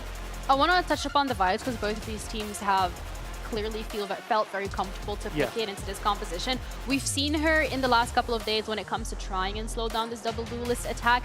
Do you think that is going to be executed or in either way on the attacking side of things from Karmine Corp? How do you think this Vice is going to be playing out? I think the thing is though with the Vice, right, for someone like Benji Fisher, you know, can almost be self-sufficient with the flash, with a wall to play off of. But yeah, I think overall it's going to be interesting to see how either team play this map. It's going to be very interesting to see whether or not Heretics is able to push this to the decider, because once again, this is their shot to start their run for Masters London, which for Benji specifically would mean so much. KC, however, need to win this if they want to close out a 2-0 and start their run as well. Will they be able to do it? We'll find out as we're heading into our second map of the series, Lotus, with Tom and Hypok. Ruined the surprise. Yeah. I was about to go, for a second. Oh, Mitch, you're looking a lot taller and less hair, and then you were going to talk, and yeah, you know, but no, we didn't get that. I was hoping she hadn't got the info that I was going to be up here. But I mean, I was saying earlier, something must have to have gone seriously wrong for me and Caro to be on the desk. Now, I'll double down that something must have gone even more wrong. You got for me to be up here with you now. Now we've replaced him completely. Yeah, actually it worked. Maybe he'll even show up somewhere else along the way today. Who knows? The show has gone mad. But Mike, something else has gone mad. I've just watched Heretics. They've played Haven, a map they always won. Yeah. They kind of got dogged, if I'm being honest. They got destroyed. Yes, they did. Thoughts? It wasn't pretty. I mean, again, expectations-wise coming into this, I was thinking, let's see some more positives from KC, maybe toying with Dosia, exploring some of this versatility. We're going to see it again here on Lotus for sure, but concerning to see a 13-6 here in map 1. We're getting a brawl off rip. Koshmara's Sugetsu immediate trade, an attempt to fight fire with a double dive straight in on towards this A side, but Dosia's come out on top. The trade back from Boo, still getting that little bit more aggressive, and a somewhat trapped Dosia, but it seems like he'll be able to fall back, and maybe they can play with the rotates a bit. Actually, an ability to freeze here will force Heretics to be the one to make a decision. Quick pivot potentially into B, but Heretics going to be ahead of this stop. Yeah, they're spot on. They're right in position, ready and waiting to just shut them down. Only Sugetsu left. He does have a freebie on the other side of the map, a chance to plant, but an awful lot still to do here. Damage done to Wu and Benji. Down at 40 and 47 respectively. Boo still very healthy, but can just play the trades on the way back in, barring any heroics here from Sugetsu. It was insane in the first map. It would be incredible for him to do something like this again. They're already past his utility, and not this time. It will be a pistol round going the way of Heretics, and Mike, I'll be honest, it feels like a much needed one. Yeah, definitely. A chance early on here in Lotus to reset, maybe regain a bit of that mental, because they've got to be rattled. They have to be. Again, talking about Haven in general for Heretics, but against KC, in terms of the expectations, in terms of performance we've seen, you'd hate to see that map 1 be the thing to unravel. We're going to just ignore that, right? Using the word unravel, I mean, we can't. It's on screen. We can. We definitely can. We are both bald, yes. We are both bald. Yeah. The hard-hitting side, you prepped this, right? This is, yeah. You built this in the story, mate. I think I've been bald a little bit longer than A little bit longer, yeah. It's been over 10 years. Nightmares happen. Enjoy it while you're young. That's all I'll say. Enjoy it while you're young. Because you never know. Laugh. It'll get you eventually. But no, I completely agree. I think this has been a nightmare start for Heretics. A game that we've set up as a must-win. One that should be competitive. Maybe not this round, though, which is starting to get a little bit dangerous, but Koshmara's coming in from behind. And something I kind of wanted to ask you about this is, obviously the comeback change happened because of things behind the scenes. Yeah, but when you put sort of all of it, it's like, okay, he didn't agree with us, we had to change this, comms are bad. You bring someone else in, it kind of needs to be better. It does, yeah. It's, again, even just saying, oh, big shoes to fill in terms of what we expected from comeback. Also to fix some of the other issues that we've seen from Heretics, that's the taller order for me, right? If things don't fall into play and you talk about a player not aligning with the overall direction and comms being an issue, then there's a lot of other things that Koshmaras needs to be absolutely flawed. Again, the pressure unfortunately falls on him. Yes, it's crazy. It's a reflection of the team as a whole, but for him, it is a lot of pressure. Oh, the double dive has already granted the space at Vice. can delay, but when you have the ability to get past the wall and dive over, it can be troublesome. A quick take back, though, has definitely made things more interesting. Benji's just been wrecked through the wall, and Sugachi, as he swings, he wanted to try and take that fight. Leaving 2 in the backline, of course, the weaponry they have. They can opt to risk it. That wasn't a risk, that was... Did the TP get blocked out of the corner? Yeah, well, it turns out if there's someone in the corner, you can't teleport into the corner. Yeah, it's funny how that works, but KC on the board here in map 2. Again, a fairly confident pivot early on here based on the information. That aggression outside A. KC able to stick the landing. Right, finding a beautiful kill onto Benji here. Last week, he got knifed in the back by his brother. He brings in another Lithuanian and he gets killed by being blocked in a corner. There's a theme here. He needs to find a friend. That's what it is. And Boo needs to find... Of another nationality, yeah. Maybe. We'll have to wait and see. Early doors, though. KC back on the board. But we do have a buy right back in. Yeah, initially, Heretics looked as if they were going to go forwards, but is KC here poised to maybe capitalize off this paranoia? Unorthodox timing from them. Maybe had a sound cue they were waiting on.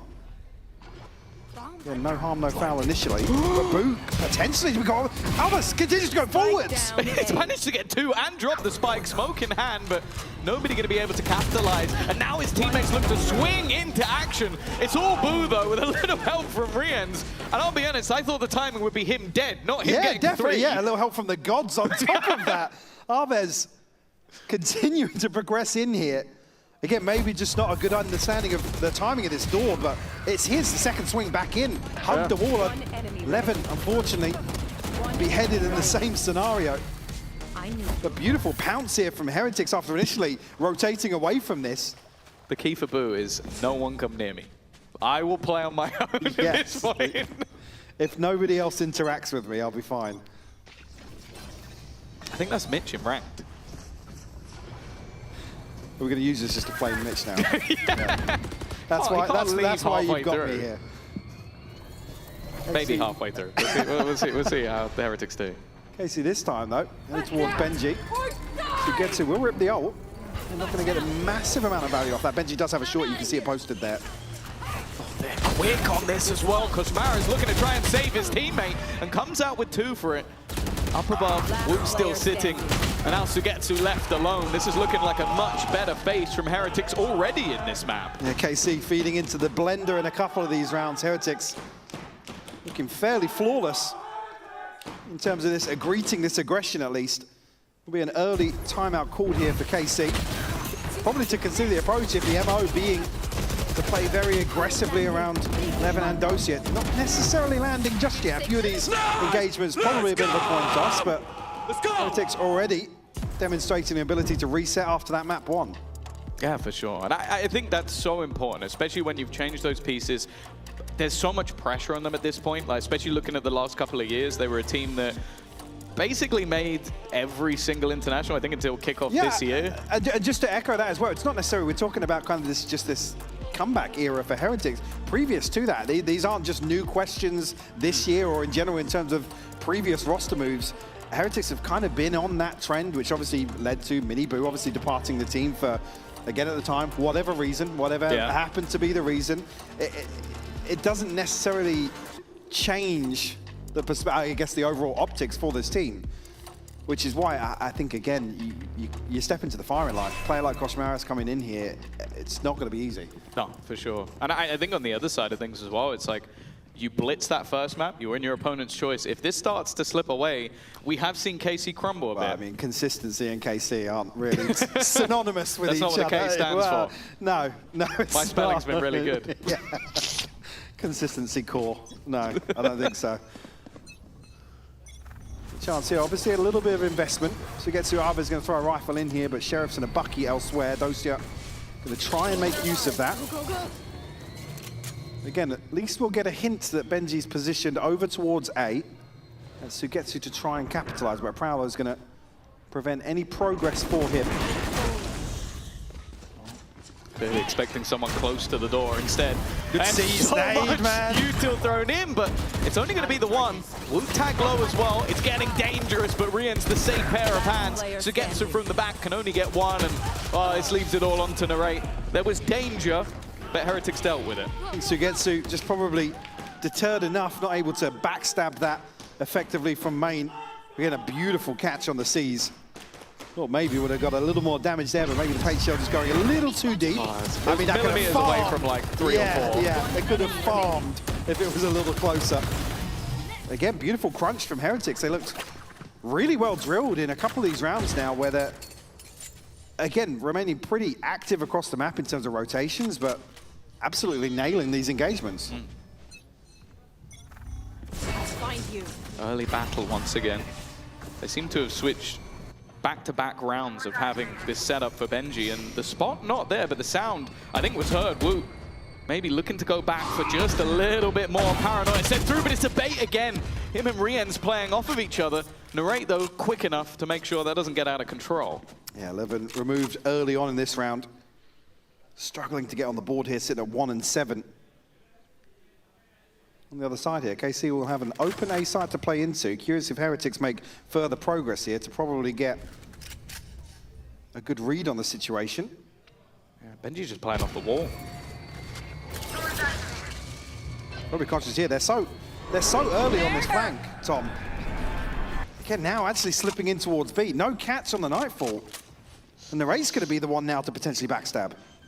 Well, if he's looking the right way, they might completely miss the timing. They know the spike has gone down, and they're only just running back Sugetsu with quick enough reactions. But Woot's just going to wait patiently. Maybe put doubt into the minds of the opponent that anybody's still there. The problem is Benji's gone down as he was just waiting for Woot to make his move. The chance of victory seeming down to a mistake of KC. I don't see any other. Okay, well there's one, but is he going to expect 2 more to be in the same corner? No, he doesn't. And Boo is left into a clutch versus 3. And one of those 3 is still wrapping around from their own spawn. Even escaping is going to be difficult. And he's, yeah, there's no way out of that one. No, unfortunately not. KC will tie this up for a second round. Beautiful reposition, or audible called. Noriatsi backfilling that space behind his ultimate. Again, curious decision to make, and it's actually only really the aggression or the proactivity on the side of Heretics that kind of leaves the back door open. One of the situations I was just credited them previously in terms of the audibles here. Definitely wanted to try and get ahead of KC. And I think actually if KC end up hitting the A side, they're going to be in a really awkward position. Again, as you noted, with the util still being in play for Benji, plenty of opportunities for them to probably squash that. They're just looking for flanks. Have it straight in. They've got the B site under their control, or at least somewhat. They've had to dive over the top of the wall, which this time was in place on the B site. 11 waiting as they attempt to push through. Benji's timing here could be everything. He's left his util on the other side of the map, has heard the full rotation in towards C, but is able to hold on to that spawn spot, because that was the worry last round. They got caught rotating. There.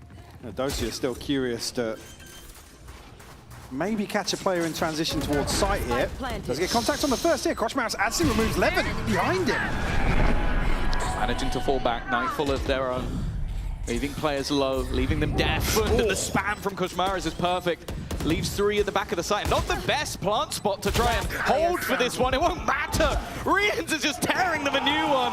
And Benji is there to close. That looked fairly easy. Yeah, this pace from Heretics looking really comfortable in a lot of these situations now. Clean comms.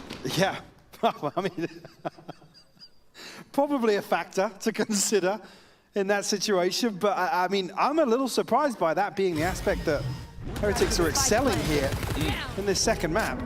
Like I said, it would have been key for me for them to not approach this kind of, I guess, limp-wristed and a little complacent, especially considering a 13-6 map 1.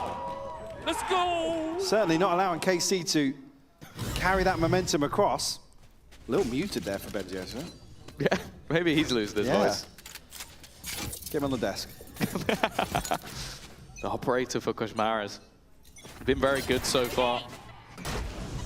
Spoke about that constant comparison to comeback. Big shoes to fill, but so far so good. The dive over the top, space being taken, but Benji is more than happy to just fall back into his utility. Again, Heretics were in position to capitalize elsewhere. But a little tighter in terms of the defense here. The spam landing, Levin will fall behind that smoke. Great catch from Benji.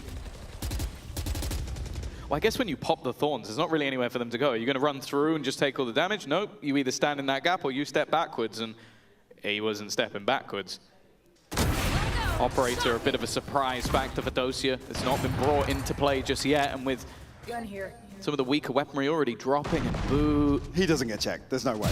Oh, whoa. He goes before they can even check. He's looking to fight. He has been all the way through the map so far. The wall's still holding on to B control. No sneaky spots, although Koshmara steps back. He is dead. Oh, he's not. No, he's fine. Dead. Never mind. Nah, he's all right. Of course he is. 30 seconds left. Don't shorty him. Don't. Okay, he didn't. Still time to maybe find a recovery here, but they're going to need another kill or two. Player standing. Yeah, not going to happen. Benji will find his third. Their 8 will fall. Number 7 on the board for Heretics. Unfortunately here, I mean, between Dosia and Levin, really struggling. Oh, it just catches him as well underneath that smoke. Yeah, I mean, Levin 1 and 9, Dosia 1 and 7, certainly not finding similar comfort to what we saw on Haven. I feel like there's a lot of players right now that are struggling with Waylay. Like, you don't have that sort of in and out stun. It's more just, okay, we want to take space on an execute. But if you don't have the follow-up, especially, maybe they expected it still to be a harbor and not coming into the vice, but you're getting isolated every time, and if you're not getting isolated, you're facing off against a very aggressive stance from Heretics. You pop the ult here for... okay, well, Heretics just go forwards. Jens and Koshmaras both finding kills here. Response from Levin. 2 sheriffs and a rifle now to try and recover this. It's insanely aggro for an eco. Yeah.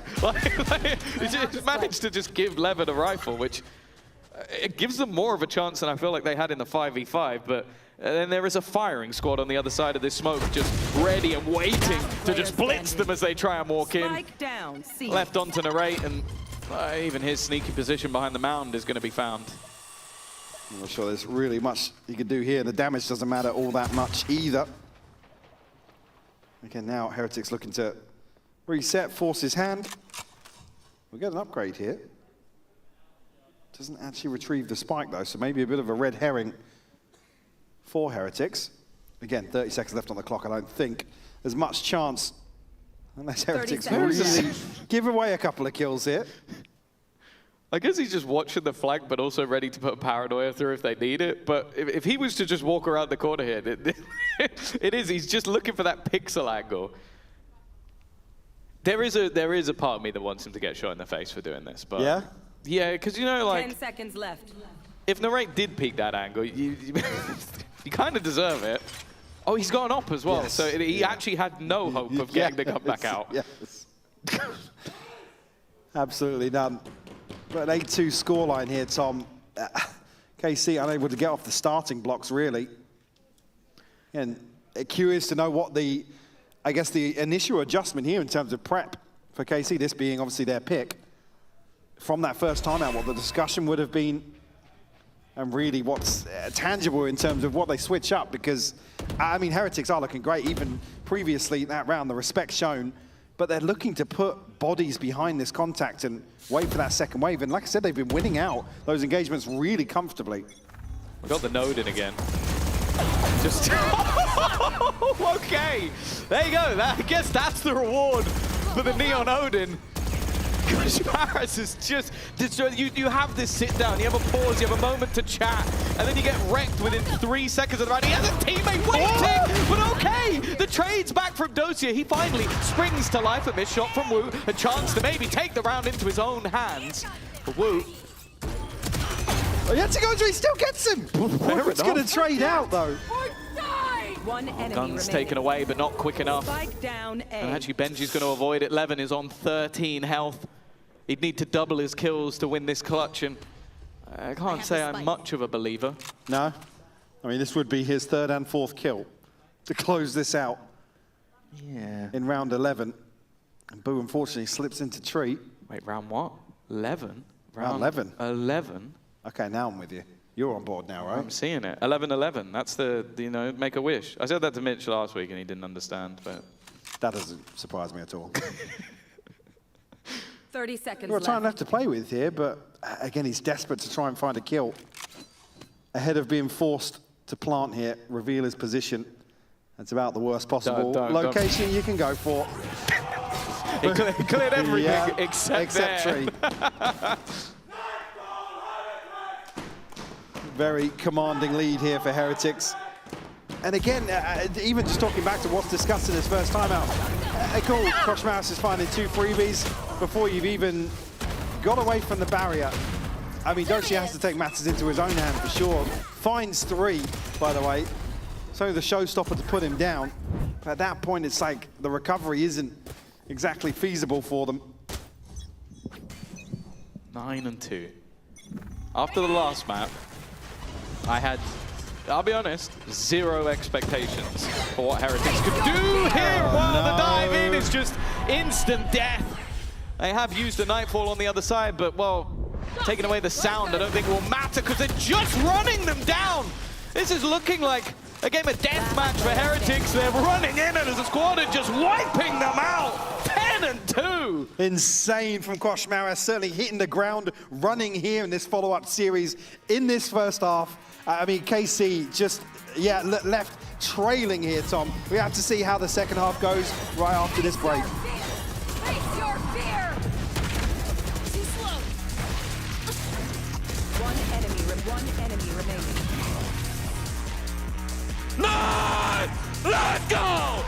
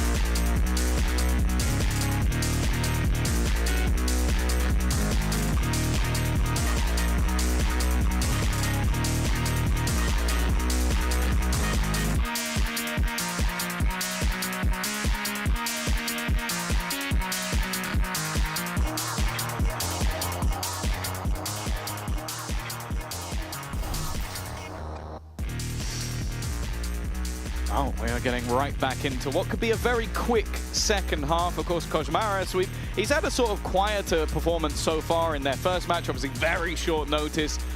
In the first map, it was rough. This map, Mike, he's been insane. Yeah, absolutely. I think he alluded to this in his interview, kind of saying, hey, watch this space. Didn't have much time last week, but, you know, actually, we've gone away, we've prepped. I'm feeling much more comfortable, and obviously, I think that's reflecting here, at least in map 2, taking over some of these rounds single-handedly, which for a new player stepping into this roster that's obviously struggling in terms of the overall direction or ethos, I guess, huge tick in the box. I think as well it's the comp change. Like, as said at the beginning of the cast, 45% of his games are on Neon. Like, this guy loves playing Neon, and they were putting Woot on it last week. It didn't make any sense. They moved him off Chamber. Look, he's unreal. It's like, give the guy his comfort, especially while he's new. I know that Na'Vi did that, and it didn't really work, but here we go. Immediate contact, and already looking like maybe more of the same. Dosia, though, has done well. There's a lot of assists on those kills, but Woot's still the one finding them. The Ray needs something, but again, Woot with the trade. He's 14-4. And well, I think it was Sugetsu in a 1v3 in the last pistol. He's got one less to find this time. There's still a little bit of chip damage done, but not much really, actually, considering the upgrade for Sugetsu now. Does certainly have a chance. Getting a little separated. Issue being Woot's got a paint shell. Has to find this one cleanly. He's tagged up, I mean, even here with Woot actually rejoining forces. Both of them slipping away, forcing Sugetsu to really work for this. They shoot the flash, and they're just lined up. No way of him getting out of that. Also, just the weaponry that they had as well. A frenzy up close with a sheriff at the back. If he got both of those, they would have had to win incredibly hard. Definitely is, but Heretics again, another round where they're looking very comfortable in terms of brawling out here versus KC. 11 on the board. This one might be a very quick affair. I think you said that to me before we start the cast here, but I didn't think it was this way around. Yeah. I would have really had to rub the crystal ball to have thought of this happening, but maybe there's a Heretics Ultra out there who still believe. 11 and 2. B-site under pressure. It is an investment for KC, and you can understand why. They don't fancy trying to win 10 rounds in a row with a purchase. They're going to try and do slightly less. And for Wu, well, this has been a pretty good day at the office so far. Leaving just 2 standing, and well, Narrate will get his. Sugetsu, he's left with 4 now. It's got worse. Yeah, it's got worse. It's just starting to compound for Sugetsu. Again, in this situation, might get a chance on Taboo, but again, it's only really damage. Koshmaras will present the second hurdle here, but I think Sugetsu reading the situation. He needs one of these clean and just not going to be given it, Tom. Yeah, this is more of a long jump off hurdles. Like, he has to try and get over all of them at the same time. I don't think there's any way out of this one, and he almost needs to just die, like just go down. Instead, he's going to give another orb over to Wu, who's now one-off showstopper. Yep. That was the worst person to die to, but at 12-2, I don't think he's caring about the micro of what ultimate he's getting. No, I don't think so either. Heretics looking to wrap this one up fairly quickly. Conversion on round 2 here and looking fairly comfortable in terms of this bonus potential. I mean, look at the old progress across the side of Heretics. I mean, if they get this showstopper, it really could define this round. Obviously, the purchase here going to be shaky. You take into account the second round buy from KC. Postured up here, though. This is a brawl! It's a shotgun battle in towards the B site, and Koshmaras is the one coming out on top. Aves hoping for something with the spam, but the rest of the players haven't actually gone in. Koshmaras is just walking round the back towards C site. Aves is still trying to deal with the players that he thinks have gone B, but his 2 teammates are on B. And he still hasn't figured it out. He hasn't figured out that Koshmaras went behind him. A guy that had big shoes to fill, 20 and 9. I think they fit, that's for sure. Yeah. He's here on Lotus, absolutely taking control. No. Narrate spammed off that first angle here. Sugetsu as well catches a ton of damage. I don't think Rians has taken a point of damage from these fights. He's still on 150. Koshmaras, he's looking to try and get the ace, but the judge from that range is never going to do it. It's a 4K, and yeah, at least the Sheriff plays music. It's another 1v4, by the way, for Sugetsu to try and keep them in the map. I didn't have belief in the 1v2, the 1v3, the last 1v4, or this one. And with how far the time has gone, we are hightailing our way towards Fracture. It has been a complete turnaround of momentum for Heretics, winning their opponent's map choice in ludicrous fashion. I'm gobsmacked, Mike. Yeah, I really am. Heretics, what a resurgence here on map 2. A little bit confused as to the overall direction here for KC and it being their map pick, but we are going to Fracture, Tom. Yeah, we've got to hear from one of the players. First, we're going down to Benji Fishy. Hi. Okay, listen, this was a 13 and 2. On their map pick, you are 1 map away from starting your road to Masters London. How's the temperature right now, and how are you keeping it under lock and key to make sure you close this one out? Honestly, I'm happy that we actually just got to show that we're still good. You know, I think if we can just show, you know, the real Heretics, which is what we did, then I think we can do anything. So yeah, I believe. Okay, I believe too, because that was incredible. I'm gonna let you go to your team. We're gonna be heading over to a quick little break, and we'll be back with our last map of today, Fracture, coming up next.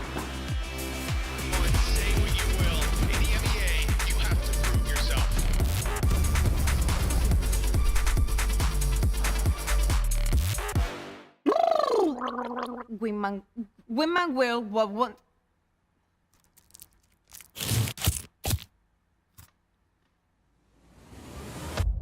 Have a break. Have a Kit Kat. Wingman World while wanting a well-won break. Vamos!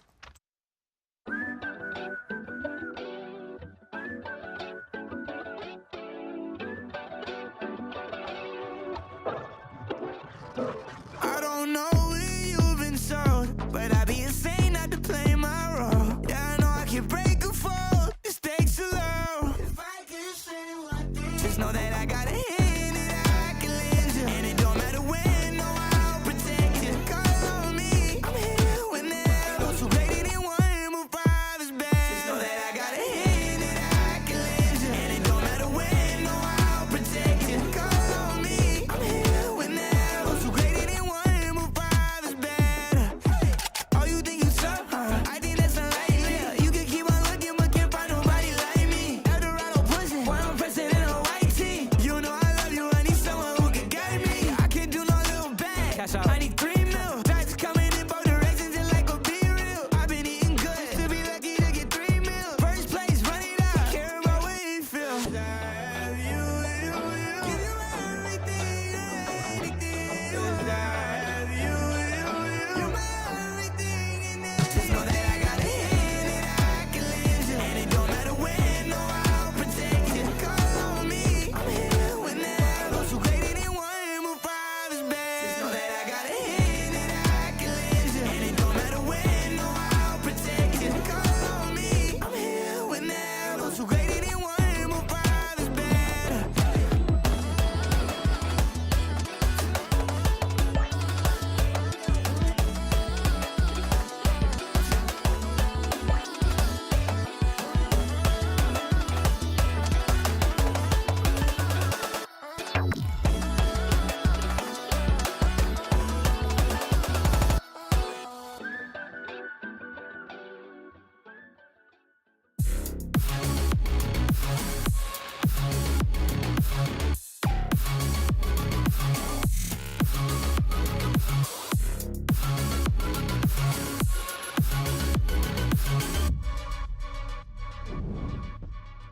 That was a huge bounce back on Lotus. What was the key to turning things around after the loss on Haven? Honestly, some very choice non-PG words were said. Tough love. And I'm glad they woke up. It just shows what we can do when, I don't know, we have incredible players when they play to their potential. And honestly, the first map was just a bit nerve-wracking, but they're incredible players and that's what they can do. So I'm For sure. happy. I mean, we have great players, and when 5 minds are all aligned, you can kind of see what we can kind of reap from that. So yeah, we're very happy with this, and hopefully we can kind of carry things on into Fracture. Absolutely right. This is Heretics that we are used to. This is the Heretics that we wanted to see, and this really is what they needed. We even heard it from Benji. It's just good to be able to show that they actually still have what it takes to be able to push their opposition. Yeah, you could tell that Neil really enjoyed that map from the performance. Wow, okay. I mean, the thing is, though, he's right, though. This is what the players can do, and they showed it, and I'm happy for them, right, honestly. It's not the first time we've seen it as well. These guys needing that little bit of a motivational speech. We've seen them go down in series before, and whether it's players like Rians, whether it's Wood, there's always someone there to pick them back up with that speech. I'm not sure you want Neil to be the one giving you that. I feel like he's coming in harsh. Mate, you can tell he's Scottish, I'll tell you that.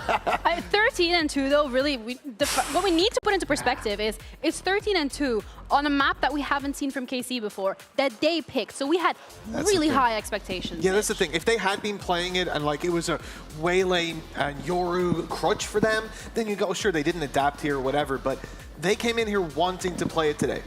So it's a real surprise to see them fall that flat. And I do then sort of, it's hard to not buy into that Heretics narrative of like, they have what it takes to bounce back more than looking negatively on KC. Yeah, I feel as if like sometimes KC are like the one that everyone likes to beat on, right? Let's put it that way, because they've always had these weird rounds. There's the memes from 2023, right? Strange comms. Yeah, exactly. But at the same time, though, the difference is that Heretics are a team that have been to champs consistently, and you can hear it from the shouts just backstage.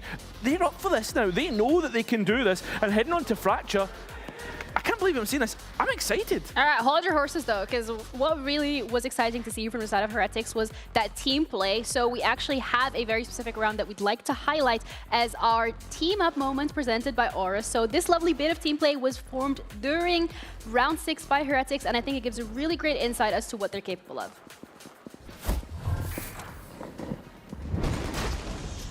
Okay, they're breaking camp. Pull Nate, come. Go. Bomba!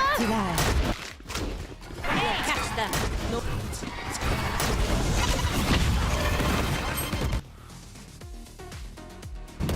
Enemy spotted A. Nice. Good job. Nice call. Good. Thank you. Cool, calm, and collected while you have your enemy in a literal box trap. Where do you go, Mitch, when you're there? All the util layered on top of you.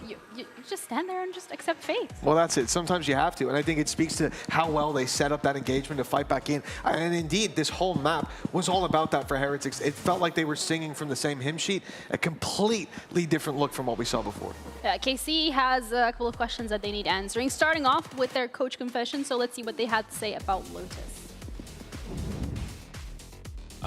It's do or die going into Fracture. What's the one thing the team needs to get the W here? To be honest, we just need to trust each other more and play with courage and courage more. We just need to push forward when we should push and don't play slow where we should not. Yeah, we just need to be more brave. I mean, this is the moment to be brave, because this is it. This is what it comes down to. Fracture, last map in this series. You lose this, you're no longer in control of whether or not you make Masters London. It is up to other teams.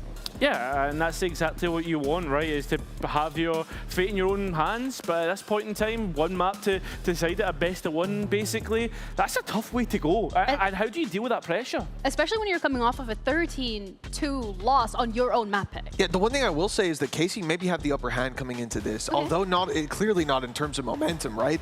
But when you look at the fact that they've played this map before, Heretics haven't, this is somewhere that I think what we just saw in Lotus was, sure, the team came off a big win, but KC weren't playing together. They weren't playing aggressive in the moments they needed to. That's comfort on a map. And now that we come into this final map, I think that it's going to go the other way. This is where Heretics might make those mistakes. And after being so confident, they have to be careful not to overheat. Absolutely. That's something to look forward to as well from the Heretic side of things. I am just worried that, because Lotus is a map that KC could have prepped on against Heretics, but Heretics came out with a completely different composition that they haven't played yet. So now you're taking them somewhere where you're going in blind. How much is KC going to be able to stick to the fundamentals, to stick to the protocols? They have Aves, who's already said earlier today, he's getting more comfortable calling on these maps, but he's putting in the work, and it's still a process. So you're going in blind. You have to really rely on the players being able to actually put the performance forward that they also have had in scrims. Yeah, for what it's worth, I actually like Aves picking up the IGL, because from the kind of champions, like 10-mans they were running, Aves was a really vocal player. So yeah, but for Heretics, they now have a winning formula in terms of that double duelist, running Neon, running Raze. What are they going for here? It's more of the same, Mitch. Well, yeah, indeed. I was wondering whether Levin would still be playing the Waylay. He had a really rough time on that the last time that they played it. But now you're coming into, I think, a much better Levin today than what we'd seen going into the last few weeks. So in terms of comfort, sure, that could definitely give them an upper hand. I really like Vice on this map as well. Think about how many avenues the attackers have to approach you from, and equally the defenders can push in. And I think having that constant information that isn't as easily readable from your opponents, it's a big advantage. So I expect a lot of flexibility when KC go onto their defense, and just a lot of comfort when it's on the attack. Yeah, exactly. When we're looking at the Heretic side of things, though, they are still going for the double duelist. It has been working for them, especially last map on Lotus. They were on it. They had that aggression. They were able to just put KC on the back foot.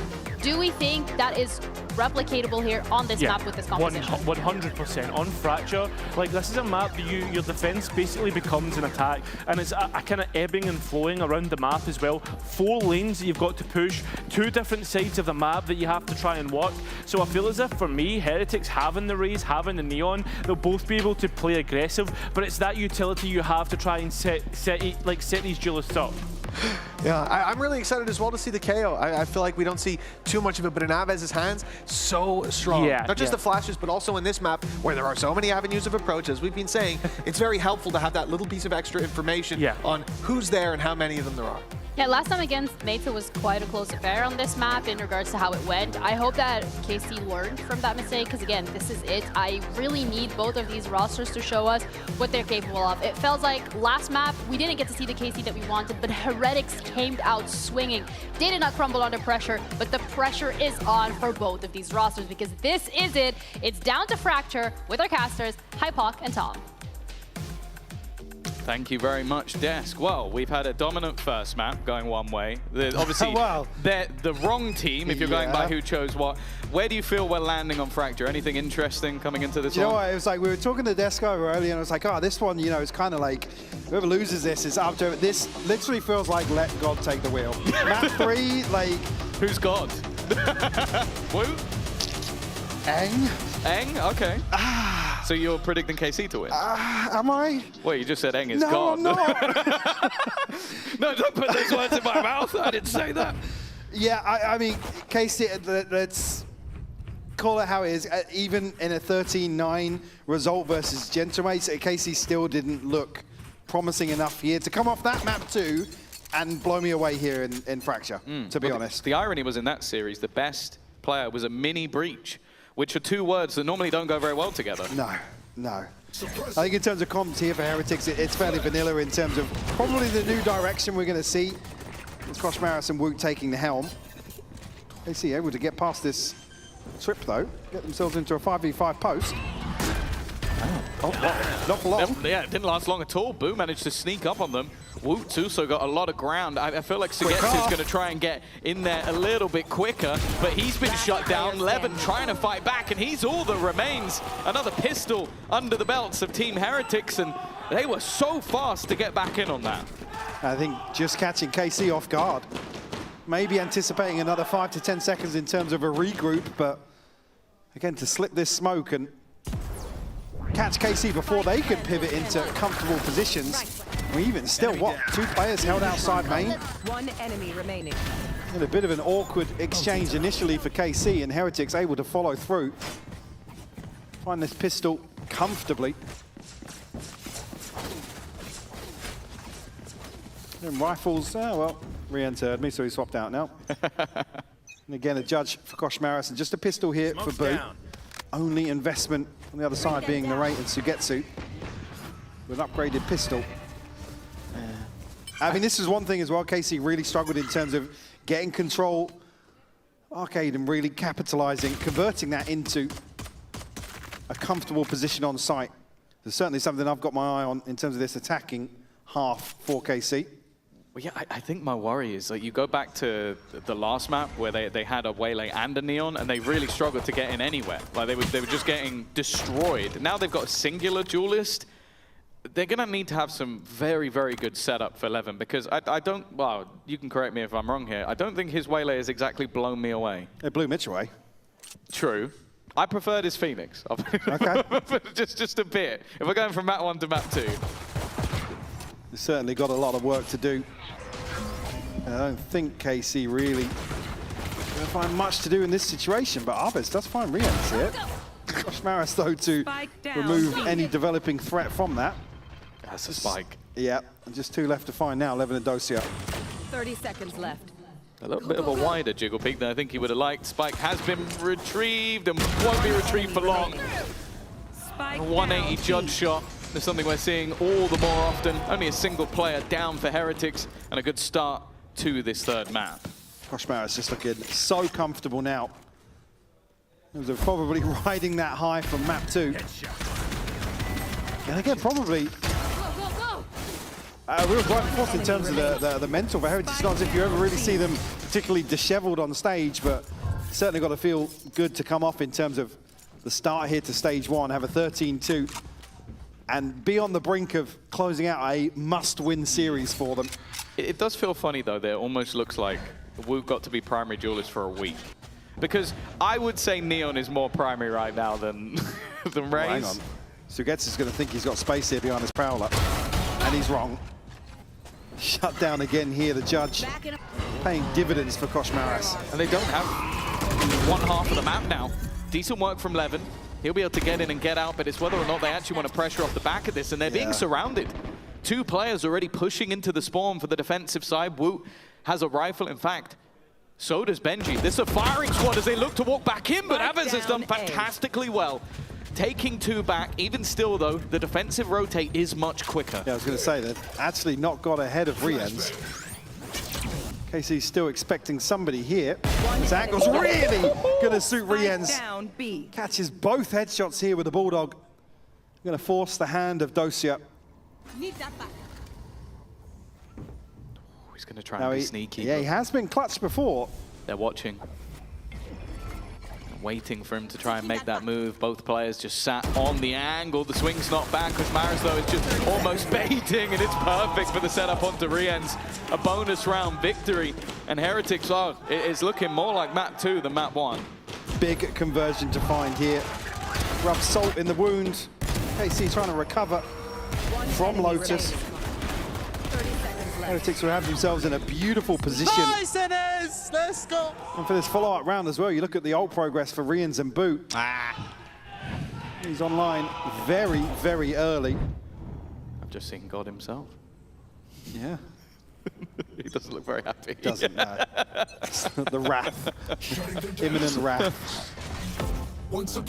Context worth giving once again that for one of these teams, 0-3 and not mathematically out, but it's not looking good. As good as a death sentence, effectively. It's not getting any better. No, Riens another double headshot. Let's find the openers here. Levin and Arvez removed from round 4. And now actually ultimate in hand for Riens. Yeah, I don't know if he'll need to use it. Yeah, not here. Woot's already rotated into the backside. Koshmaras is even starting to hesitate a little bit that maybe they'll try and go back, but you got 2 players Retrieving. just waiting towards the back of spawn. There's not really anywhere for KC to go other than fight in one direction. You've either got Riens or you've got Woot, and both seem to be bad options. Koshmaras is going to join them for an in-zone flawless. 4-0. I think we're still on Lotus. We never left. No, this almost just feels like the third half of Lotus. KC, unfortunately, struggling to get off the starting block once again. We'll be back on a bye here, have a couple of ultimates to invest. Attacker spawn. The other side, 2 key ultimates in terms of maybe piecing together a retake. Or maybe even just being proactive here, riding this wave of confidence. Newfound confidence for Heretics behind Koshmaras. This needs to get going for KC. Last time out, they really struggled on that defense. Koshmaras, he's got to be dead. He's going to get a kill. No way. He's got to be dead, and finally he'll be dealt with.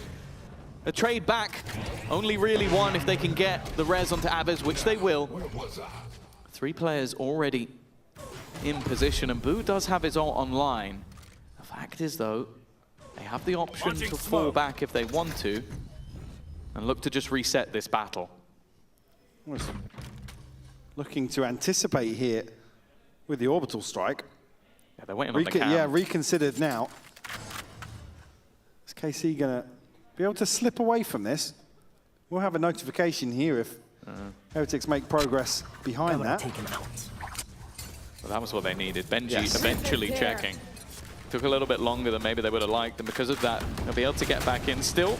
I hope it's a strike online, but instead they call one it's gone out! Crossing, there's the orbital strike, but now they can just opt to retreat back if necessary.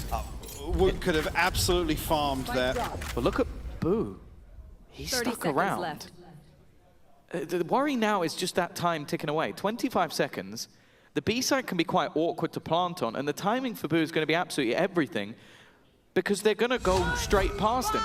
They're even ulting back towards middle because they don't think anybody would still be around this position into that side. He's gone a little early. He's whiffed. And that allows Dosia to plant. Eventually, he'll find his third. Another look at that swing, and Boo's just taken over the round. I don't know how he's got out of that with 4.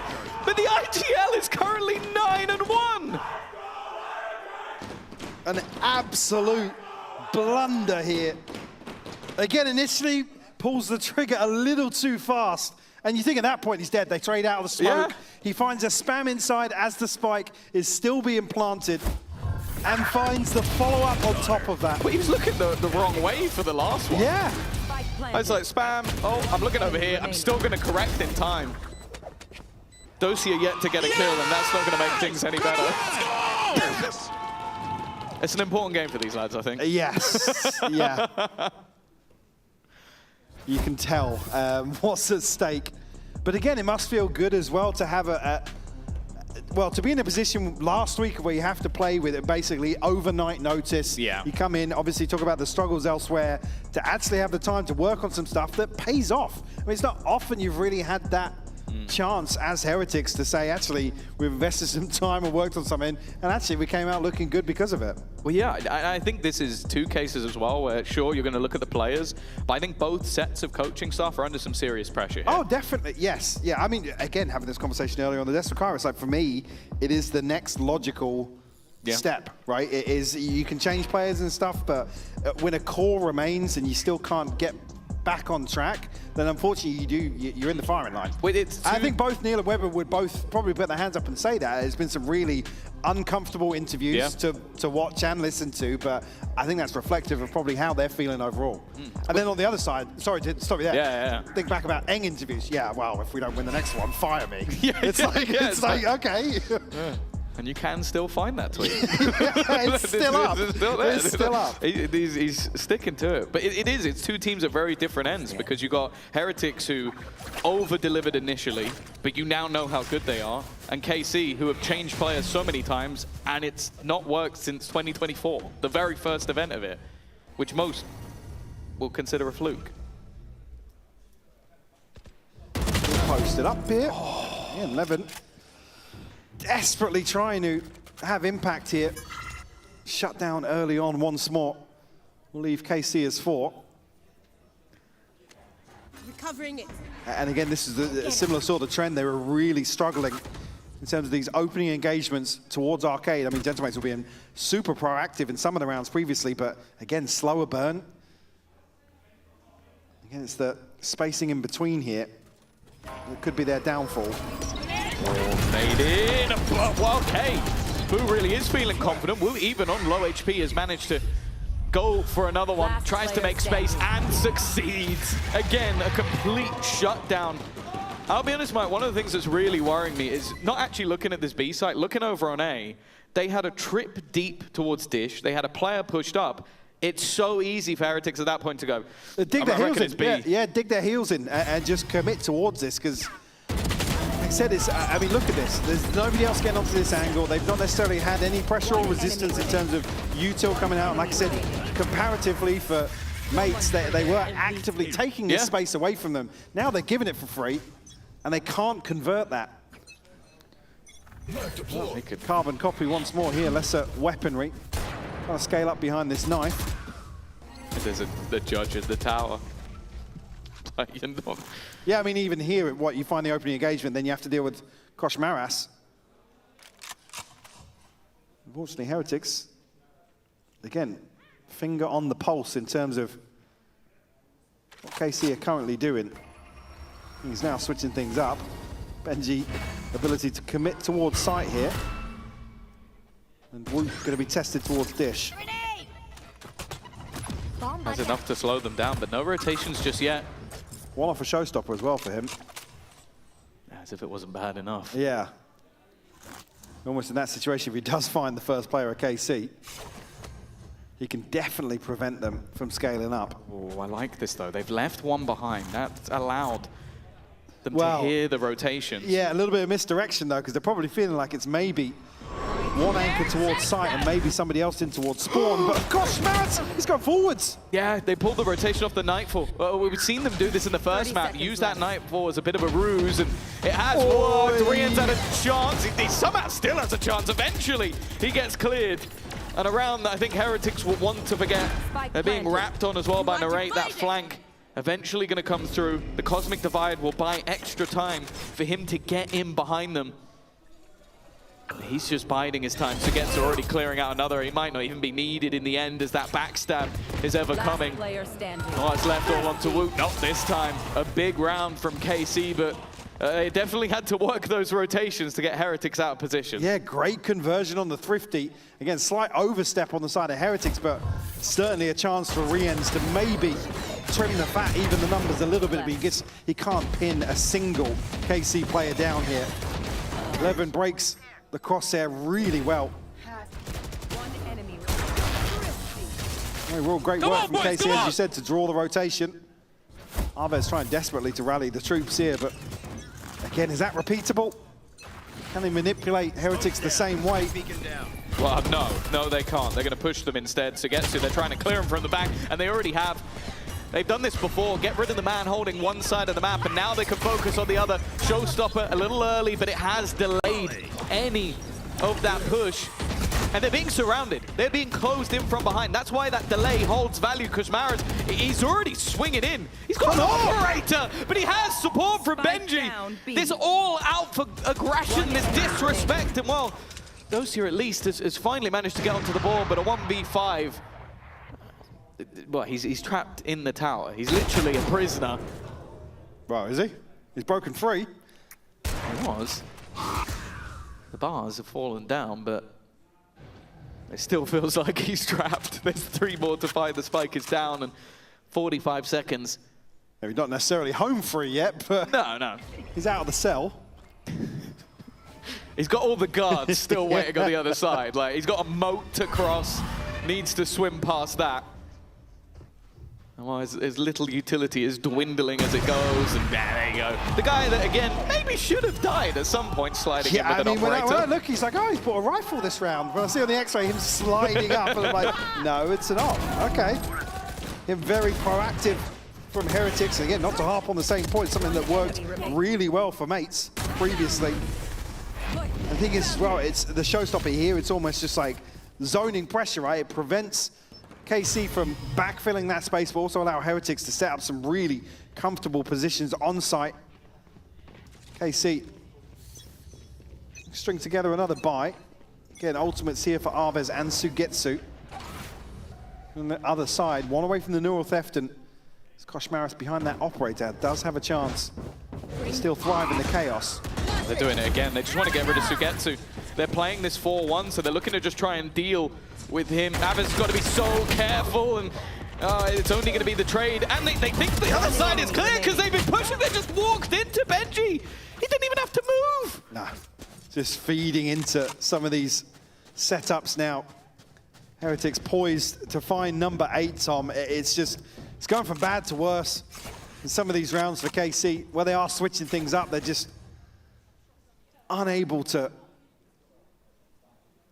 really get much impact.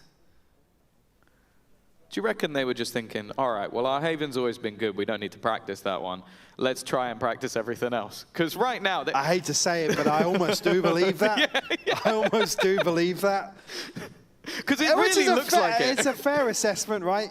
You have a week. You've got to fix a lot of stuff. You go, we've got Haven in our back. But no one will even play that versus us. So. Of course not. Why would they? You get trounced on it, and then you go into Lotus with 13-2, and it is going to be 8-1. Yeah, maybe we flip the map pool on its head and just, hey guys, do you know what is feeling good for us right now? Everything but Haven. Everything else. Everything but the home map. Oh, it's a bleak scenario when you're 8-1 down, or 7-1. 8-1 down.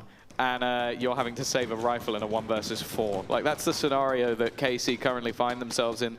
They are staring down the barrel of a, well, operator, judge, rifle, you name it, and they are just 5 rounds away from basically being out of contention. Yeah, again, I was going to wander there if maybe we're using that downtime to maybe have a discussion if we would see a timeout to follow that, and you absolutely will see KC take a little more time. When's the last time you saw Zeiss celebrate? He's usually pretty happy, pretty bubbly. Nice guy to be around. I'm worried about him. He hasn't had much to celebrate, though, has he? Maybe map 1. He would usually find something to celebrate. Well, the last 2 maps, so far they've won I three didn't rounds. see many of the coach reacts in map 1, so maybe I'm speaking a little too early.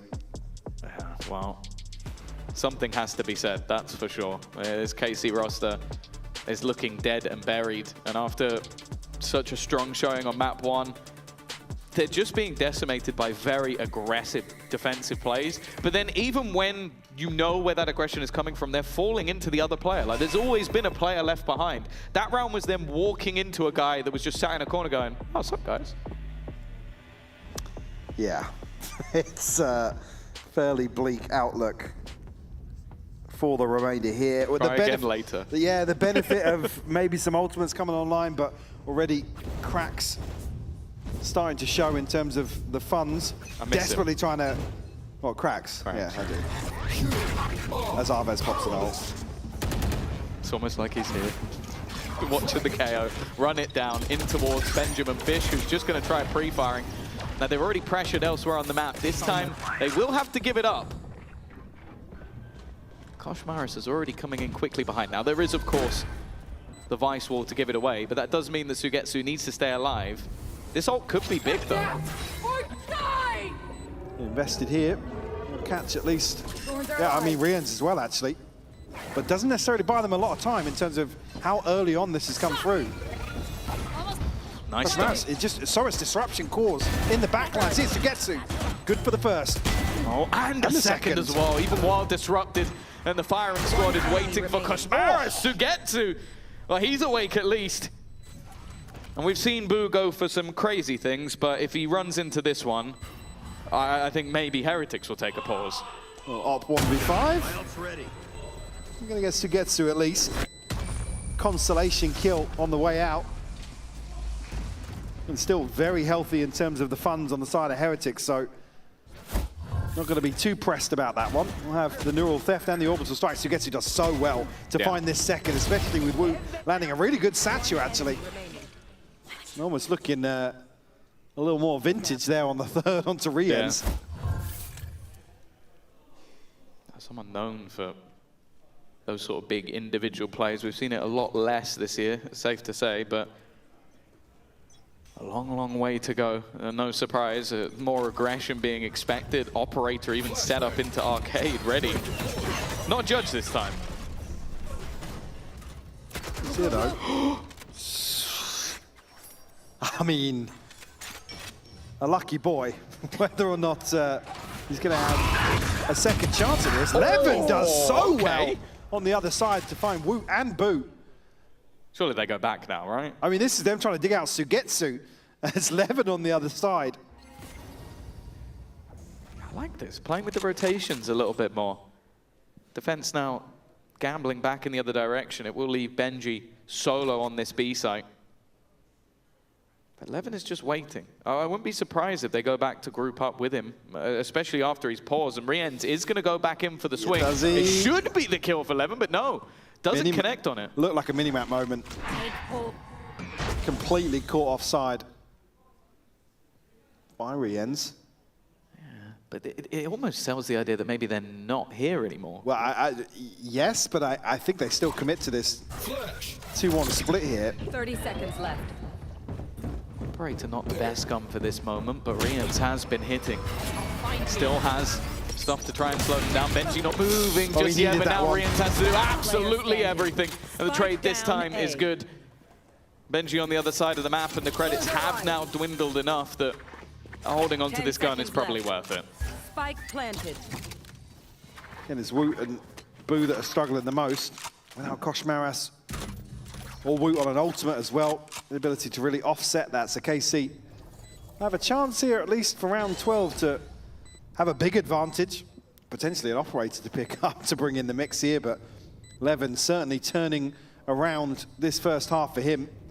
Struggled once more to get off the board, but two crucial kills in this round, Tom. Like I said, to shut down that aggression that's really bespoke in terms of addressing Sugetsu. Yeah.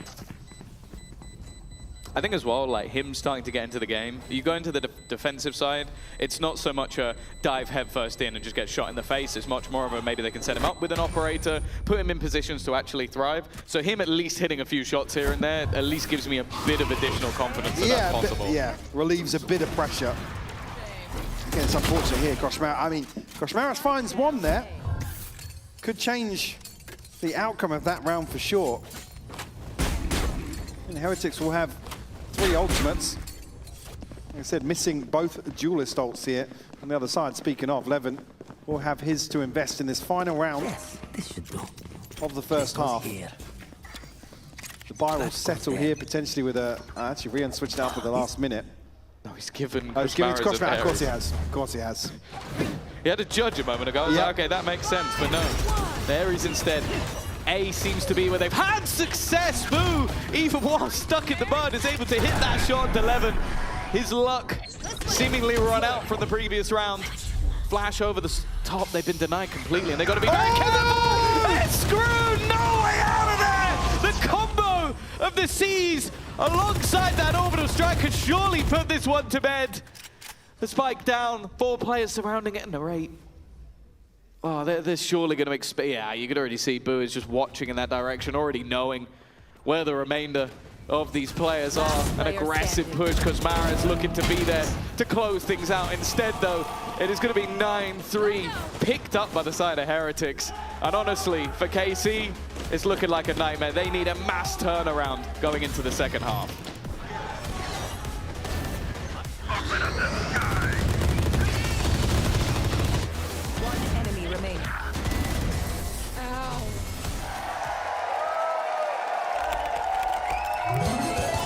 Red Bull gives you wings.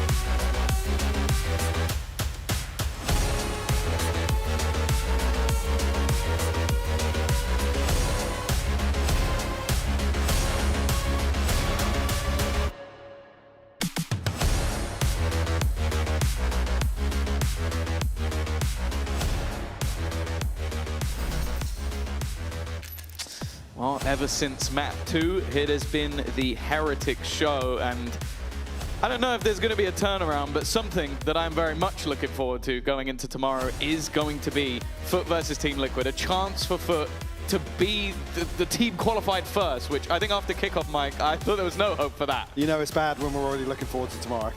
But I'm actually with you. I'm so excited for that series. If it was any other series, I'd be like, I'd probably harp on that joke a little longer. I am actually pumped for that series tomorrow. So make sure you tune in. You do not want to miss that one. But we've still got one half of Fracture to enjoy, I'll be honest. Enjoy? That's what I said. I just mispronounced it. Oh, okay. Yep. Yeah. That happens, you know. 9-3. A pistol round would end it. If Heretics take that over the line, and with how they've just been running it down, it's going to be difficult for KC to react. Well, yeah, you just don't have the benefit here of a decent buffer in terms of the rounds to really play with. Any sort of improvements you come out of, I mean, what, it was an 8-2 half in terms of the defense last time for KC. So if there were any improvements, you don't have a massive margin here. Maris not shying away from this at all. Gets shut down, the rate will find a second. Benji just about finds Narrate there.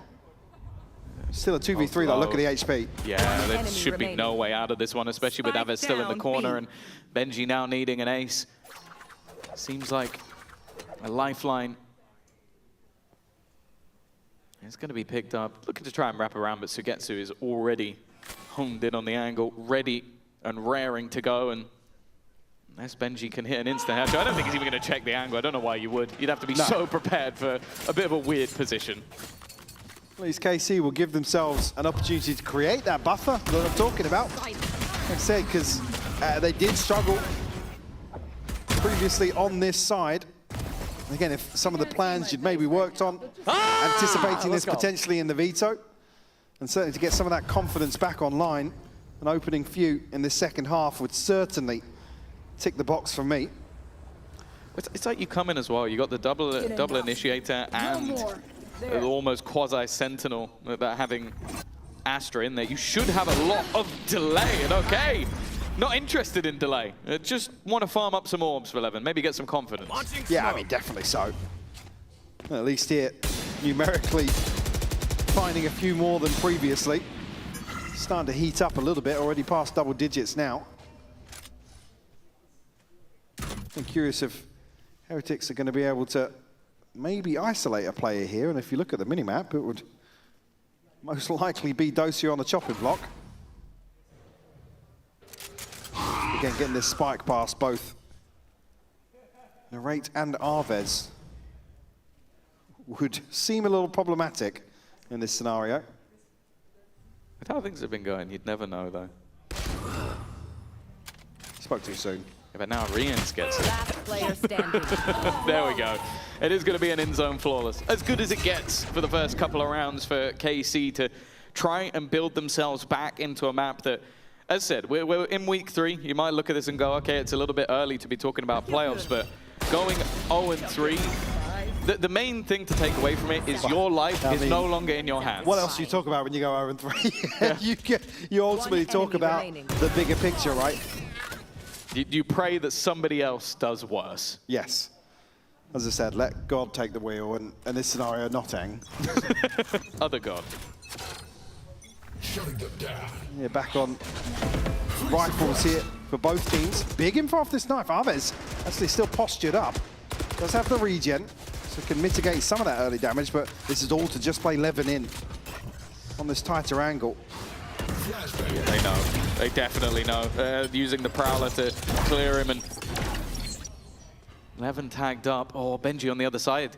Are they going to clear this? Not properly, at least. And well, that might just be round over. Already managing to find 2 on the other side of the map. They have to quickly rotate back. And Boo's not just been sitting there. He's already sneaking his way up. Nice work from Levin, though.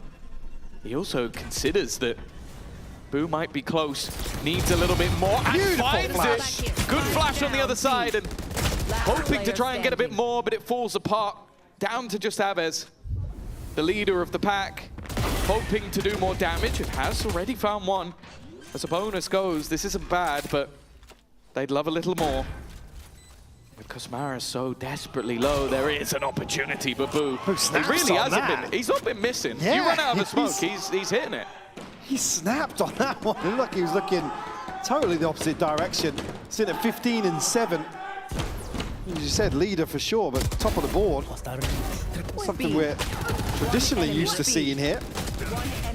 And Levin does so well. Great setup from Arvez. Yeah, okay, that was a snap, yeah. It looked pretty dirty. I'll be honest. Tell me, did his crosshair end on the player's head? Nope. There was 3 or 4 bullets that left that rifle. None of them whilst the crosshair was on him. Yeah, it's calculated. The way Benji reacted was, it was like Unk hit a shot. That was. I mean, 15 and 7. Yeah, you know. It looked like I expected that. I expected to see that, but maybe not from you. 10-5.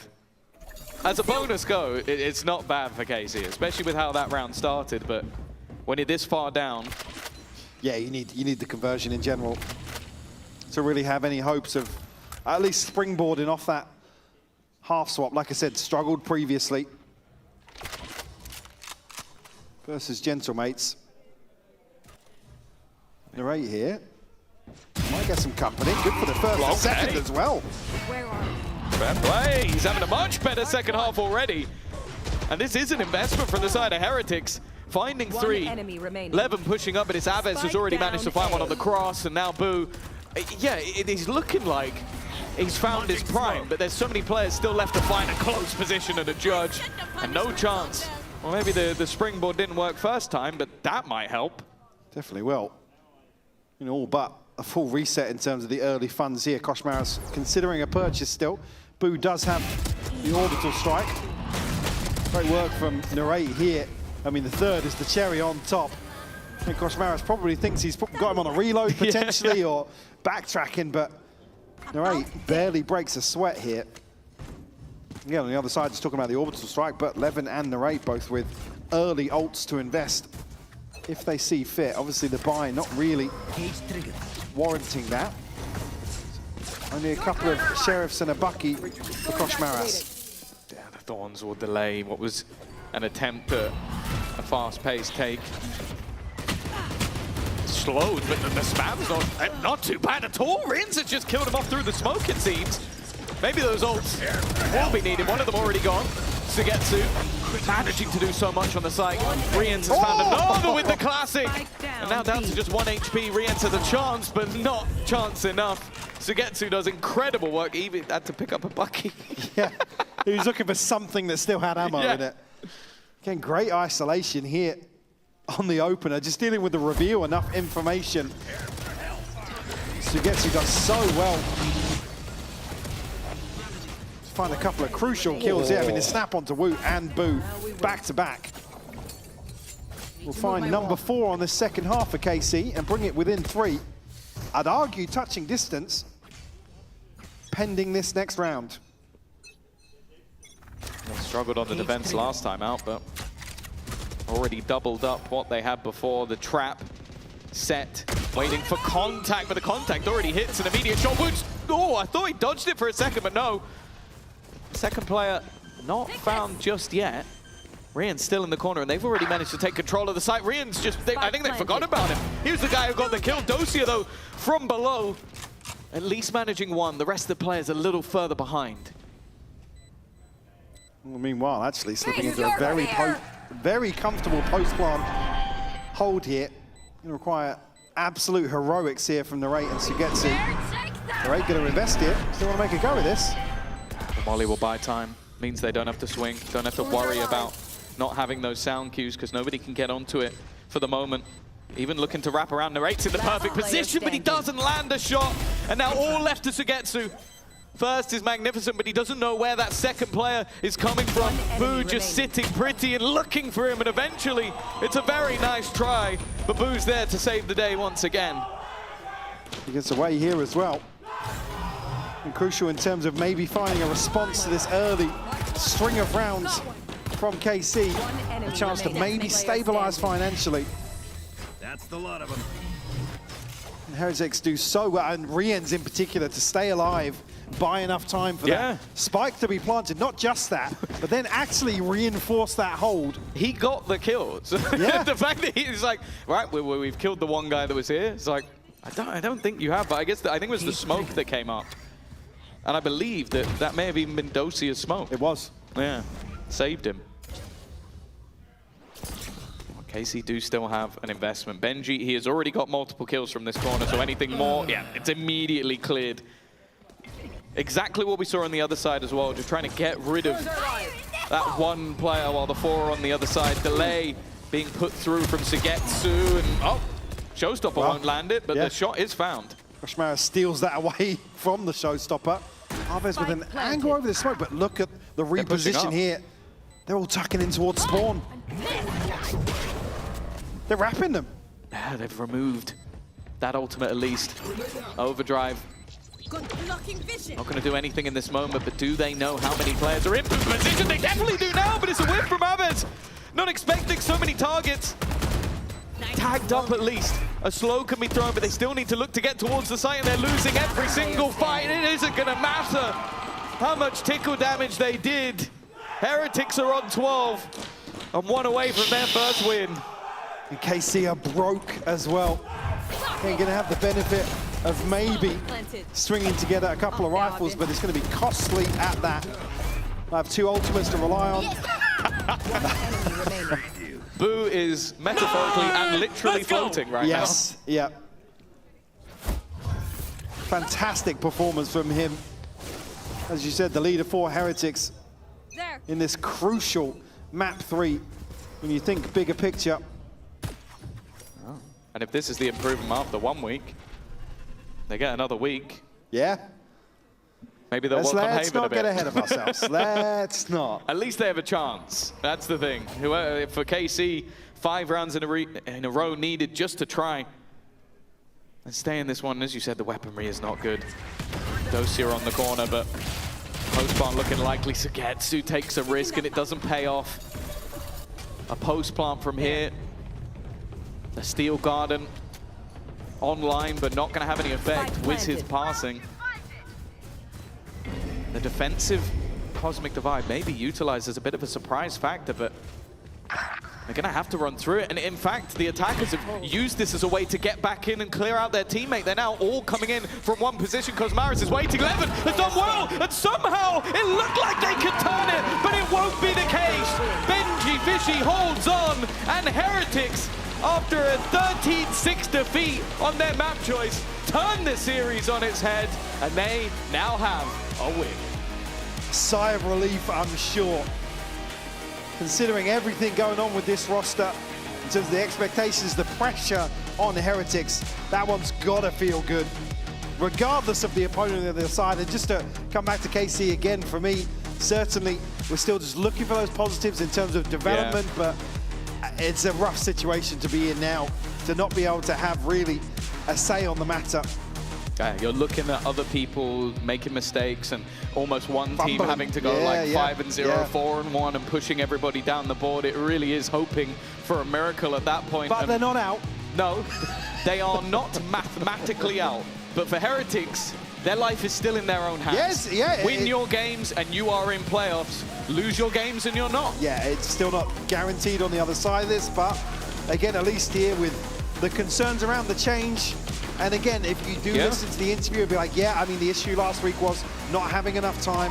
Look what we've done in a week. As you've said, now, if Heretics can bounce back, by God, we've got to see it. Yeah, for sure. I think Kojmara's on the Neon as well. It looks so much better. Fair play to that, yeah. It looks so much better than the Chamber. Like, he looked comfortable. He was able to like get in on those really aggressive plays, and that was a much better sign, because I do think there were moments where you watch with Comeback where it looked disjointed. This didn't look disjointed, at least on the next 2 maps, which, as I said, I kind of believe that that's what they were working on. Nonetheless, we are going to be heading down to the post plant with Benji and Boo. Welcome to the post plan, Benji and Boo. What a series to come off of. That was such an important win, just to start the road to London. In general, like you said in the sideline, just to be able to prove to yourselves that you still have what it takes to be able to push these teams to the limits. So I'm gonna start with Boo actually here. How are you feeling now that you've actually been able to show to yourself and to the fans that you've got what it takes? I mean, we know that we got it, we just need to show. So, I mean, I feel relieved because we didn't have much time with Kojmaras. And, you know, every single win we get now is like another week, which is like so much for us at this moment. So, yeah, we just need to go week by week so we get to playoffs, and then we're going to be full power. And for you, there's a very personal dream tied to this win as well, so that must be a relief too. I mean, yeah, I think after the first map, like, thing is, I know our potential, you know, like, in practice, you know, and also just as a core, like, of, like, us four, like, we've done amazing things, and I think we worked really, really hard. Like, we worked hard this whole stage 1. I think you just haven't been able to see it, and I think now, you know, I'm just happy that we can finally show it to everyone. Was there any doubt at all from map 1 into map 2? Did you think that this was going to be like last week or the week before, or did you always know that that map 2 comp that you guys would be able to bounce back like that? I mean, yeah, of course, there's doubts. We have not been performing well in officials, and the first map was like really similar with its issues to Navi and Liquid games. So of course there was doubt, like, and you know, like kind of bad kind of emotions, but we just made sure that we channeled them into something positive. And yeah, I mean, Lotus was obviously good, but that wasn't comp, that was a mindset change, in my opinion. Yeah, and relief for you then, Benji? Yeah, I mean, you know, it was like after the first map, I think it was like the same feelings as, you know, the last 2 weeks for sure. You know, just disappointing. And I think it was, like Bruce said, like a mental change. I think we can go into quite a a passive like mindset, like kind of not playing to win, trying not to lose basically instead of playing for the win. And I think that was just the reason why we won the last 2 months, because we were playing to win rather than being scared to lose. You guys were on the chopping block, I guess, and I feel like that just added more fuel to the fire. But Boo, this question is directly to you because you are the IGL of the team and you've had this new player addition of Koshmaras. We've also seen changes in your compositions. We've seen Vice on Haven. We've seen the Lotus comp as well. How has it been managing the new player, but also these changes on stage on the server? Yeah, I mean, of course, we changed comps when we got the roster change. We had only 1 day to play with Koshmaras, so we couldn't change comps. We just let him play. We decided to stick with what we had with Beko, but now we had a week, and obviously, like Koshmaras is not like his heart is not like on chamber; it's on neon actually, and you know it's his comfort zone. It's where he can, as you saw, like perform his best. So we just did that.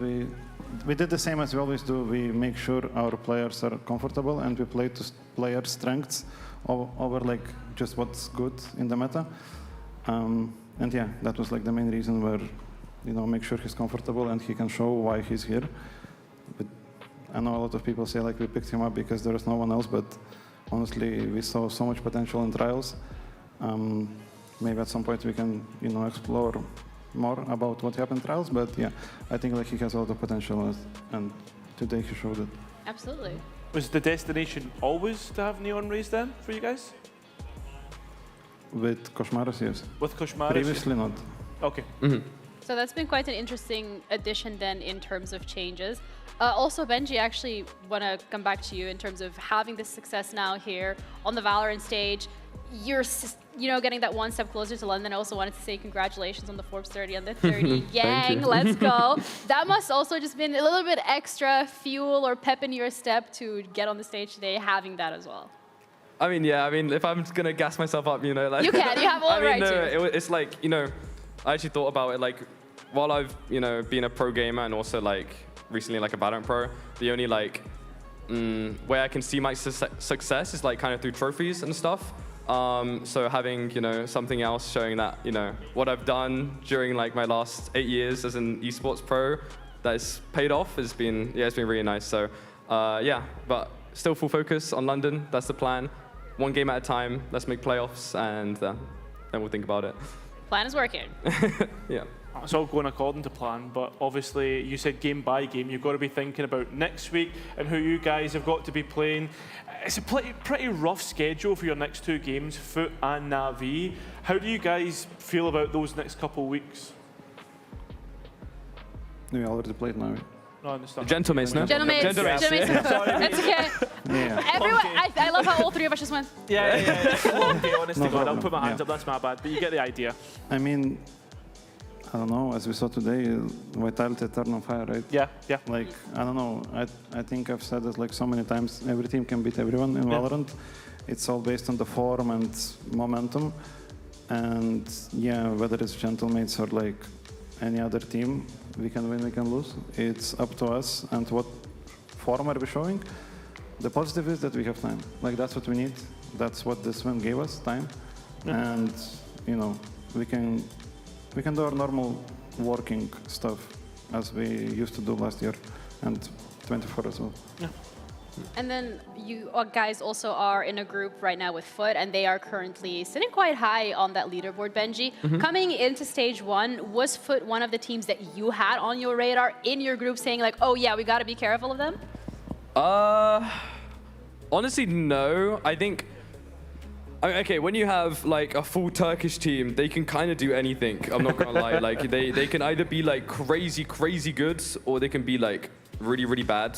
I think all Turkish teams recently have been very good, if I'm not correct. BBL. Yeah. Everyone's been pretty good, to be honest. Like, I think for them, like I'm not surprised that they're doing really good. It was more just like, oh, I also think Sociable has been doing amazing as an IJ on Foot, to be honest. So yeah. Okay, high praise. And in terms of the standings in general, when not just looking at your group specifically, Boo, but also looking at the other group, the stage 1 of VCT in general, where would you put Heretics right now? I mean, honestly, the way we're performing right now, we're middle of the pack at best. But yeah, I mean, we know what to do to get on top. We know how do we fall to the bottom. So basically, we know everything. We just need to, do it. And yeah, but I mean, I don't think we are on insane form right now as a team yet. But we're getting there. Yeah, from what we've seen today, you guys are baby steps, and that's the plan, so I'm looking forward to the future. Tomorrow, though, we still have 2 series. It's going to be Foot against Liquid. If Foot wins this, they lock playoff, so they're in a pretty good spot. Do you want to throw out a prediction? We also have Pacific Fnatic, but I know the first one is... What do you mean, ooh? What's that? mean, okay. I feel like rooting against Liquid is kind of wrong because of Domi, and I'm not like super close to any of the Foot players, so I'm just going Liquid based on I like Domi and I like most of the team. That's a cop-out, yeah, come most on. of them. That's a cop-out. I mean, okay, I'm a big Nats fan, right? And I believe in Nats no matter what. He got us to Champs Paris last year, so if I have to root for a team, it's going to be Liquid. Okay, fair enough, mate. Yeah. Boo, would you agree? Or do you have a different take? No, obviously I agree, but I mean, yeah, obviously Minimu is my brother and stuff, but I think in general Liquid are in good form. When we played against them last week, they showed some rounds where we had honestly no chance. I think they're in good form. I think their play style is like better in terms of like more structured, but still aggressive. It's kind of nice. So yeah, so I'm obviously predicting them and rooting for them as well. Okay, I hope you guys also keep rooting for yourselves. Okay, I want to see more confidence. I want to see what we saw today repeated, because everybody is also rooting for you. A lot of fans. I mean, we had people cheering. There you go. They're still cheering. Thank you guys so much for sticking with us, by the way, up until now. And thank you for those of you at home as well for tuning in. We're going to be back again tomorrow, same time, same place. But we're going to leave you with the Razor end of day highlights. Enjoy them, and we'll see you tomorrow. Bye.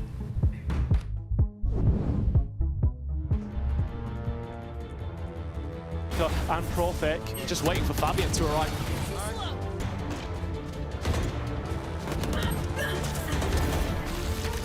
And as soon as the players come into the crosshairs, Daz completely finds them all. Sayonara's committing an ultimate to try and fend off those players. Next duel wins it against Ordaz, and still Vitality bunkered up in backside. Eternal Fire with ambitions to fight it. Nice! Let's There's a trap. You've got to be looking towards Fabian in the corner. There's a Vitality trying to escape. It's Izzy's double digits, but for Eternal Fire, that's exactly the case. Nice! Come on! Nice! Know exactly what we need to do. Eternal Fire being forced back. Only one rifle in it, and that is Izzy. So many great moments this game from him so far, and it will finish flawlessly for them. And takes him down with ease. Hold on, but now he's the last man standing. Let's go. I'll break it. They need someone to defend the opponent, and they haven't managed to do it! Let's go! Almost used as some sort of fireball. Watching the right angle, but Boo is so patient. An attempt at a fast-paced take, but it seems like it's failed miserably. They needed at least something here. The trades back and forth, at least giving... Nice! Let's go!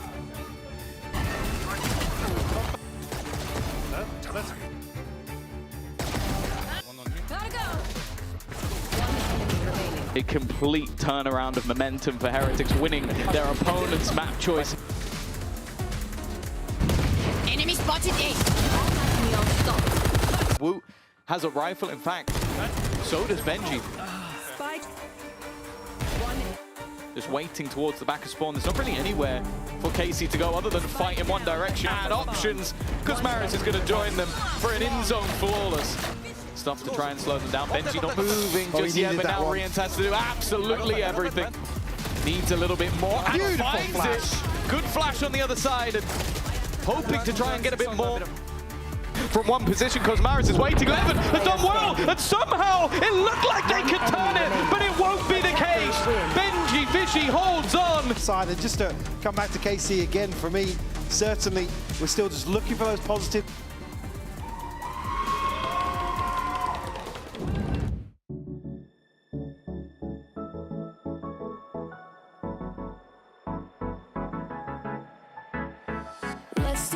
something crazy. Get a bit wild today, cause we don't do this every day, and we deserve it. Life is so amazing, nothing is in our way. Baby, let's fly away. Do you feel it? Is your heart rushing the way my heart's rushing when you take it all in? Baby, this is where we come alive. Do you feel it? Take the world by storm, just you and I.